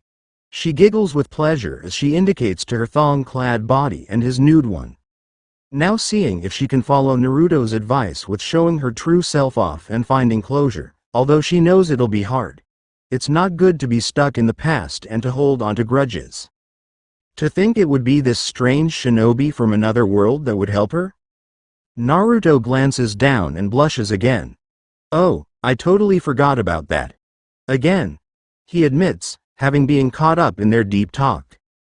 The two soon move to get changed into their respective clothing and underwear, although Akino grabs the redhead's clothing and attempts to run off with them so he can walk around the house naked. But she doesn't get far in that endeavor as the shinobi pulls her onto the bed and momentarily stuns the kinky lady by burying her in the covers. And much to the shock and disappointment of Akino, Naruto is fully dressed in his shinobi attire when she emerges from the bed again. How did you do that? The Queen of Rias questions with mock indignation, as she was under the cover for only 3 seconds or so. Naruto just winks at her and leans in slightly. It's a secret, he replies, getting a pout from the raven-haired girl before she reluctantly climbs out of the bed to get dressed. 2 hours later, Naruto and Kaneko are in the very river that the shinobi landed near when he returned to Earth a year ago. Both without shoes, socks, and the redhead having his pants rolled up as to not get them wet. Kaneko is situated on a flat boulder in the river, breathing slowly and evenly. This was the best place, in Naruto's mind, to restart Kaneko's training with senjutsu and chakra, as it was pure up in the mountains and in the beauty of nature. No pollution from foreign energies and construction made it a good spot for the two, as even the Neko could sense and smell the purity of the place. Plus with Naruto's almost divine presence too. The shinobi and Nekosho made small talk along the way here as to get better accustomed to each other and to build more trust. The two somehow finding comfort in each other, with Kaneko enjoying the chakra Naruto has, and his patting skills on top of that. The two exchanged their preferences, food, music, likes, dislikes, hobbies, and a bit about themselves. Although trying to get Kaneko to open up was arduous work, almost like breaking into Fort Knox, but she relented eventually upon some patting and Naruto telling her some of his more personal secrets. While Kaneko may be emotionless and stoic, she buried her true emotions deep within her being. The secret side of the Neko was a nervous and frightened individual, having been scared away from her heritage of being a Nekosho who can use chakra and senjutsu. It wasn't until the curious Naruto pried more that he found out the source of the cute white-haired girl's fear, and it was something to do with her older sister who killed her king and ran away after using her chakra and senjutsu. But also when Kaneko used her heritage one time, only to be scared off after the negative feelings from the earth.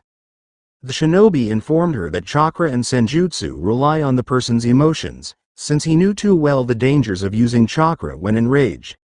But Kaneko didn't have to worry about those thoughts anymore. She had a teacher who was well versed with chakra and senjutsu. Although Kaneko still wanted to beat Kuroka silly for abandoning her, Naruto told her to hold off on that until she heard the reason why her older sister left her. But the true sage told the young Neko that she did have it lucky. She had a roof over her head and people who cared for her in the form of Rias and her merry family. After she was spared the death sentence anyway. Kuroka is still on the run somewhere. Naruto knew the wildcat was around however, having sensed and seen her during the visor battle. Heck, he can sense Kuroka watching over them right now, hiding her potent senjutsu signature almost brilliantly. Naruto must confess. Breathe and relax, Kaneko. Become one with nature. Don't bend it to your will, let it flow through you. Naruto reminds the younger female with his hands on her back, pulling out the excess senjutsu she's pulling into her body so that she doesn't turn into a cat statue. Don't take too much in, because it will be fatal. Don't take in too little either, otherwise nothing will happen. He continues. Luckily for the white-haired girl, Naruto isn't slapping the senjutsu out of her like what he endured during his training with the Toad Sages. He also didn't get the poor girl to practice this in her underwear too, something he did years ago. Kaneko doesn't respond as she's too transfixed with becoming one with nature and the very earth itself. Meditating isn't something new to her, but it's not a common practice too. The reason why she's doing this, apparently, is so that she can get used to senjutsu and nature once again since she's neglected it for so long. Something that she understood at the time. Her cute cat ears and tail shimmer into existence as she slowly but surely lets in more senjutsu. A misty aura of blue-white chakra surrounds her. Naruto's own blue-green chakra aura bleeds through and surrounds him in response to Kaniko's own before he quickly pulls it inside himself so it doesn't distract the Nekosho in her reawakening. You can do it. Don't give in to the darkness. Do not rush either. He states warmly as he watches the marshmallow-haired girl continue to work wonders with her heritage and natural prowess. You're doing perfectly, you don't have to be afraid of this gift anymore, Kaniko. He reassures her, feeling a pleasant vibe of acknowledgement from the girl. He smirks upon feeling the cat girl's tail curl around his wrist, although he blushes at the warm tingling feeling of her chakra, senjutsu, and tuki coating and assaulting his nerves and skin. The red-faced Kaniko does feel her cat extension wrap around her teacher's wrist, taking in more senjutsu from nature in response unknowingly. Luckily Naruto pulls the excess out of her and releases it back into the environment. Luckily the Nekosho doesn't need to alter her body like he did during his training, as she's a natural in both biology and talent. What she does note though is when her senjutsu connects with Naruto's own, she picks up on some surface memories from him. Naruto smiles when nature around them glows and sings to the actions of the petite Neko in front of him. Good job, Kaniko. You've synced with your senjutsu and the environment. It's still a bit unstable at the moment, but that's because it's the first time in a long time. We will continue this tomorrow or so, depending on when I'm training the rest of the peerage. He praises before shifting into a thoughtful pose, withdrawing his hands from her back when the Neko stands up and turns to face the shinobi. Naruto then ruffles her hair before stroking her scalp and behind her cat ears, erecting a purr and a mighty blush from Kaniko. Thank you, Naruto. The Nekosho purrs out with a small smile and atomic red cheeks. Her curiosity gets the better of her when she wonders a specific question. How long did it take you to master Sage Mode? You spoke of your teachers and the location, but you never stated how long it took. Kaniko explains, having recalled parts of his explanation of his experience on Mount Myoboku where he was taught. Nevertheless he never did explain where, when he was taught 6 Paths Sage Mode, and he evaded the question when she asked. It took me a week to discover and then master Sage Mode. But I used my shadow clones to aid me in the training due to the ongoing situation on Gaia. Naruto explains after a moment's pause, since his godfather was surprised at how quickly his godson had mastered a difficult form. And with Naruto being rushed due to the sudden outbreak of the Fourth Shinobi World War. Although I guess Young Kurama's presence helped a bit due to it being an entity of nature. His first usage of Sage Mode was sadly to avenge the murder of Tsunade by the hands of Danzo. Although the shinobi quickly put an end to the traitor and his route, rather violently during his darkest moment when he slipped into despair and hate. You mean the Fourth Shinobi World War? Kaniko comments bluntly with a hint of sympathy, surprised that it took such a short amount of time for Naruto to understand and use senjutsu. Since the redhead explained bits of how the war began and how it ended, but he never truly went into detail when he spoke about it a few days ago when the peerage first encountered him. But looking at Naruto's haunted eyes, the Nekosho can tell that it was really bad. Naruto nods in response to the cat girl, his eyes expressive with warmth towards Kaniko as he pats her hair affectionately. He glances left to the forest line for a moment upon picking up the movements of their stalker. Luckily Kaniko hasn't picked up on the person, since Naruto is pushing his chakra out so it blinds the white-haired girl's senses. Plus the environment here is rich enough. What does a shinobi mean to you, Naruto? The Nekosho asks with an inquisitive glare as she grabs the shinobi as his pats and scratches send her into overdrive. She releases a pleased meow, and her face gets even redder. I really need you to work your magic touch on me then if you can make this Nekosho submit to your affectionate touch. Matabi purrs out with jealousy at seeing a fellow cat getting so much attention.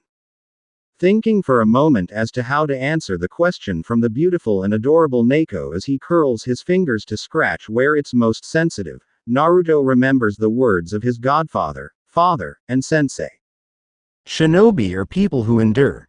We can't control what happens in our lives, in our missions. Instead of falling into darkness and dwelling on our mistakes and what could have been, we endure the pain and get stronger so we don't lose our other, remaining people. My sensei, my godfather, they taught me this. Naruto declares passionately with a smile, before it drops into a frown. Sadly, however, there are people who fall too deep into despair and pain, and I had to shoulder that plenty during my time as a shinobi. Even against a former apprentice of my godfather, who had become disillusioned due to pain and loss, but I saved him and he taught me plenty too about the world before he died. He laments softly, recalling the tragedy of Nagato Uzumaki, the first apprentice to Jiraiya. Kaneko digests the incredible and somewhat sad words of the true sage before her senjutsu and Tuki aura fades away as the senjutsu returns to a base level in her body.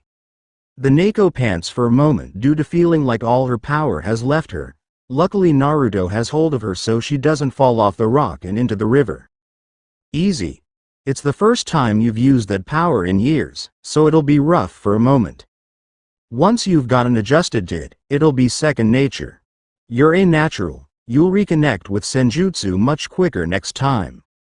When you can pull in the senjutsu by yourself, in the correct amount, and in a short time, we will spar. Understand?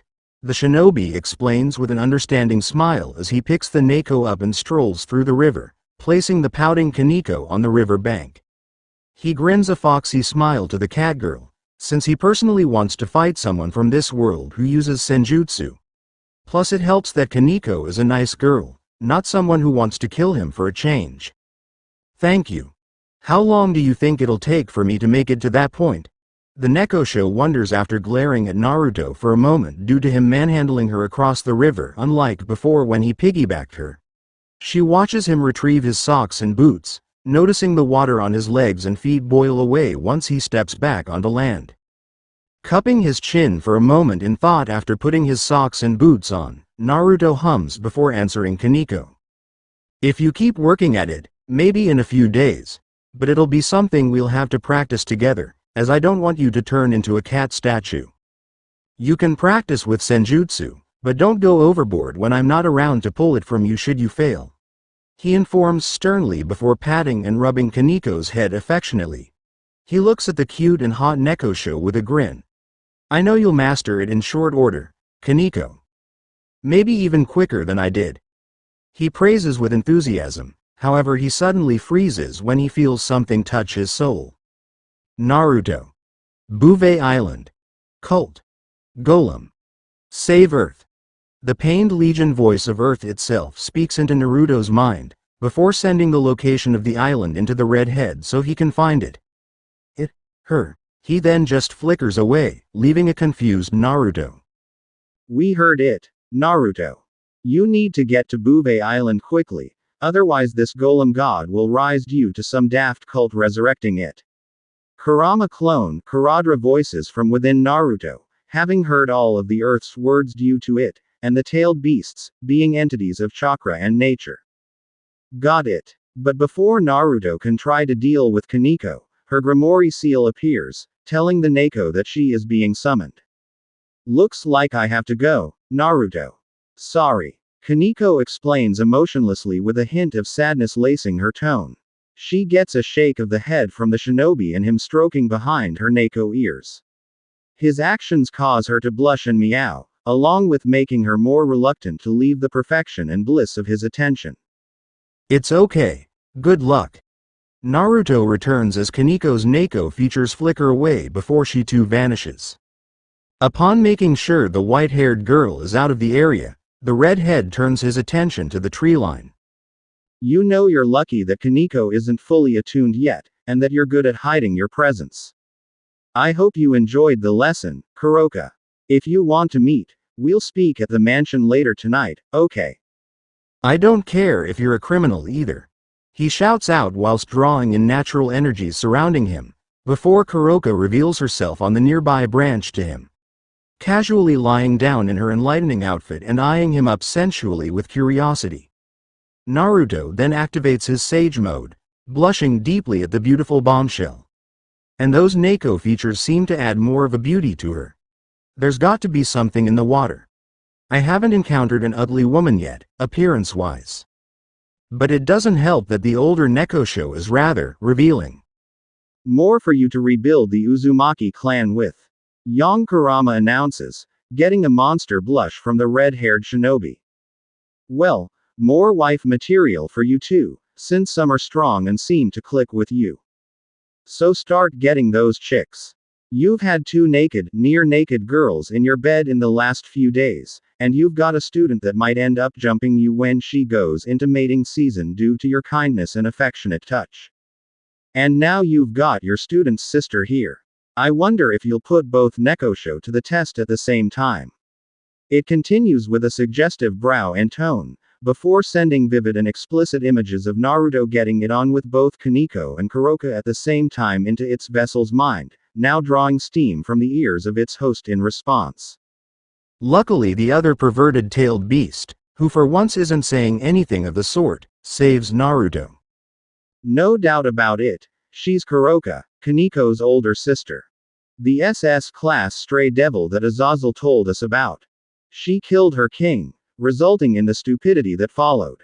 AKA, the near genocide of the Nekosho. One devil doesn't constitute all of the Nekosho. Even when Kuroka is classed as a devil due to the devil pieces in her. Matabi lectures with a purr as she eyes up the black-haired cat from within Naruto with approval, before growling out in rage towards the end at the hypocrisy and bigotry by the devils. It's a wonder there's any races left on Earth, unless they know not to brush one devil the wrong way, otherwise the horned pitchfork fuckers will over-exaggerate and destroy that race too. The Bakeneko Nekomata, Nekosho-tailed beast sarcastically remarks with a heated scowl. She soon calms down and looks at Kuroka. Kuroka at this moment is closely examining Asura, or Naruto as Kaneko, Sharon called him, and she is liking what she sees. Both in terms of looks and power. Him without the Sage mode power, from what she saw earlier, was still quite intense. NYA. Fine, I'll get you all to myself later. You best not keep a lady waiting. The twin-tailed Nekosho teases with a flirtatious wink, smiling at the edible male specimen before her. His appearance and power just adding to a certain craving of hers, to repopulate the Nekosho from their current population of 2. But she needs to test him first to see if he stacks up and exceed beyond the person she's trying, and failing, to declare as her own. Not like he'll need to do much, he's leaking too much power. NYA. Chakra. Senjutsu, he's perfect. They all feel endless. She's hardly containing herself at the minute with all the embracing and incredible power washing over her. Naruto stares at her with warm eyes and a dazzling smile. Of course. You aren't an enemy, nor are you a bad person. Just misunderstood. You don't feel evil either, but rather beautiful. We'll meet at 2300. Okay. He comments and states calmly, although there's a sense of urgency that Kuroka picks up. With wide eyes at his chosen words describing her interior self, Kuroka nods dumbly and puts the time in the forefront of her mind. Okay, Asura. NYA. She watches Asura, Naruto pull a confused face at her words before he quietly floats off the ground, quickly shooting a mile into the sky soon after. Naruto, now in the sky, faces the direction of Bouvet Island before blasting in that direction. A sonic boom being left in his wake. He uses chakra to protect him from the friction of the air. However, he is mentally confused and disturbed by Kuroka's statement, as are all the tailed beasts. How the hell does she know Asura? And why does she think I'm him? He questions internally with a frown. We don't know, Naruto, but she found out somehow.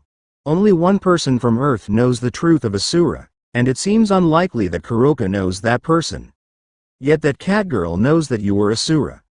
Yin Kurama explains with a frown as it drums its fingers on the floor within the mindscape.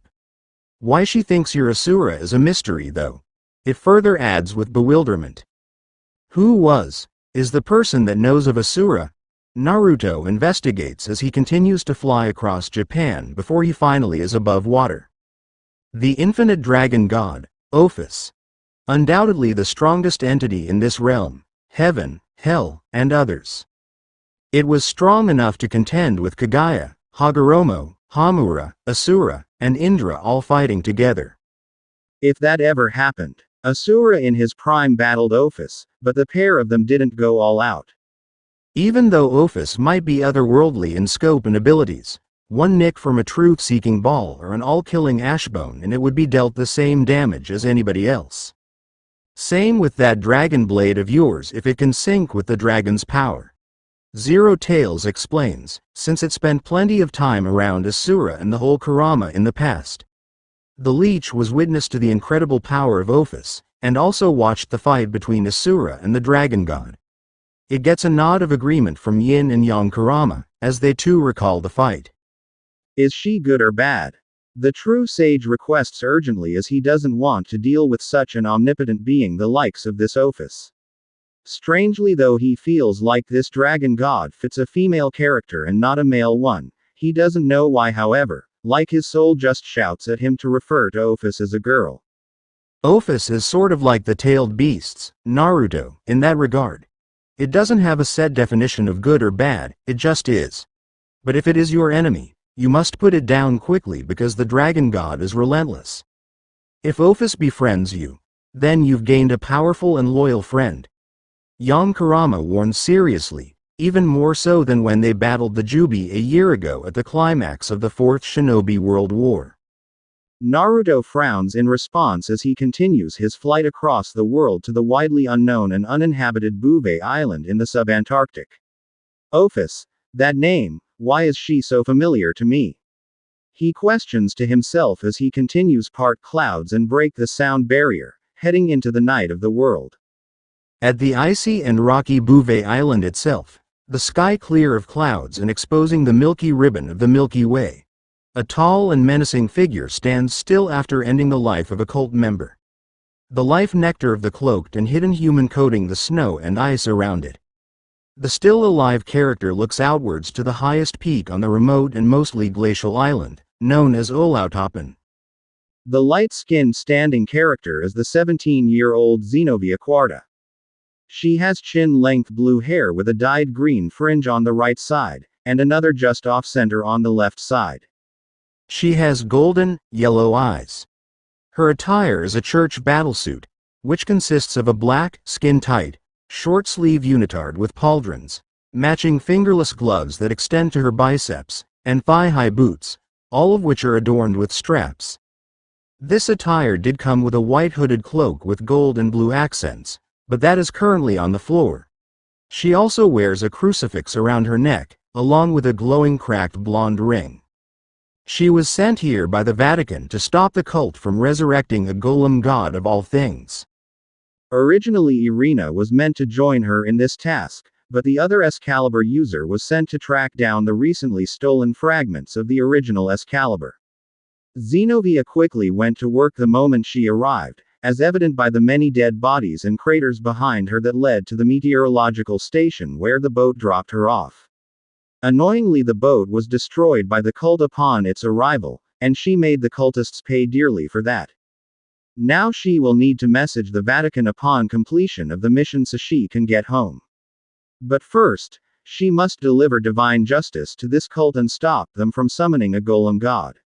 So she walks forward with vigor and determination, spotting some tents and camps ahead and along the slope to the summit. Now to clean up this mess. Zenobia coldly comments as she swiftly lifts her mighty and tall sword to slice through a cultist that runs at her in a vain attempt at ending her. She connects and bisects him without care, ignoring the dead human as she then slams her sword into the ground, creating yet another crater that disturbs the footing of the other and blasts him away. Then, using her enhanced and peak superhuman speed, the exorcist jumps from the deep crater and simply swings with all her might at the flying cultist, killing him quickly. She lands on her feet and quickly runs forward, her sword in an aggressive position in her hand. Excalibur Destruction appears as a two-handed sword with a grip long enough that can be held with three hands with a cross in the pommel. Contains an axe-like guard and a second grip with a chain-like form connecting the guard with the blade itself being huge and long that ends with 3 points. Upon reaching the first camp, a cultist runs at her with a thick sword. Zenobia just mentally scoffs and thrusts her blade forward, shattering the puny weapon of the cultist before running him through with her Excalibur fragment. She leans backwards to dodge a bullet, before throwing a bottle of holy water at the shooter on her right. Although it only stuns the human and disorientates her, Zenobia quickly rushes the woman and removes her head from her shoulders in a nauseating display. Spurting blood erupts from the headless shooter's body as she slumps forward into an endless sleep. The exorcist sighs and continues on her trek up the snowy island to stop the idiocy that is happening at the summit of the highest mountain. The blue-haired female hurries to the second camp, making it to the much larger site in short time before she jumps into the air and stabs her Excalibur Destruction into the ground, spearing the snow and rock underneath like a hot knife on butter. The ground trembles for a moment before it explodes violently, destroying the camp and throwing the group of people within the camp across the place, with some of the cultists dying due to the destructive shockwave of power from Zenobia's secondary weapon. The heathens here didn't deserve her primary and personal weapon of Durandal being used against them. Bringing her Excalibur fragment up to protect herself, the clanging of blade against blade sounds before the offending sword shatters, causing Zenobia's attacker to stagger back before his voice and life is silenced by the exorcist when she lazily cuts him down.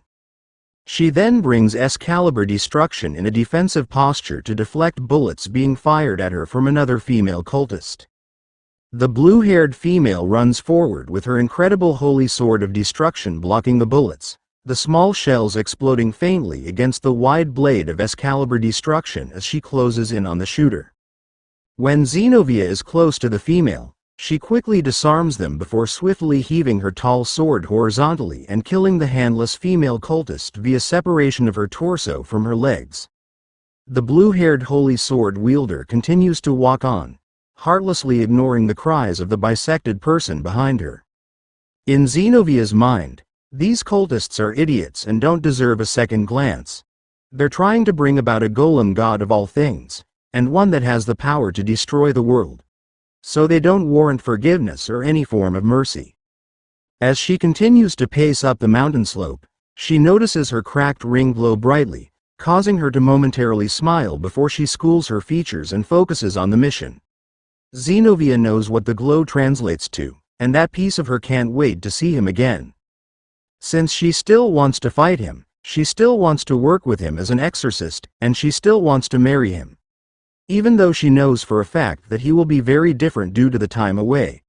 However, Zenobia frowns as she realizes that she must explain why she has shorter hair, and why her ring is cracked. Since she believes that Naruto loves long hair, not knowing that the blonde, since she doesn't know he's now red, actually prefers short hair. The reason for her short hair and cracked ring is due to her life being endangered 3 years ago, when she and Irina was sent to exterminate a stray vampire from the house of Manthar. Sadly, she was reckless and it nearly cost Zenobia her life and ring, so she chose to cut her long hair to prevent that kind of thing from happening again. But the ring could not be returned to its former glory. The exorcist looks forward after shaking her head of the sour thoughts regarding the ring and her appearance, deciding to finish this mission quickly so she can get back to Italy or even attempt to locate Naruto. However, her actions are curtailed when a large bloom of fire erupts from the mountain top, reaching high into the sky and dyeing the sky a ghastly crimson. Zenobia clenches her fists and quickly makes haste to the Olautopan mountain. Far away, just passing over the Galapagos Islands, Naruto feels the shudder from the earth through his sage mode.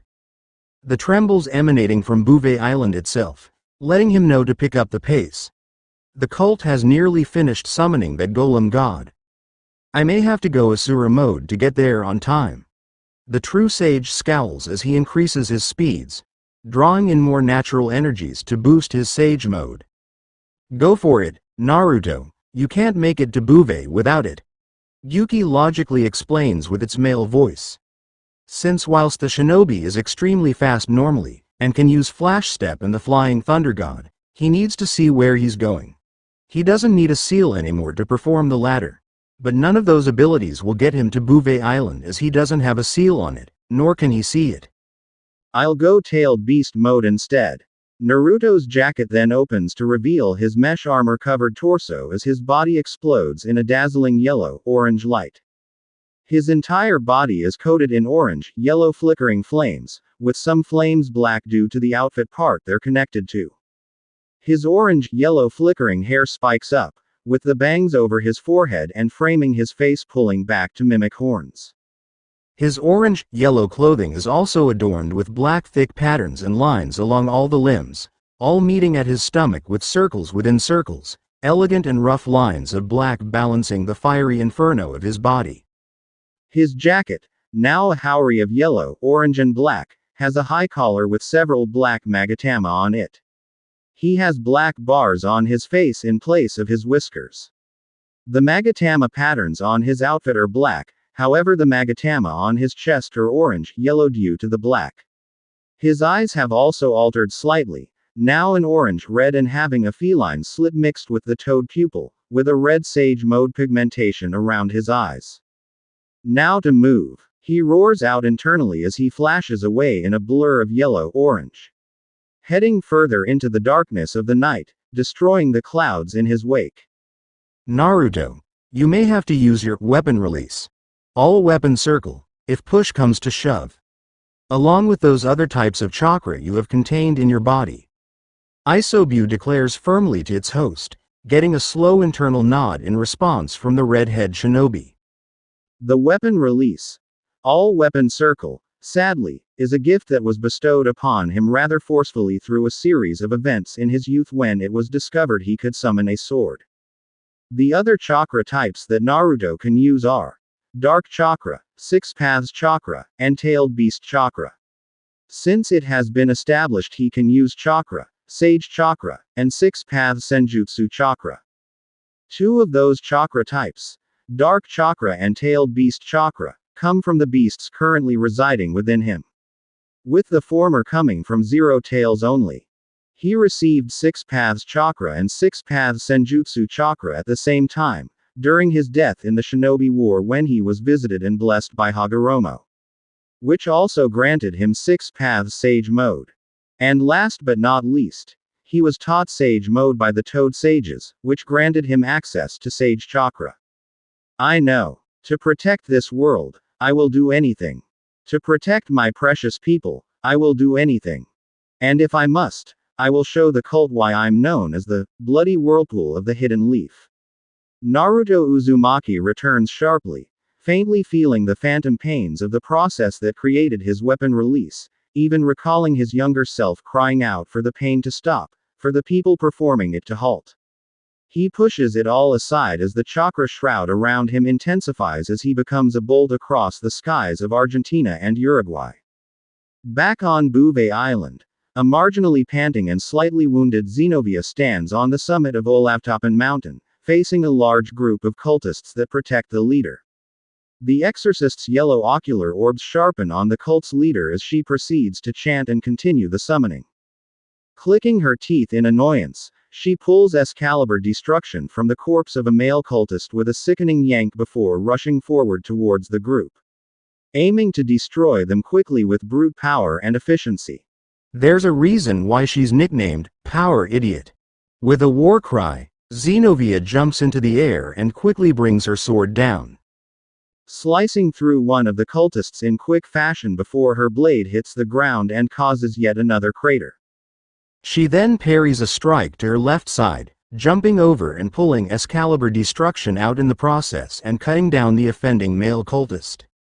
Leaping out of the crater, the exorcist swiftly dodges a foolish idiot who attempts to punch her, to which she cuts his stomach open.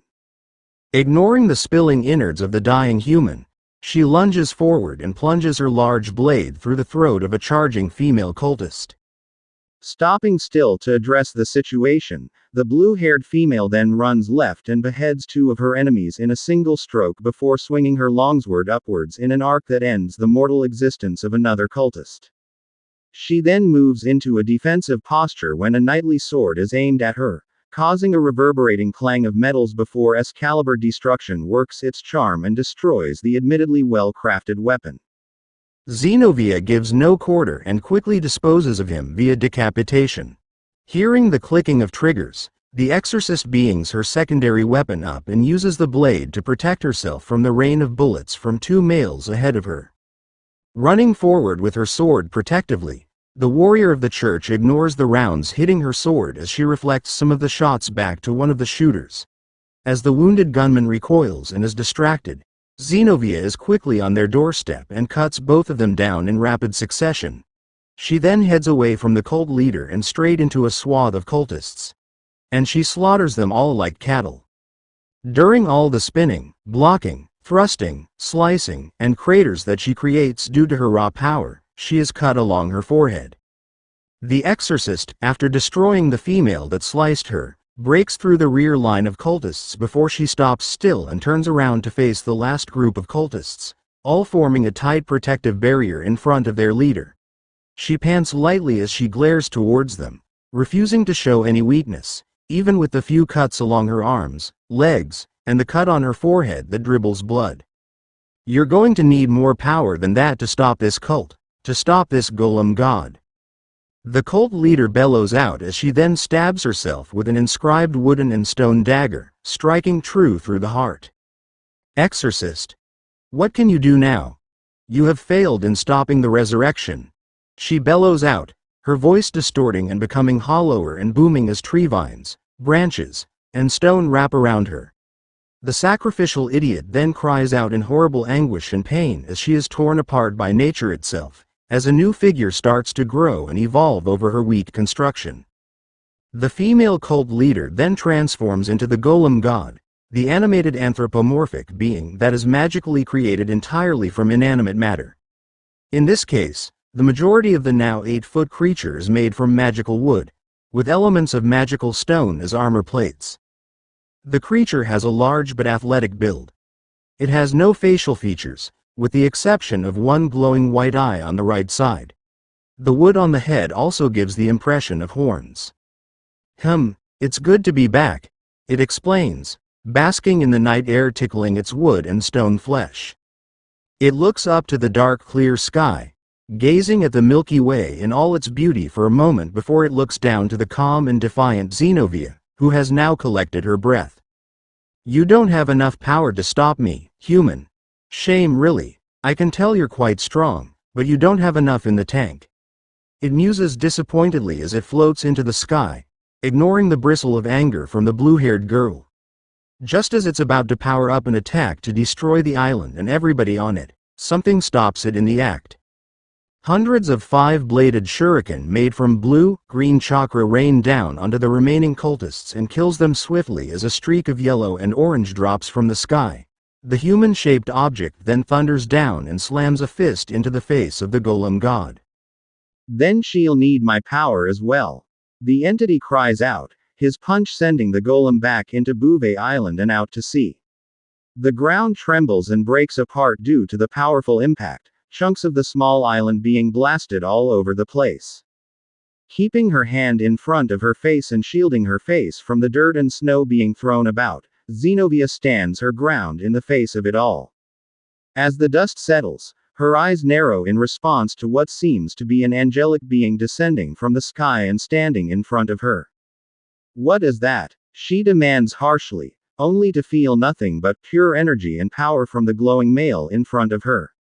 The exorcist can't see his face, with his back facing her. What she can tell though is that this being of light isn't a devil or fallen, and yet they don't feel like an angel either. And while the entity feels light-orientated, they feel higher than any supernatural creature she has felt, even the angels she has encountered, maybe even beyond a deity. Naruto's glowing deep blue eyes turn back to their tailed beast mode color after the partial usage of weapon release, all weapon circle. He looks ahead as the golem god floats out of the water calmly, however the shinobi can tell it's angry at the sudden attack against it. Are you seriously the reason why Earth called me here? You're a bloody matchstick.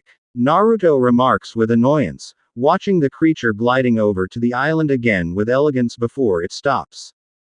Who are you, human? Are you getting in the way of me destroying this world? The golem god commands sharply, expecting this whelp to answer quickly like an obedient dog. However, he just gets a dark glare from the fiery human standing in front of the other human. I am no human, Mr. God. I'm a shinobi. Naruto mockingly retorts as his eyes dim significantly, his posture and happiness long gone as he switches into his battle mode. The look, supplied by the aura that he's generating, further backs up that this isn't the good and easy-going man. This is the hero of the Fourth Shinobi World War, the savior of the elemental nations and of Gaia, the one who battled the Jubi and Kagaya, and the hero of the Leaf. And my name is Naruto Namikaze Uzumaki, and I will be the one who kicks your unnatural ass up and down this damn island and then use you as wood for my fireplace. He declares to the floating bag of sticks and stones above, however a gasp behind him draws his attention. Naruto. What happened to you? The blue-haired exorcist exclaims in shock at seeing the young boy from her youth now this grown glowing man of fire and energy. However, the energy he's releasing is pressing every button on and in her body at the same time, causing her to blush brightly. When she sees him turn those burning eyes to her, they soften and brighten in surprise at seeing her. However, that gives Xenovia the chance to examine his glowing face. And she loves what she sees, from an adorable boy to a handsome man. The transformation is just crazy but oddly understandable due to his world from what he and his parents told her. What? It can't be, Blue. The true sage returns in shock as he takes in the view of the blue-haired girl. Is that Xenovia?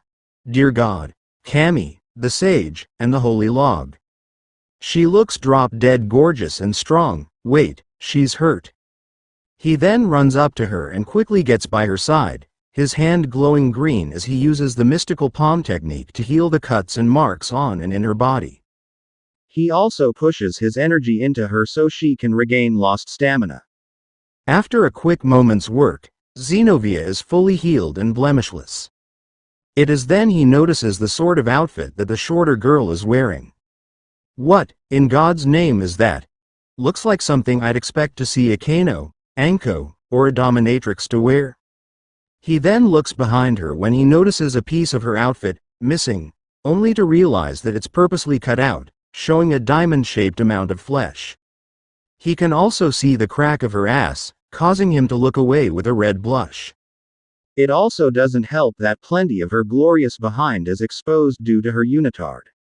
Forcing the image of the incredibly good-looking woman in her outfit out of his mind, he turns back to her. Are you okay, Xenovia? He asks with worry, only to get a nod from her and a small smile before she stands up. However, in the process, Xenovia's breasts bounce noticeably, forcing Naruto to look away and thankfully return his attention to the golem god. The tailed beasts within him, however, holy sage. Look at those bazonkers. Shukaku bellows out at seeing the fun bags of the blue-haired girl bounce enthusiastically without shame, even when smothered by the tight outfit. If anything, the attire articulates them more. Maybe that's how exorcists work. They blind the lustful fallen or devil with their revealing bodies and then slay them. Dat Keister. Yin Kurama points out fluidly with a foxy grin, giving a thumbs up in approval to its vessel. You can see her camel toe. Yang Kurama continues on, just as helpful as the two preceding vocal-tailed beasts. She's not a shy girl anymore, that's for damn sure. He remarks, since it watched Xenovia through Naruto's eyes when he was younger and when he lived here. What the hell is wrong with you? The shinobi mentally cries out with a twitching brow. He really doesn't need all the thoughts of Xenovia's skimpy outfit that shows all her assets flowing through his mind at a time like this. It's like you three are related to Ichiei and Jiraiya, or something. Matabi then saves Naruto once again from the antics of the perverted tailed beasts. If I ever had a human form, I would base it on her. The Bakaneko, Nekomata, Nekosho praises as it mentally goes over the images of Xenovia floating through Naruto's mindscape, purring merrily with content before she then becomes the lewd cat she's known to be. with her words making Naruto frown and blush. Between those two Nekosho, the pure devil, the priestess of thunder, and now this exorcist, you attract some dangerous potential partners. But Xenovia is a fit girl. She'll give you plenty of kids. Much like what will happen with Kuroka and Kaneko, and then Rias and Akeno. And whoever else you get with. The two-tailed beast nonchalantly adds, emphasizing that Naruto will get with the Nekosho to help boost their numbers. It may have also something to do with her being a feline. But also to put cats back on top of the natural order of things. Wait, what? Why are you trying to get me have a harem of all things? The shinobi yells into his mind to the blue flaming cat at the audacity of it all. Because it might be funny. Plus you deserve it for all the shit you've been through. Add to the fact that you was going to end up having a harem back on Gaia due to being the last Uzumaki, Namikaze, and Senju. Matabi returns seriously, uncharacteristically so. It knew how Naruto was raised and treated by Konoha when he returned there, and how he was experimented on due to summoning his holy sword randomly. An act that she wished she could have stopped if she was with him at the time. But Naruto did get his revenge on Danzo when he personally destroyed Root and him during the old idiot's attempted takeover of Konoha and the Land of Fire. Naruto frowns for a moment, the blush still prominent on his face. He doesn't say anything in response to Matabi's words, as it's true, the true sage was going to end up with multiple lovers back on Gaia due to being the last of 3 different family lines. Each with their own powers and traits. However, he knew that any girl he would have gotten with would only want him for his name, not for him. But I'm not on Gaia now. He explains knowingly before looking over to Xenovia, who is now standing next to him. Xenovia, this might feel strange what I'm about to do to you. He informs the exorcist before placing a hand on her shoulder. Looking over to the glowing shinobi, the blue-haired girl then feels a rush of powerful energy flow through her body. She trembles for a moment when suddenly a white haori, exactly like what Naruto has in terms of design, appears on her body. The haori flickers from white to an orange, yellow at times. The power flowing through her veins and blood right now is unreal. Like she can challenge God himself. Or at least one of the seraphs. Looking down at her left hand, she clenches it before glancing back to Naruto. What is this? It's me sharing a large portion of power with you through ninshu and spiritual connection, along with the knowledge of using those powers. Part of me was curious to see if I could do it, plus I know you want to fight this golem god since you enjoy fighting. Naruto explains as he then turns his attention to the floating golem in the sky. He hasn't altered the blue-haired girl's body to accommodate chakra pathways, more like the haori is acting as her chakra core and chakra pathways. It's why she's got the haori and not the bubbling cloak that he gave to the Shinobi Alliance during the closing hours of the Fourth Shinobi World War. Plus he's much stronger now too, so anyone can gain the haori if he gives them enough power, unlike before when a person had to be in his battle avatar to gain the haori cloak. Indeed, Xenovia has the knowledge of performing shinobi arts now. Testing it out, she sends wind chakra through her body and into S-caliber destruction, soon coating it in a brilliant and sharp display of white chakra. My chakra is this color. Must be because of my stance with the church. She considers correctly before she aims her attention to the immediate problem. Are you ready, Naruto? She asks seriously. I was born ready, Blue. Naruto then punches his fist into an open palm. In response to the golem god blurring down towards them at intense speed, Naruto and Xenovia vanish in streaks of gold and white and meet it halfway. The shinobi and superhuman punching the golem god, who has to block with both hands. However, before it can throw a smug remark, he is kicked hard by the true sage and sent across the ocean in the direction of Antarctica. Xenovia, gathering more chakra into her S-caliber fragment, pulls it behind her before swinging it in front of her in 3 rapid slashes, sending large arcs and waves of chakra and destruction after the golem god. The slashes all hit their intended mark, causing massive explosions that parts the sea and causes new crevices along the ocean floor. The two heroes then run across the cold and disturbed ocean after the staggered golem god, with Naruto being noticeably faster on his feet. Before he vanishes and reappears in the comfort zone of the now upright golem. Shoulder barging and then punching the giant square in the chest, before socking him on the cheek and sending him away. However, Xenovia appears in a flash and quickly is on him with rapid slashes with her Excalibur destruction across his arms and fists, but she is punched away when she tries to land a spin kick to his head. When the golem god tries to run over to the exorcist and continue the retaliation, he is blasted away by a multi-ton blue-green beam of chakra from Naruto, who used Rasengan Flash. When the explosion of chakra and dust settles, the shinobi is aiming high-paced punches, jabs, and kicks at the deity. And when the golem god dodges those moves, it too tries to break through Naruto's guard and soon succeeds by punching him across the face and sending him back a few meters. But then Xenovia hits him with the flat end of Excalibur destruction and sends him back, only to continue in her attack and land a series of body-destroying punches against his chest and slices, before kicking it around the face.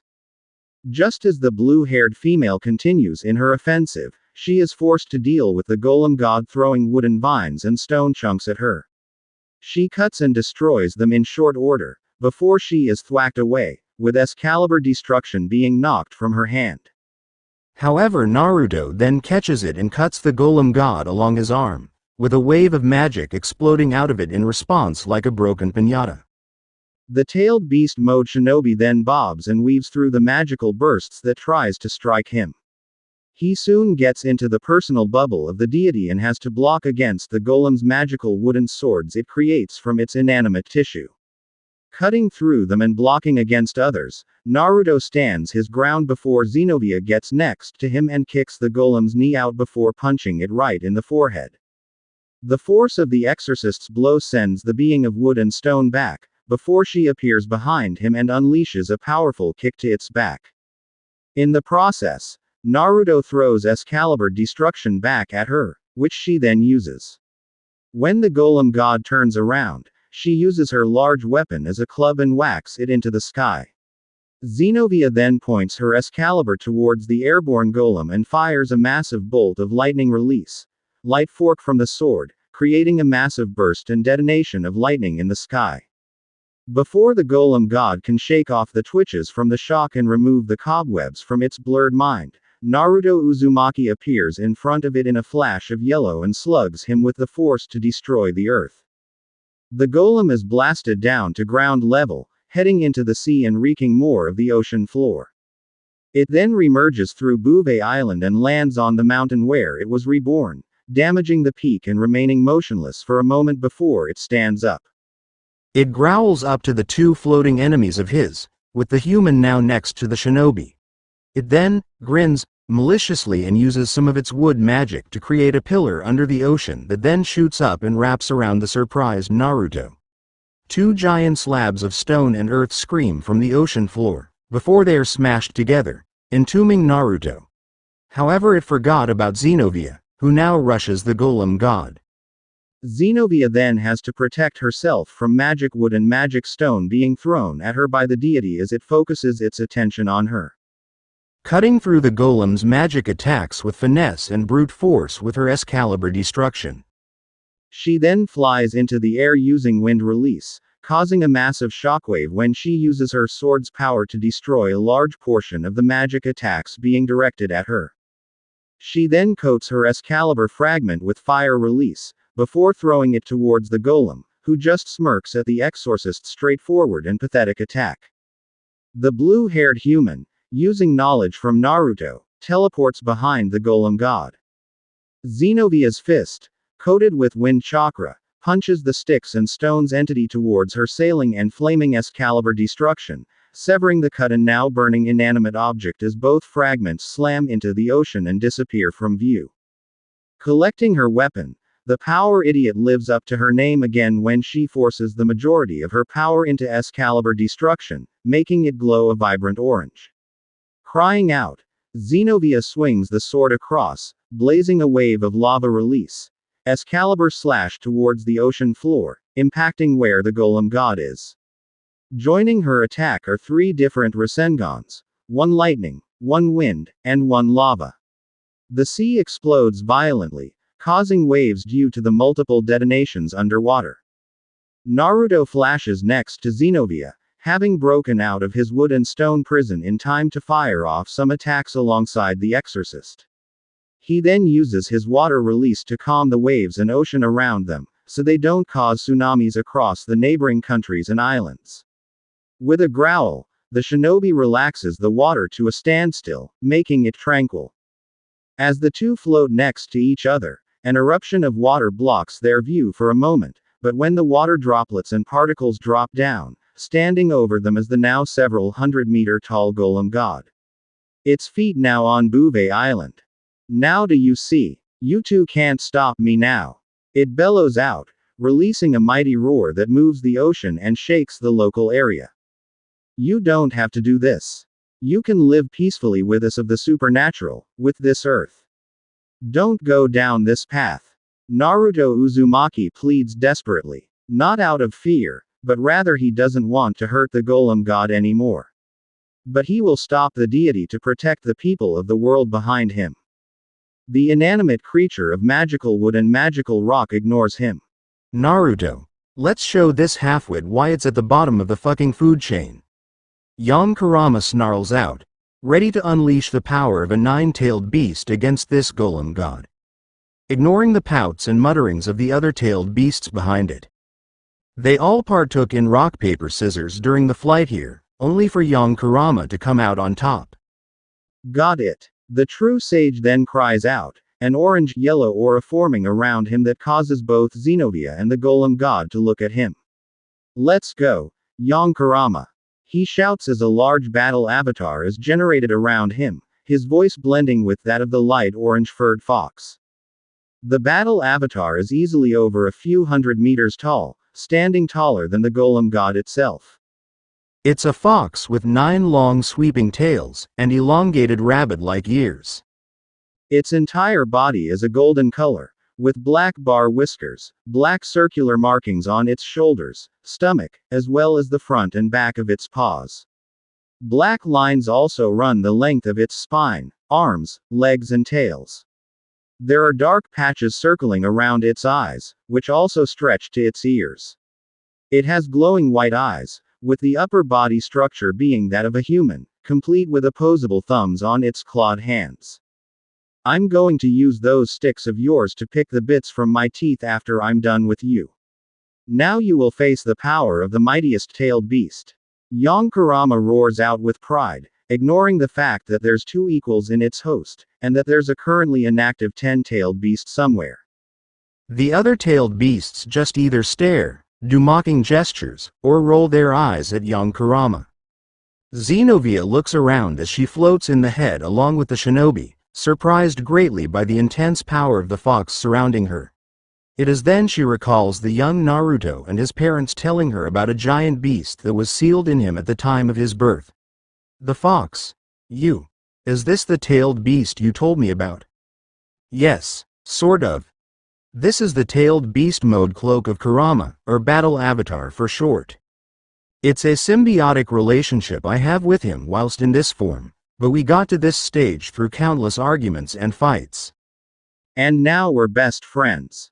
Naruto explains with a smile, glancing to the blue-haired exorcist as he reminisces over the strange relationship he has with the tailed beast that has been with him since birth. Through all the squabbles and both equally stubborn, prideful personalities, but in the end, Naruto's bullheadedness, positive nature, and determination won the Nine Tails' respect and friendship. Ever since then, the two have been close friends.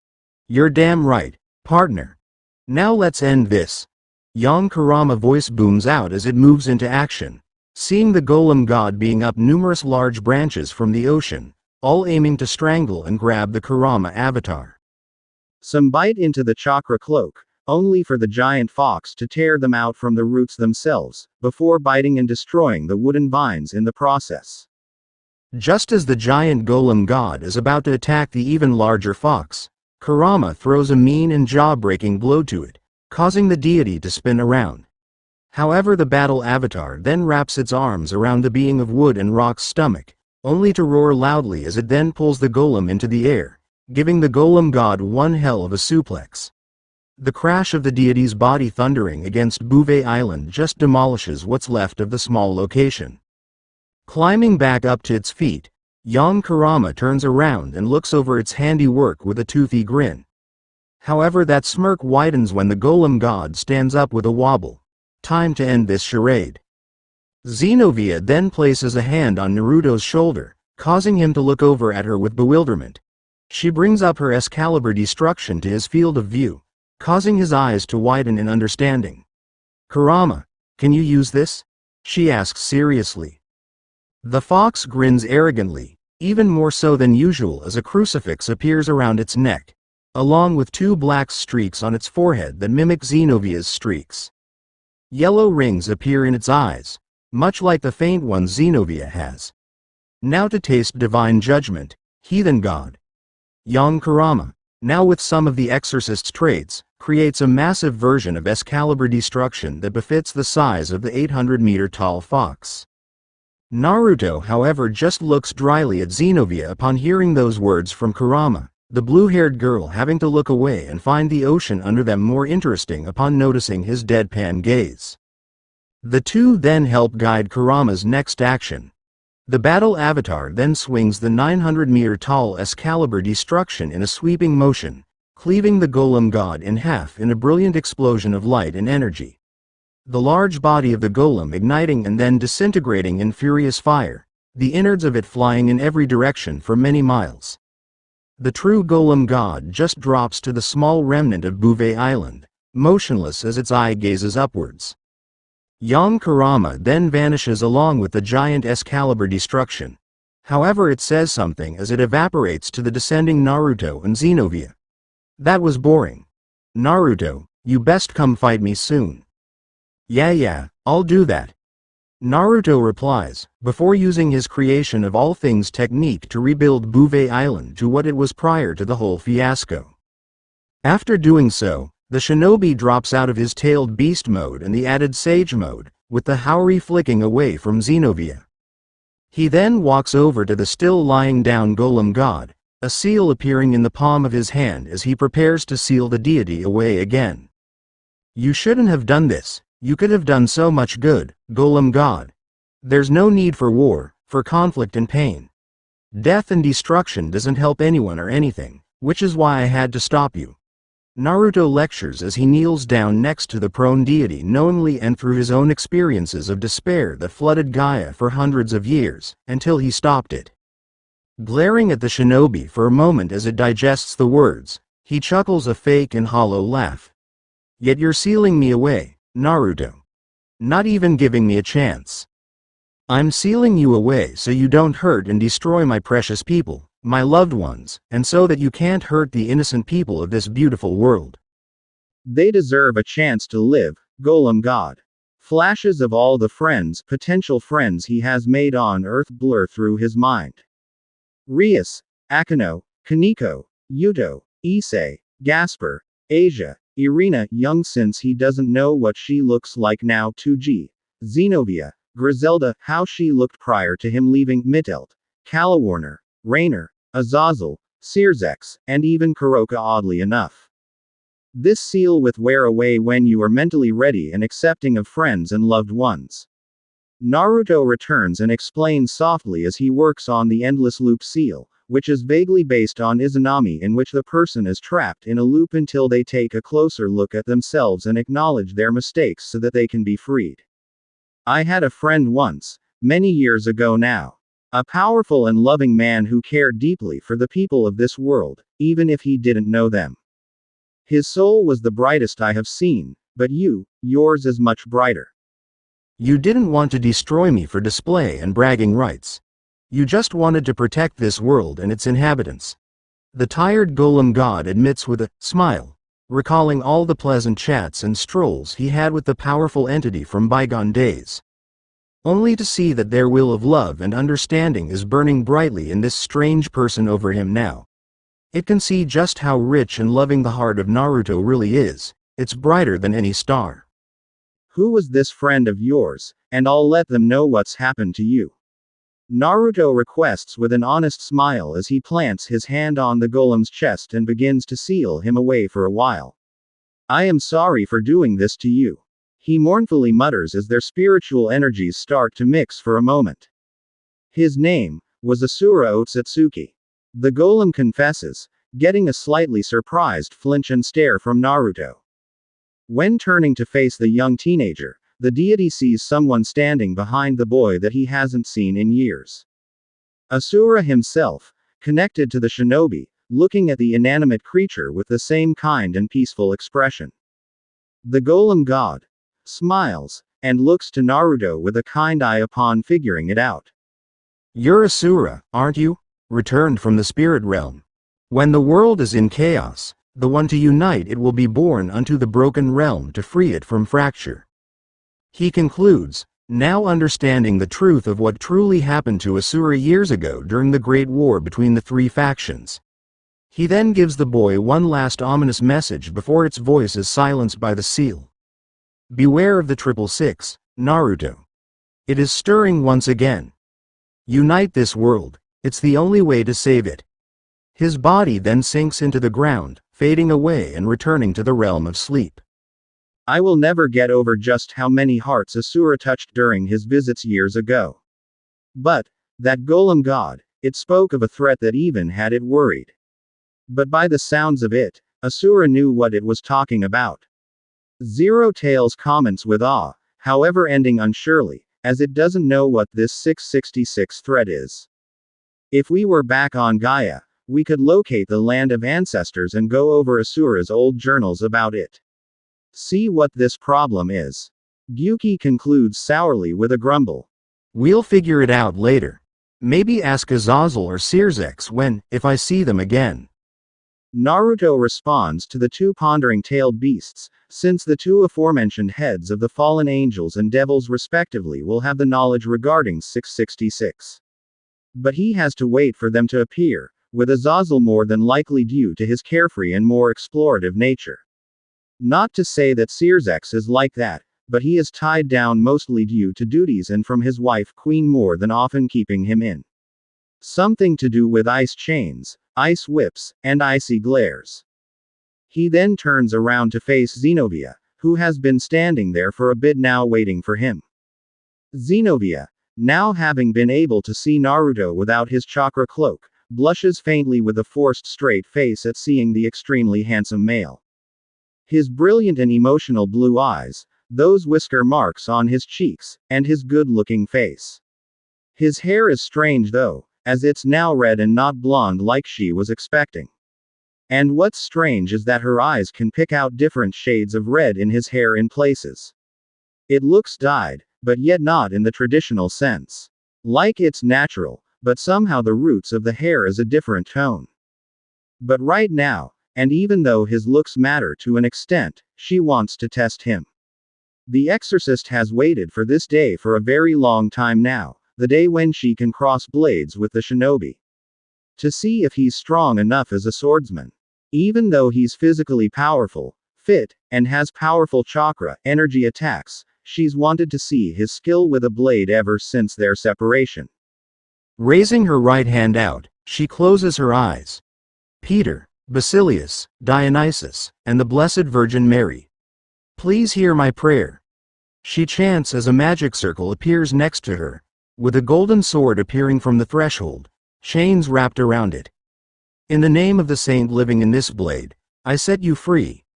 The exorcist orders out, clasping her hand around the hilt of the sword, the chains and the glow exploding from its form in the process. The durandal is a uniquely shaped broadsword with a blue blade and a golden edge. The sword has a semicircular guard on the left side of the handle that extends to the bottom just above the pommel, with a small extension on the right side of the handle.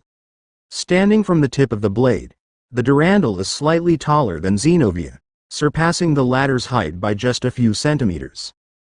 So Zenobia Quarta gets into position, her stance firm and steady as she awaits Naruto to draw his weapon.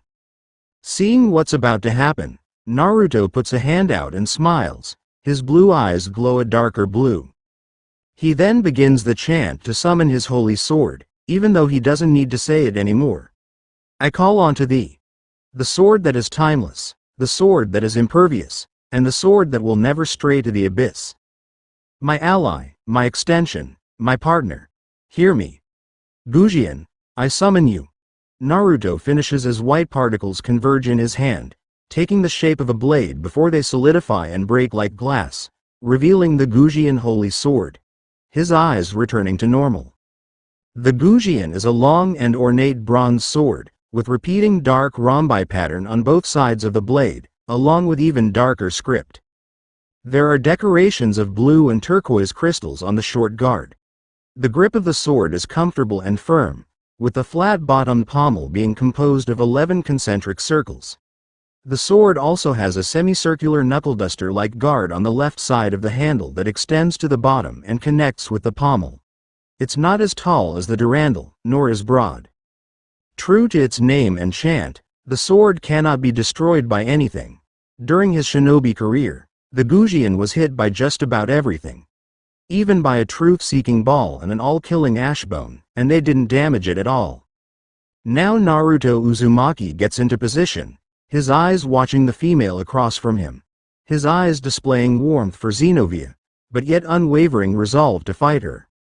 The two then rushed towards each other, their blades crashing against each other's with a sickening scrape and clang, the two behind the other before they turn around and lock blades.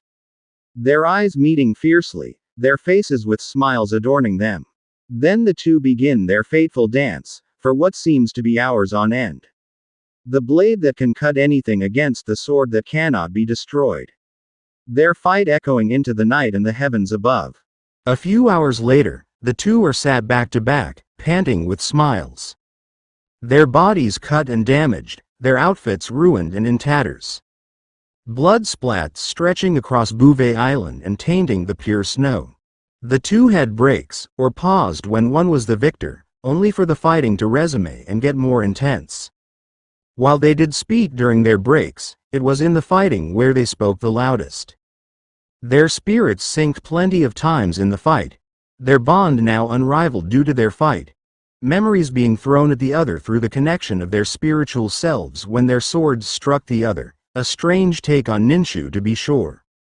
But they understood and spoke to each other without even speaking. The right hand of Naruto's clasped tightly with Xenovia's left, their blood mixing in their cut palms. But the two don't care, nor do they care about the biting cold of the world around them. The two were opposites and yet not with the blade. Naruto was fast and skillful, yet had power behind him. Xenovia had reach, brute power, and her speed was high as well. She had reach, he had flexibility. Although the shinobi won all their duels, he doesn't half feel the strikes that the exorcist landed on him. No wonder she's known as the embodiment of destruction and the slashing princess. But he admires the determination and energy the blue-haired girl had, and her guts to never give up. And although Xenovia lost their fights, she relished them in the heat of the moment. She lusted for it. Her passion for a fight that could never end, locked in eternal combat with an opponent, a rival that she could not pass, fueled her driving force. Their swords, both unscathed, are resting on the ground not far from them. Naruto then uses the mystical palm technique at full power, both of their bodies glowing green as the wounds heal rapidly and without discomfort. With the redhead mentally thanking that he got taught the medical jutsu by Sakura and Tsunade. Feeling the cuts and aches of her body fade away and her stamina return to her in the process, Xenovia keeps her hand around the shinobi's own, refusing to let go again like before. Even though she knows that he won't return with her to Italy, as she felt it during their fight. Apparently he still wanted to do something before he would follow her, something to do with helping a group of friends he had made combat their demons and dark pasts. Something that she understood. Not knowing that the group Naruto is helping are in fact devils. Although she knew that the shinobi found out how the blonde ring around her finger got cracked, he said that it was alright. Nevertheless he did compliment her lovely hair again. When the two stand up and turn to face each other, Naruto blushes due to their current garbs of rags. Xenovia's barely hide her nipples and crotch, with nearly all of her breasts and body out on display, and her gloves and boots are hardly there anymore. Same can be said for the shinobi. His jacket is missing, his pants are ruined with some of his boxers showing and also cut violently. His life-saving mesh vest is broken and thus revealing his chest and stomach to the exorcist, as are his fortified gloves and boots, with the left glove missing in its entirety. The blue-haired human drinks in the view of the redhead with a smile, somewhat enjoying the fact that she caused all that damage to him. Although now Zenobia wished she put panties on earlier, but at the same time she doesn't care. It's another one of her habits, much like how she has poor sleeping posture and shifts frequently during her sleep. Zenobia still doesn't know how she woke up on that chandelier. However, when she looks down to Naruto's left hand and arm, she sees a series of black seals tattoos decorating it, along with a black diamond in the palm. The exorcist can feel something wrong with it, and the origin of it never appeared to her during their fight. But she guesses the true sage got it during or just after his battle with a white-haired woman with 3 eyes and rabbit horns. Naruto, using his creation of all things technique again, rebuilds their clothes as they continue to stare into each other's eyes tenderly with admiration, their hands still connected all the while. No words need to be spoken between the two as they once again know that they must part. But luckily it's not worlds apart like before. They've got different goals, different directions they must go before they can walk together. The shinobi with Rias and her peerage, the people with demons that need help. Unknown to Zenobia. The exorcist with Irina, since now she can focus all her attention on the missing Excalibur pieces. A shadow clone appears next to them via body flicker technique with the white hooded cloak with gold and blue accents that belongs to Zenobia. Upon handing it over to the girl, he bursts into smoke and leaves the boss and the exorcist alone for a moment until they separate. Zenobia then dresses herself before grabbing Excalibur Destruction and Durandal, whilst Naruto banishes his Gojian holy sword elsewhere. Turning around to face the shinobi, she nods so that he can teleport her back to Italy. See you soon, Naruto. Good luck with saving those people and bringing them to the light. She despondently says. However, Zenobia knows for a fact that Naruto will come to the Vatican and to her when he's finished healing those in need wherever he's currently working. Naruto places a hand on her shoulder and flashes a bright foxy smile. Of course. We will meet soon, Blue. I promise. He vows softly before using the flying thunder god on Zenobia so she can return back to the Vatican without having to wait. I'll miss you, Zenobia. He mutters to nothing, his eyes looking to where the exorcist was before he turns around and walks in the general direction of Japan. A wistful smile gracing his features for a moment before it becomes a serious straight face. Now to help save that stray cat, I must fix the relationship between Kaneko and Kuroka. Then I must work on Yuto. I can feel his pain. As much as I want to go with Zenobia and protect this world with her, I can't unite the people if I affiliate with just one of the factions. But right now I want to fix Rias and her peerage. He explains to himself, just as a form of self-comfort to make sure he's doing the right thing. We understand the plan, Naruto. But you know there will be those who oppose you, Chome states, ending with a knowledgeable manner. Since not everyone desires peace, and those who are stuck in their old ways. Naruto just nods in agreement with the seven-tailed beast as he stops at the end of Bouvet Island, looking out to the dark ocean in front of him. I know. He then flashes away in a blast of yellow. He reappears in the very mansion that Rias Peerage fought Visor days ago. It's in slightly better condition due to him coming by now and then to fix it up. It looks like how it was prior to the Visor battle, only much cleaner. Although the paint on the walls are still cracked, and the odd window is broken. Naruto then sits down and begins to meditate, waiting for the arrival of Kuroka. He breathes in and starts to use his power to help heal the earth of the negativity. His positive power and his way of using senjutsu reverberating around the planet as he tries to fix the scars it had endured. He has plenty of time until the stray cat arrives, as it's only 1812. A few hours later, Naruto sighs in relief and pulls back from healing the earth, a bit of sweat running down his face in the process. He managed to repair all of the Japan and Asia area, which is nothing to sneeze at given the fact that he only just started. However, he knows he'll need to work harder if he's to repair all of the planet and its soul. The Earth had been badly hurt due to the supernatural conflicts and problems over the years, and the misuse of its energy when people use senjutsu. That's a problem Naruto will have to deal with somehow. He's already gotten one person, Kaneko, to correctly intake and use senjutsu without pissing Mother Nature off. Now, if he's lucky, he'll get Kuroka to follow that line of usage. Opening his eyes, he receives a message from the Earth letting him know that it's 22:59. Mentally thanking Mother Nature, the shinobi stands up and sighs in content.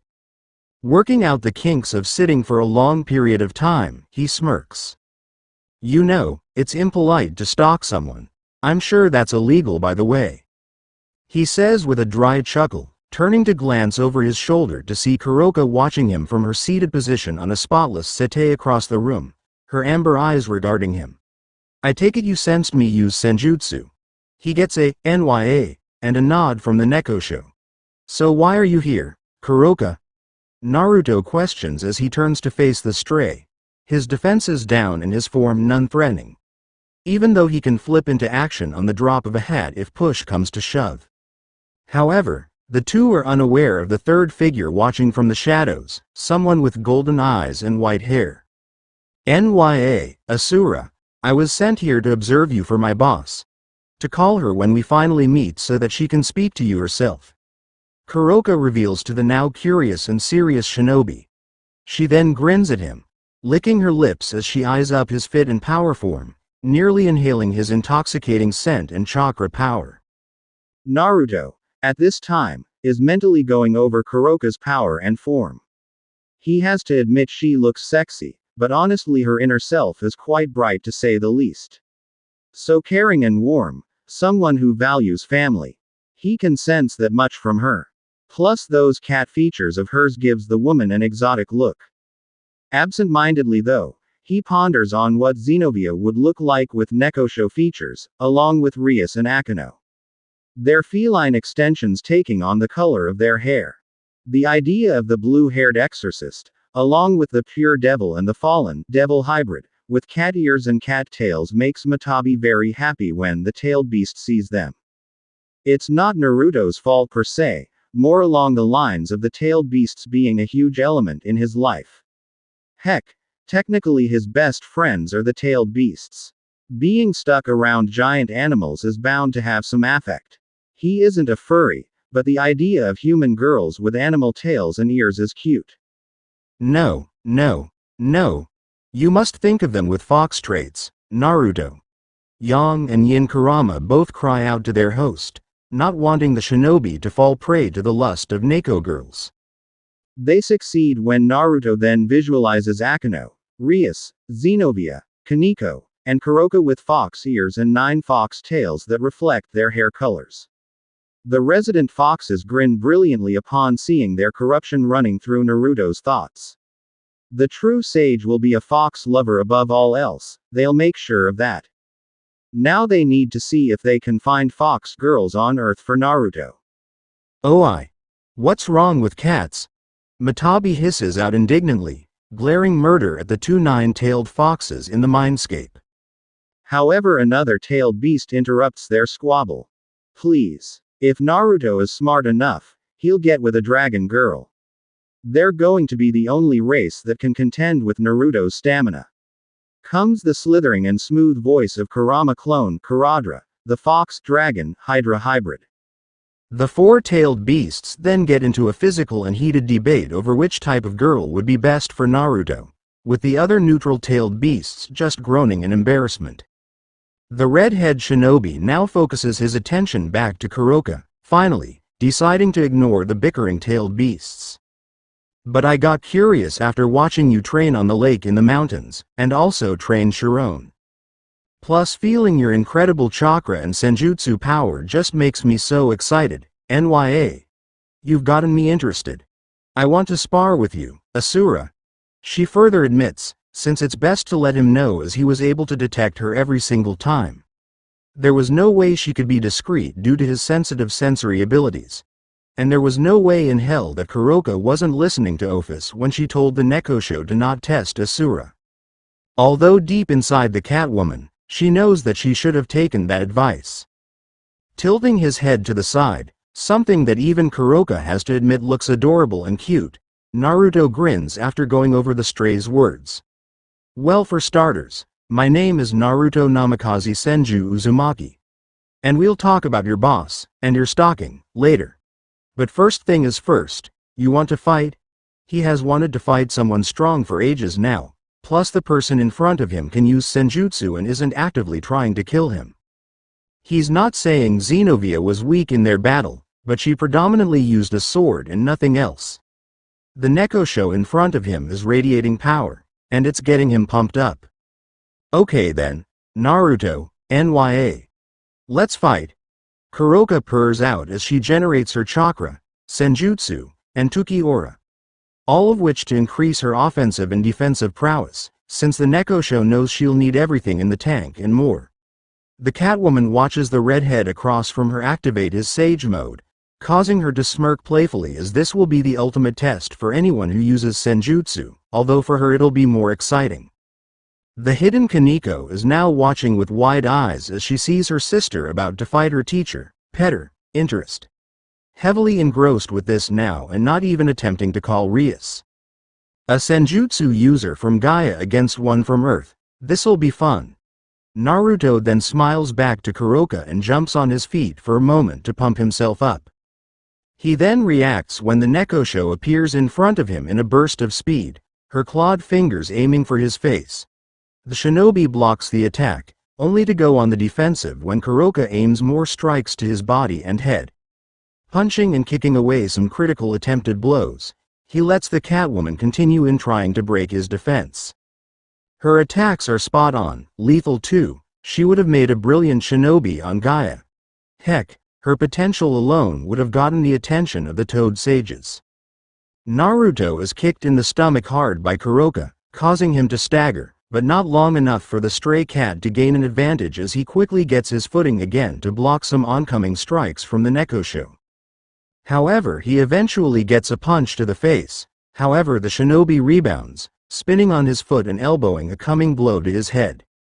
His attack, deflect, sends Kuroka off a bit, but she too recovers from her slip and jumps to kick Naruto around the head. He ducks down, and dodges another punch to his head when Kuroka lands. He does blush brighter than a star, however, upon realizing that the older woman is going commando, meaning that he sees all of Kuroka's incredible and juicy lower lips. However, ignoring the view of her sacred place and having enough of being on the defensive, Naruto punches Kuroka hard in the stomach and sends her across the room. Appearing in front of the Nekosho, who quickly recovers, only to dodge a mean left hook. Naruto smiles and continues on the offensive, aiming powerful punches to Kuroka, who blocks in her own agile way. Naruto winces when he feels the cat land two backhanded jabs to his stomach and chest, but he manages to block another by punching her side, only to be smacked away by a senjutsu, Tuki-powered kick to the chest. Kuroka smiles at her handiwork, noticing the damage on the boy's clothing from her powerful hits. However, she isn't predominantly a hand-to-hand combatant, preferring to use her senjutsu, yujutsu, and magic powers. She is put on the defensive yet again when Naruto flashes in front of her and attempts to land a series of expertly aimed tabs and punches to her body, and she blocks nearly all of them, unable to stop two from hitting her arm and hip. She tries to kick him, only for him to block with his feet. She kicks his arm, but he manages to shrug it off and land two punches to her face. She recoils in surprise at how fast and hard his punches are, but she doesn't dwell on it long as she is kicked by someone else. Getting to her feet again after skidding and looking at who kicked her, to her surprise it's another Naruto, who then puffs away in smoke. The Nekosho grins as she then creates illusions of herself around the shinobi, but moving along with them so that she can hide and throw him off. Yet even though she conceals her ki and senjutsu, the redhead hits the real her in the face with a mean elbow strike, sending her through a pillar, thereby knocking all her mirages out of the field. Hissing in discomfort at the blow to her face, and the pain of plowing through a column and bouncing off a wall, she gets up and glares at Naruto. She generates energy around her hand and rushes him, landing a successful strike to his chest. Expecting him to heal over at the sudden loss of his ki flow, she has to dodge a fist from above, but that doesn't happen as she is punched away from him by the other hand. Sliding back for a moment, Kuroka looks at him with narrowed eyes. She then tries to search him for ki, only to discover that he doesn't have any.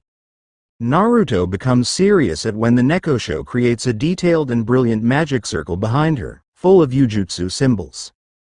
A white-blue collection of senjutsu spheres are formed before they merge into a ring.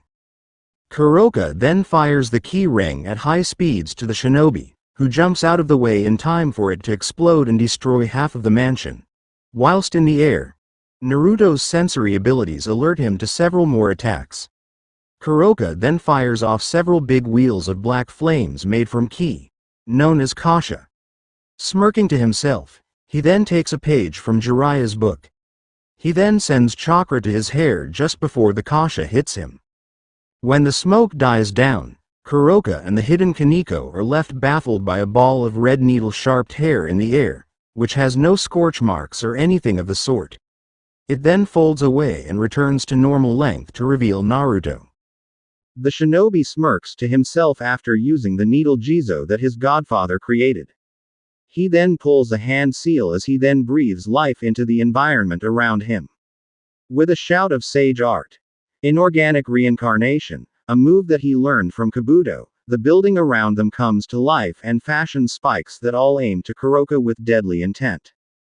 The Nekoshu's eyes widen in shock at seeing the building come to life, but she then uses her senjutsu to cancel the mad attack. She has to dodge the spear-like attacks made from now living chairs and rugs as she tries to counteract the living energy the mansion now has. She finally succeeds after a long moment, but she pants heavily when she notices just how close some of the animated furniture got to hurting, killing her, with some getting close to her heart, head, thigh, and crotch. Although it's only fair, she did try to kill him. But she only tried to sever his life force, not turn him into Swiss cheese. She then gathers more energy and prepares to fire 10 magic bullets as the building returns to how it was prior to Naruto's sage attack. With 8 of them forming on her magic circle. Naruto then creates 2 chakra spheres in his hands. They're slightly smaller than the magic bullets. He then imbues them with sage chakra and wind. When the Nekosho fires her magic bullets, the shinobi throws his sage art, wind release Rasengan barrage. One of them moves to the magic bullets, drilling, grinding, cutting, and piercing through all of them swiftly, only exploding on the last one. However, the last Rasengan makes it to Kuroka, only for Naruto to appear in front of the now startled Catwoman in its place with his body replacement technique. Kuroka gets an axe kick to the head. When she bounces off the floor, she is booted away into a wall, her magic circle breaking on contact. She lies down for a moment before getting up, now regretting the idea of fighting this man. And what's more incredible is that the Nekosho knows he's holding back. Upon getting up, she summons her magic circle again, then fires 3 ki rings at the powerful man, drawing in more senjutsu and bolstering her body with more tuki. When the 3 attacks hit and cause more destruction to the now ruined mansion, she then uses her poison mist, spraying the attack over the location of the explosion from her ki rings. The purple mist stays, however a wounded figure then blasts out of it and towards the wide-eyed Kuroka, who wonders if Naruto is immune to poison, or has some dragon in him. The cat woman ducks in time, and she quickly turns around to attack Naruto, managing to claw the side of his neck and draw blood. The shinobi then elbows the back of her head, just as Kuroka punches him in the thigh. The true sage then ducks as the Nekosho tries to hit his head, before sliding between her legs and getting up behind her, his fist shaking as he prepares to end this battle. Just when Kuroka turns around, Naruto slams a frog kata enhanced punch to her stomach, thundering her across the room and through the walls. The Nekosho lands outside the mansion in a clearing after wrecking a tree. Her magic circle breaks as she starts to pass out from the fight. her senjutsu fading away and letting all the pent-up damage take its toll on her. She has a smile on her face nonetheless, however she stays awake when she sees a flash next to her. It is Naruto who appears in a flash of yellow, panting and grinning, before he coughs up a bit of blood as his own sage mode shuts down. Damn, you're tough. Those ki attacks and your senjutsu are awesome. And your poison was badass, but I'm immune to it, thanks to Seiken. He mentally thanks the six-tailed beast after praising the Nekosho. Naruto then kneels down next to Kuroka, places a hand over her stomach, and uses his mystical palm technique to heal the damages. He also pumps some stamina into her too so she can move.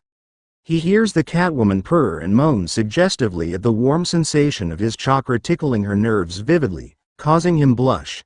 His cuts and damages being healed thanks to his potent regeneration.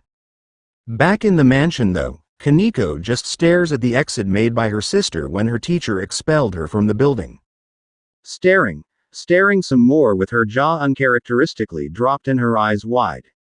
She just witnessed her sister, who could without a doubt destroy Rias and Sona's peerages single-handedly if she so desired, get manhandled by someone who wasn't even trying.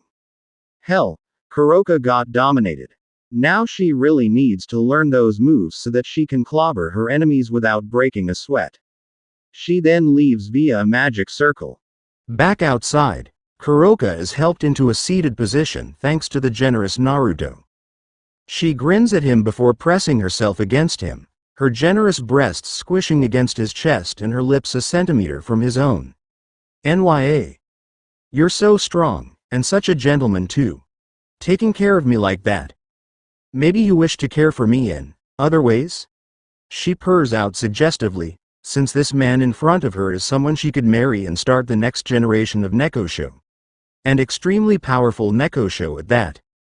Naruto just stutters in embarrassment at the straightforward and sexual Catwoman, before he is pushed onto the floor and his waist straddled by Kuroka. He groans when he feels the horny Nekosho roll and rock her hips on his pelvis, and he can feel the Nekosho's bare maidenhood grinding against his growing clothed member.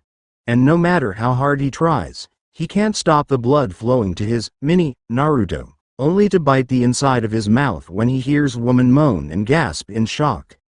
"You're really big, Naruto, Nya," Kuroka mutters out as she rubs Naruto's stomach, where his chakra core is. "I want to unwrap this present," she whispers lustfully as she leans over and licks the shinobi's whisker marks, erecting a purr and shiver from the younger male under her as she continues to grind against him. "And you're tasty too, Nya." Kuroka. Please get off. I don't want to do this sort of thing with someone I've just met and don't know, you know. Naruto barely gets out at the ministrations from the Catwoman, since he's never had such attention to his person like what Kuroka is given. However, he wants to know someone before anything like this can happen. He knows all about sex. How could he not, with his godfather taking him to brothels and hot springs, and being taught how to be the master in the bedroom by the girls at those places, along with the old pervert's Ichiei series. Plus Naruto has his own Ichiei novel franchise. And there was that one movie back on Gaia in which he had sex with Koyuki. I want to know you first. I want to know who Kuroka is and what makes her tick. Naruto Uzumaki adds with conviction that it surprises black-haired female. Stopping in her actions, the Nekosho sits up and looks curiously at the shinobi with wide eyes. Shocked that he's denying her advances and sexual activities, but he gives a valid reason for doing so. Kuroka can feel her heart warm up and an honest smile stretch across her face before she nods. She then licks his cheek. "Forgive me, Naruto?" She then moves to a standing position, however purposely making sure that Naruto can see her maidenhood before she adjusts her clothing. She grins triumphantly when the shinobi goes atomic red before she offers a hand and pulls him up to stand. "I forgive you, Kuroka." The true sage replies sincerely with a big grin to show that he does let her off. He then becomes serious. "Who is your boss anyway, Kuroka? You said that you was sent to find me on their order." "I'll summon her here, Naruto. Since she requested to see you, Nya." The Nekosho then aims her palm out, with a pink magic circle forming in her hand that has an infinity symbol that has the appearance of two intersecting dragons. She is the infinite dragon god.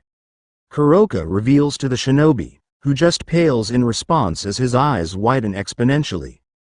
Ophis.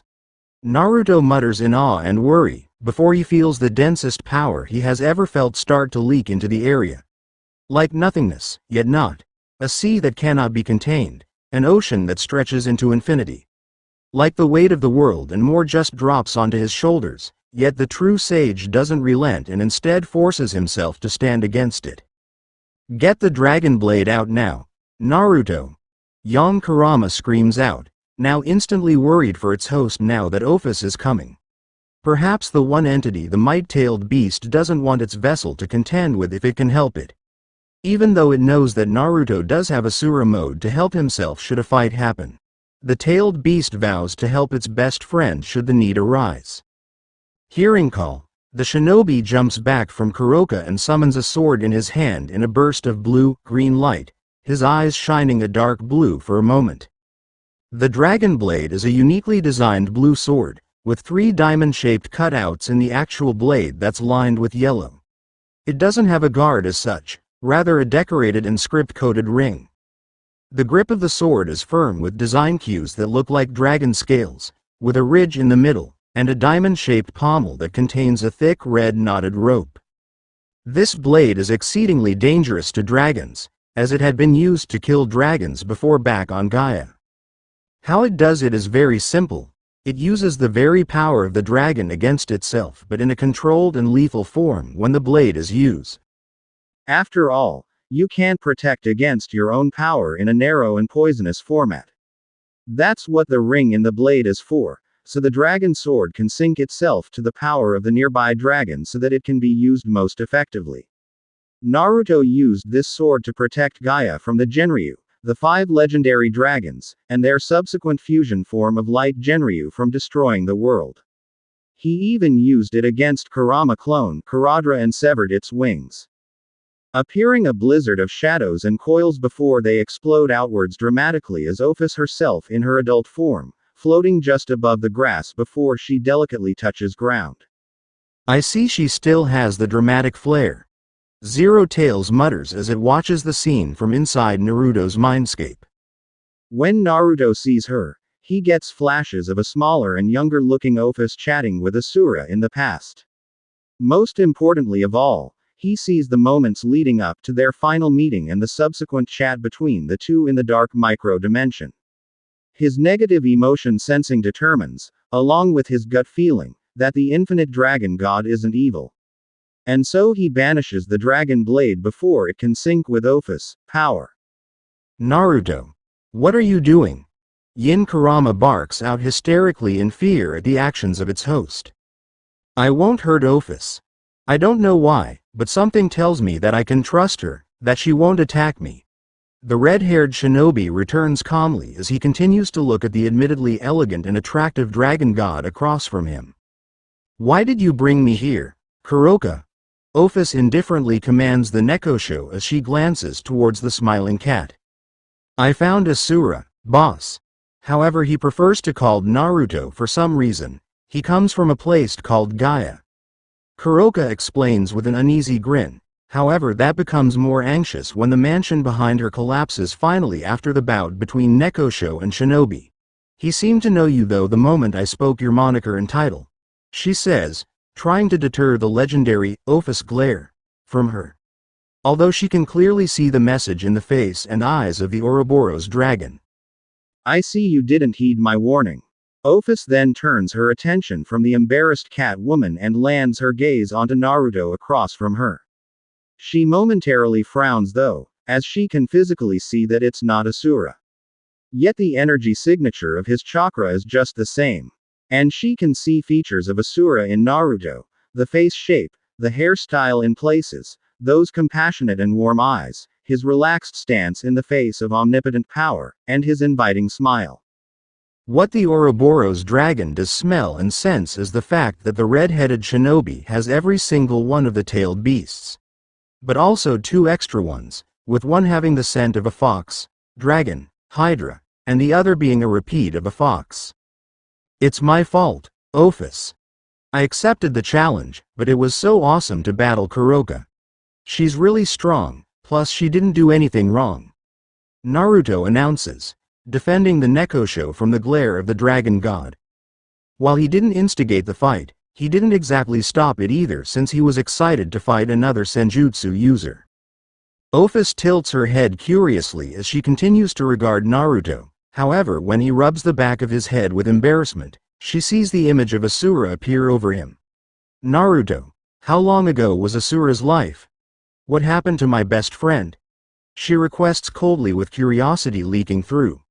Expecting him to have the answers as to what happened, although she does quirk her lips when Naruto defends Kuroka's habits. Frowning and sighing lightly, the shinobi then tells the dragon god the fate of her friend.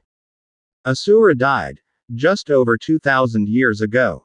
He reveals, surprising Kuroka and letting it sink in for Ophis. Before his final meeting with you, he discovered that Indra had learnt the ability of reincarnation. Following the same course, Asura did the same. After his meeting with you, he went to fight his brother one last time, both dying in the ensuing battle. However, the two using their new transmigration ability, reincarnated into new people to try and combat the other. Their rivalry continued to scar Gaia until it was ended a year ago, when the final reincarnations of Asura and Indra finally made peace, with Gaia following suit. He explains truthfully from what he knows of the whole strife between the sons of Hagoromo. Looking straight at Naruto with a stern and soul-searching stare, she sees Asura's soul floating behind Naruto for a brief moment, easily spotting that her friend is connected to the redhead shinobi. Ophis looks down in contemplation and with a small frown. Asura, why didn't you tell me? She questions herself darkly and with woe as she continues to gaze at the flickering grass, her eyes shining with wetness, only to focus on him when the shinobi marches forward and stands directly in front of her. Barely feeling the tear streaking down her cheek at the loss of someone so precious to her. Asura isn't dead, Ophis. He will never be truly gone, because his memory and spirit live on in here. He taps where the dragon's heart is located, drawing a look of surprise from both her and Kuroka. I know I can never replace Asura, nor do I want to. Even though I'm his current reincarnation and descendant, I am not him. But I will be your friend if you wish, I'll be the support you need if you so desire. He then hesitantly wipes away the tear before placing a hand on her shoulder to show his support. Naruto's words and smile honest and heartfelt as he looks to the warming and breaking emotionless eyes of the infinite dragon god. I never break a promise, and I never go back on my word. He declares to the similarly sized genderless being of infinity. Ophis is stunned at the passionate and deep words from Naruto, something like what Asura would say. But this isn't Asura. This is Naruto, someone who has a bright heart and equally vibrant words of comfort.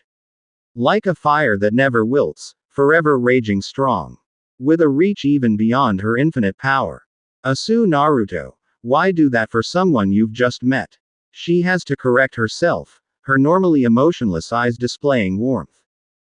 Because everyone deserves a friend, Ophis, someone who they can chat and enjoy life with. The shinobi grins at her with his eyes closed, only to open them and reveal his six paths sage mode eyes to her. Much to the shock of Kuroka and the interest of Ophis. Just as I vow to save this dying world, Ophis, I promise to help you and stand by your side as a friend for as long as I live. He asserts with conviction and balminess, staring into the Ouroboros dragon's dull yet heated eyes with his own vibrant yellow and crossed ocular orbs that display nothing but honesty and good intentions. This it for today guys, this was what if Naruto came back to Earth as the ultimate six paths sage. Stay tuned for more.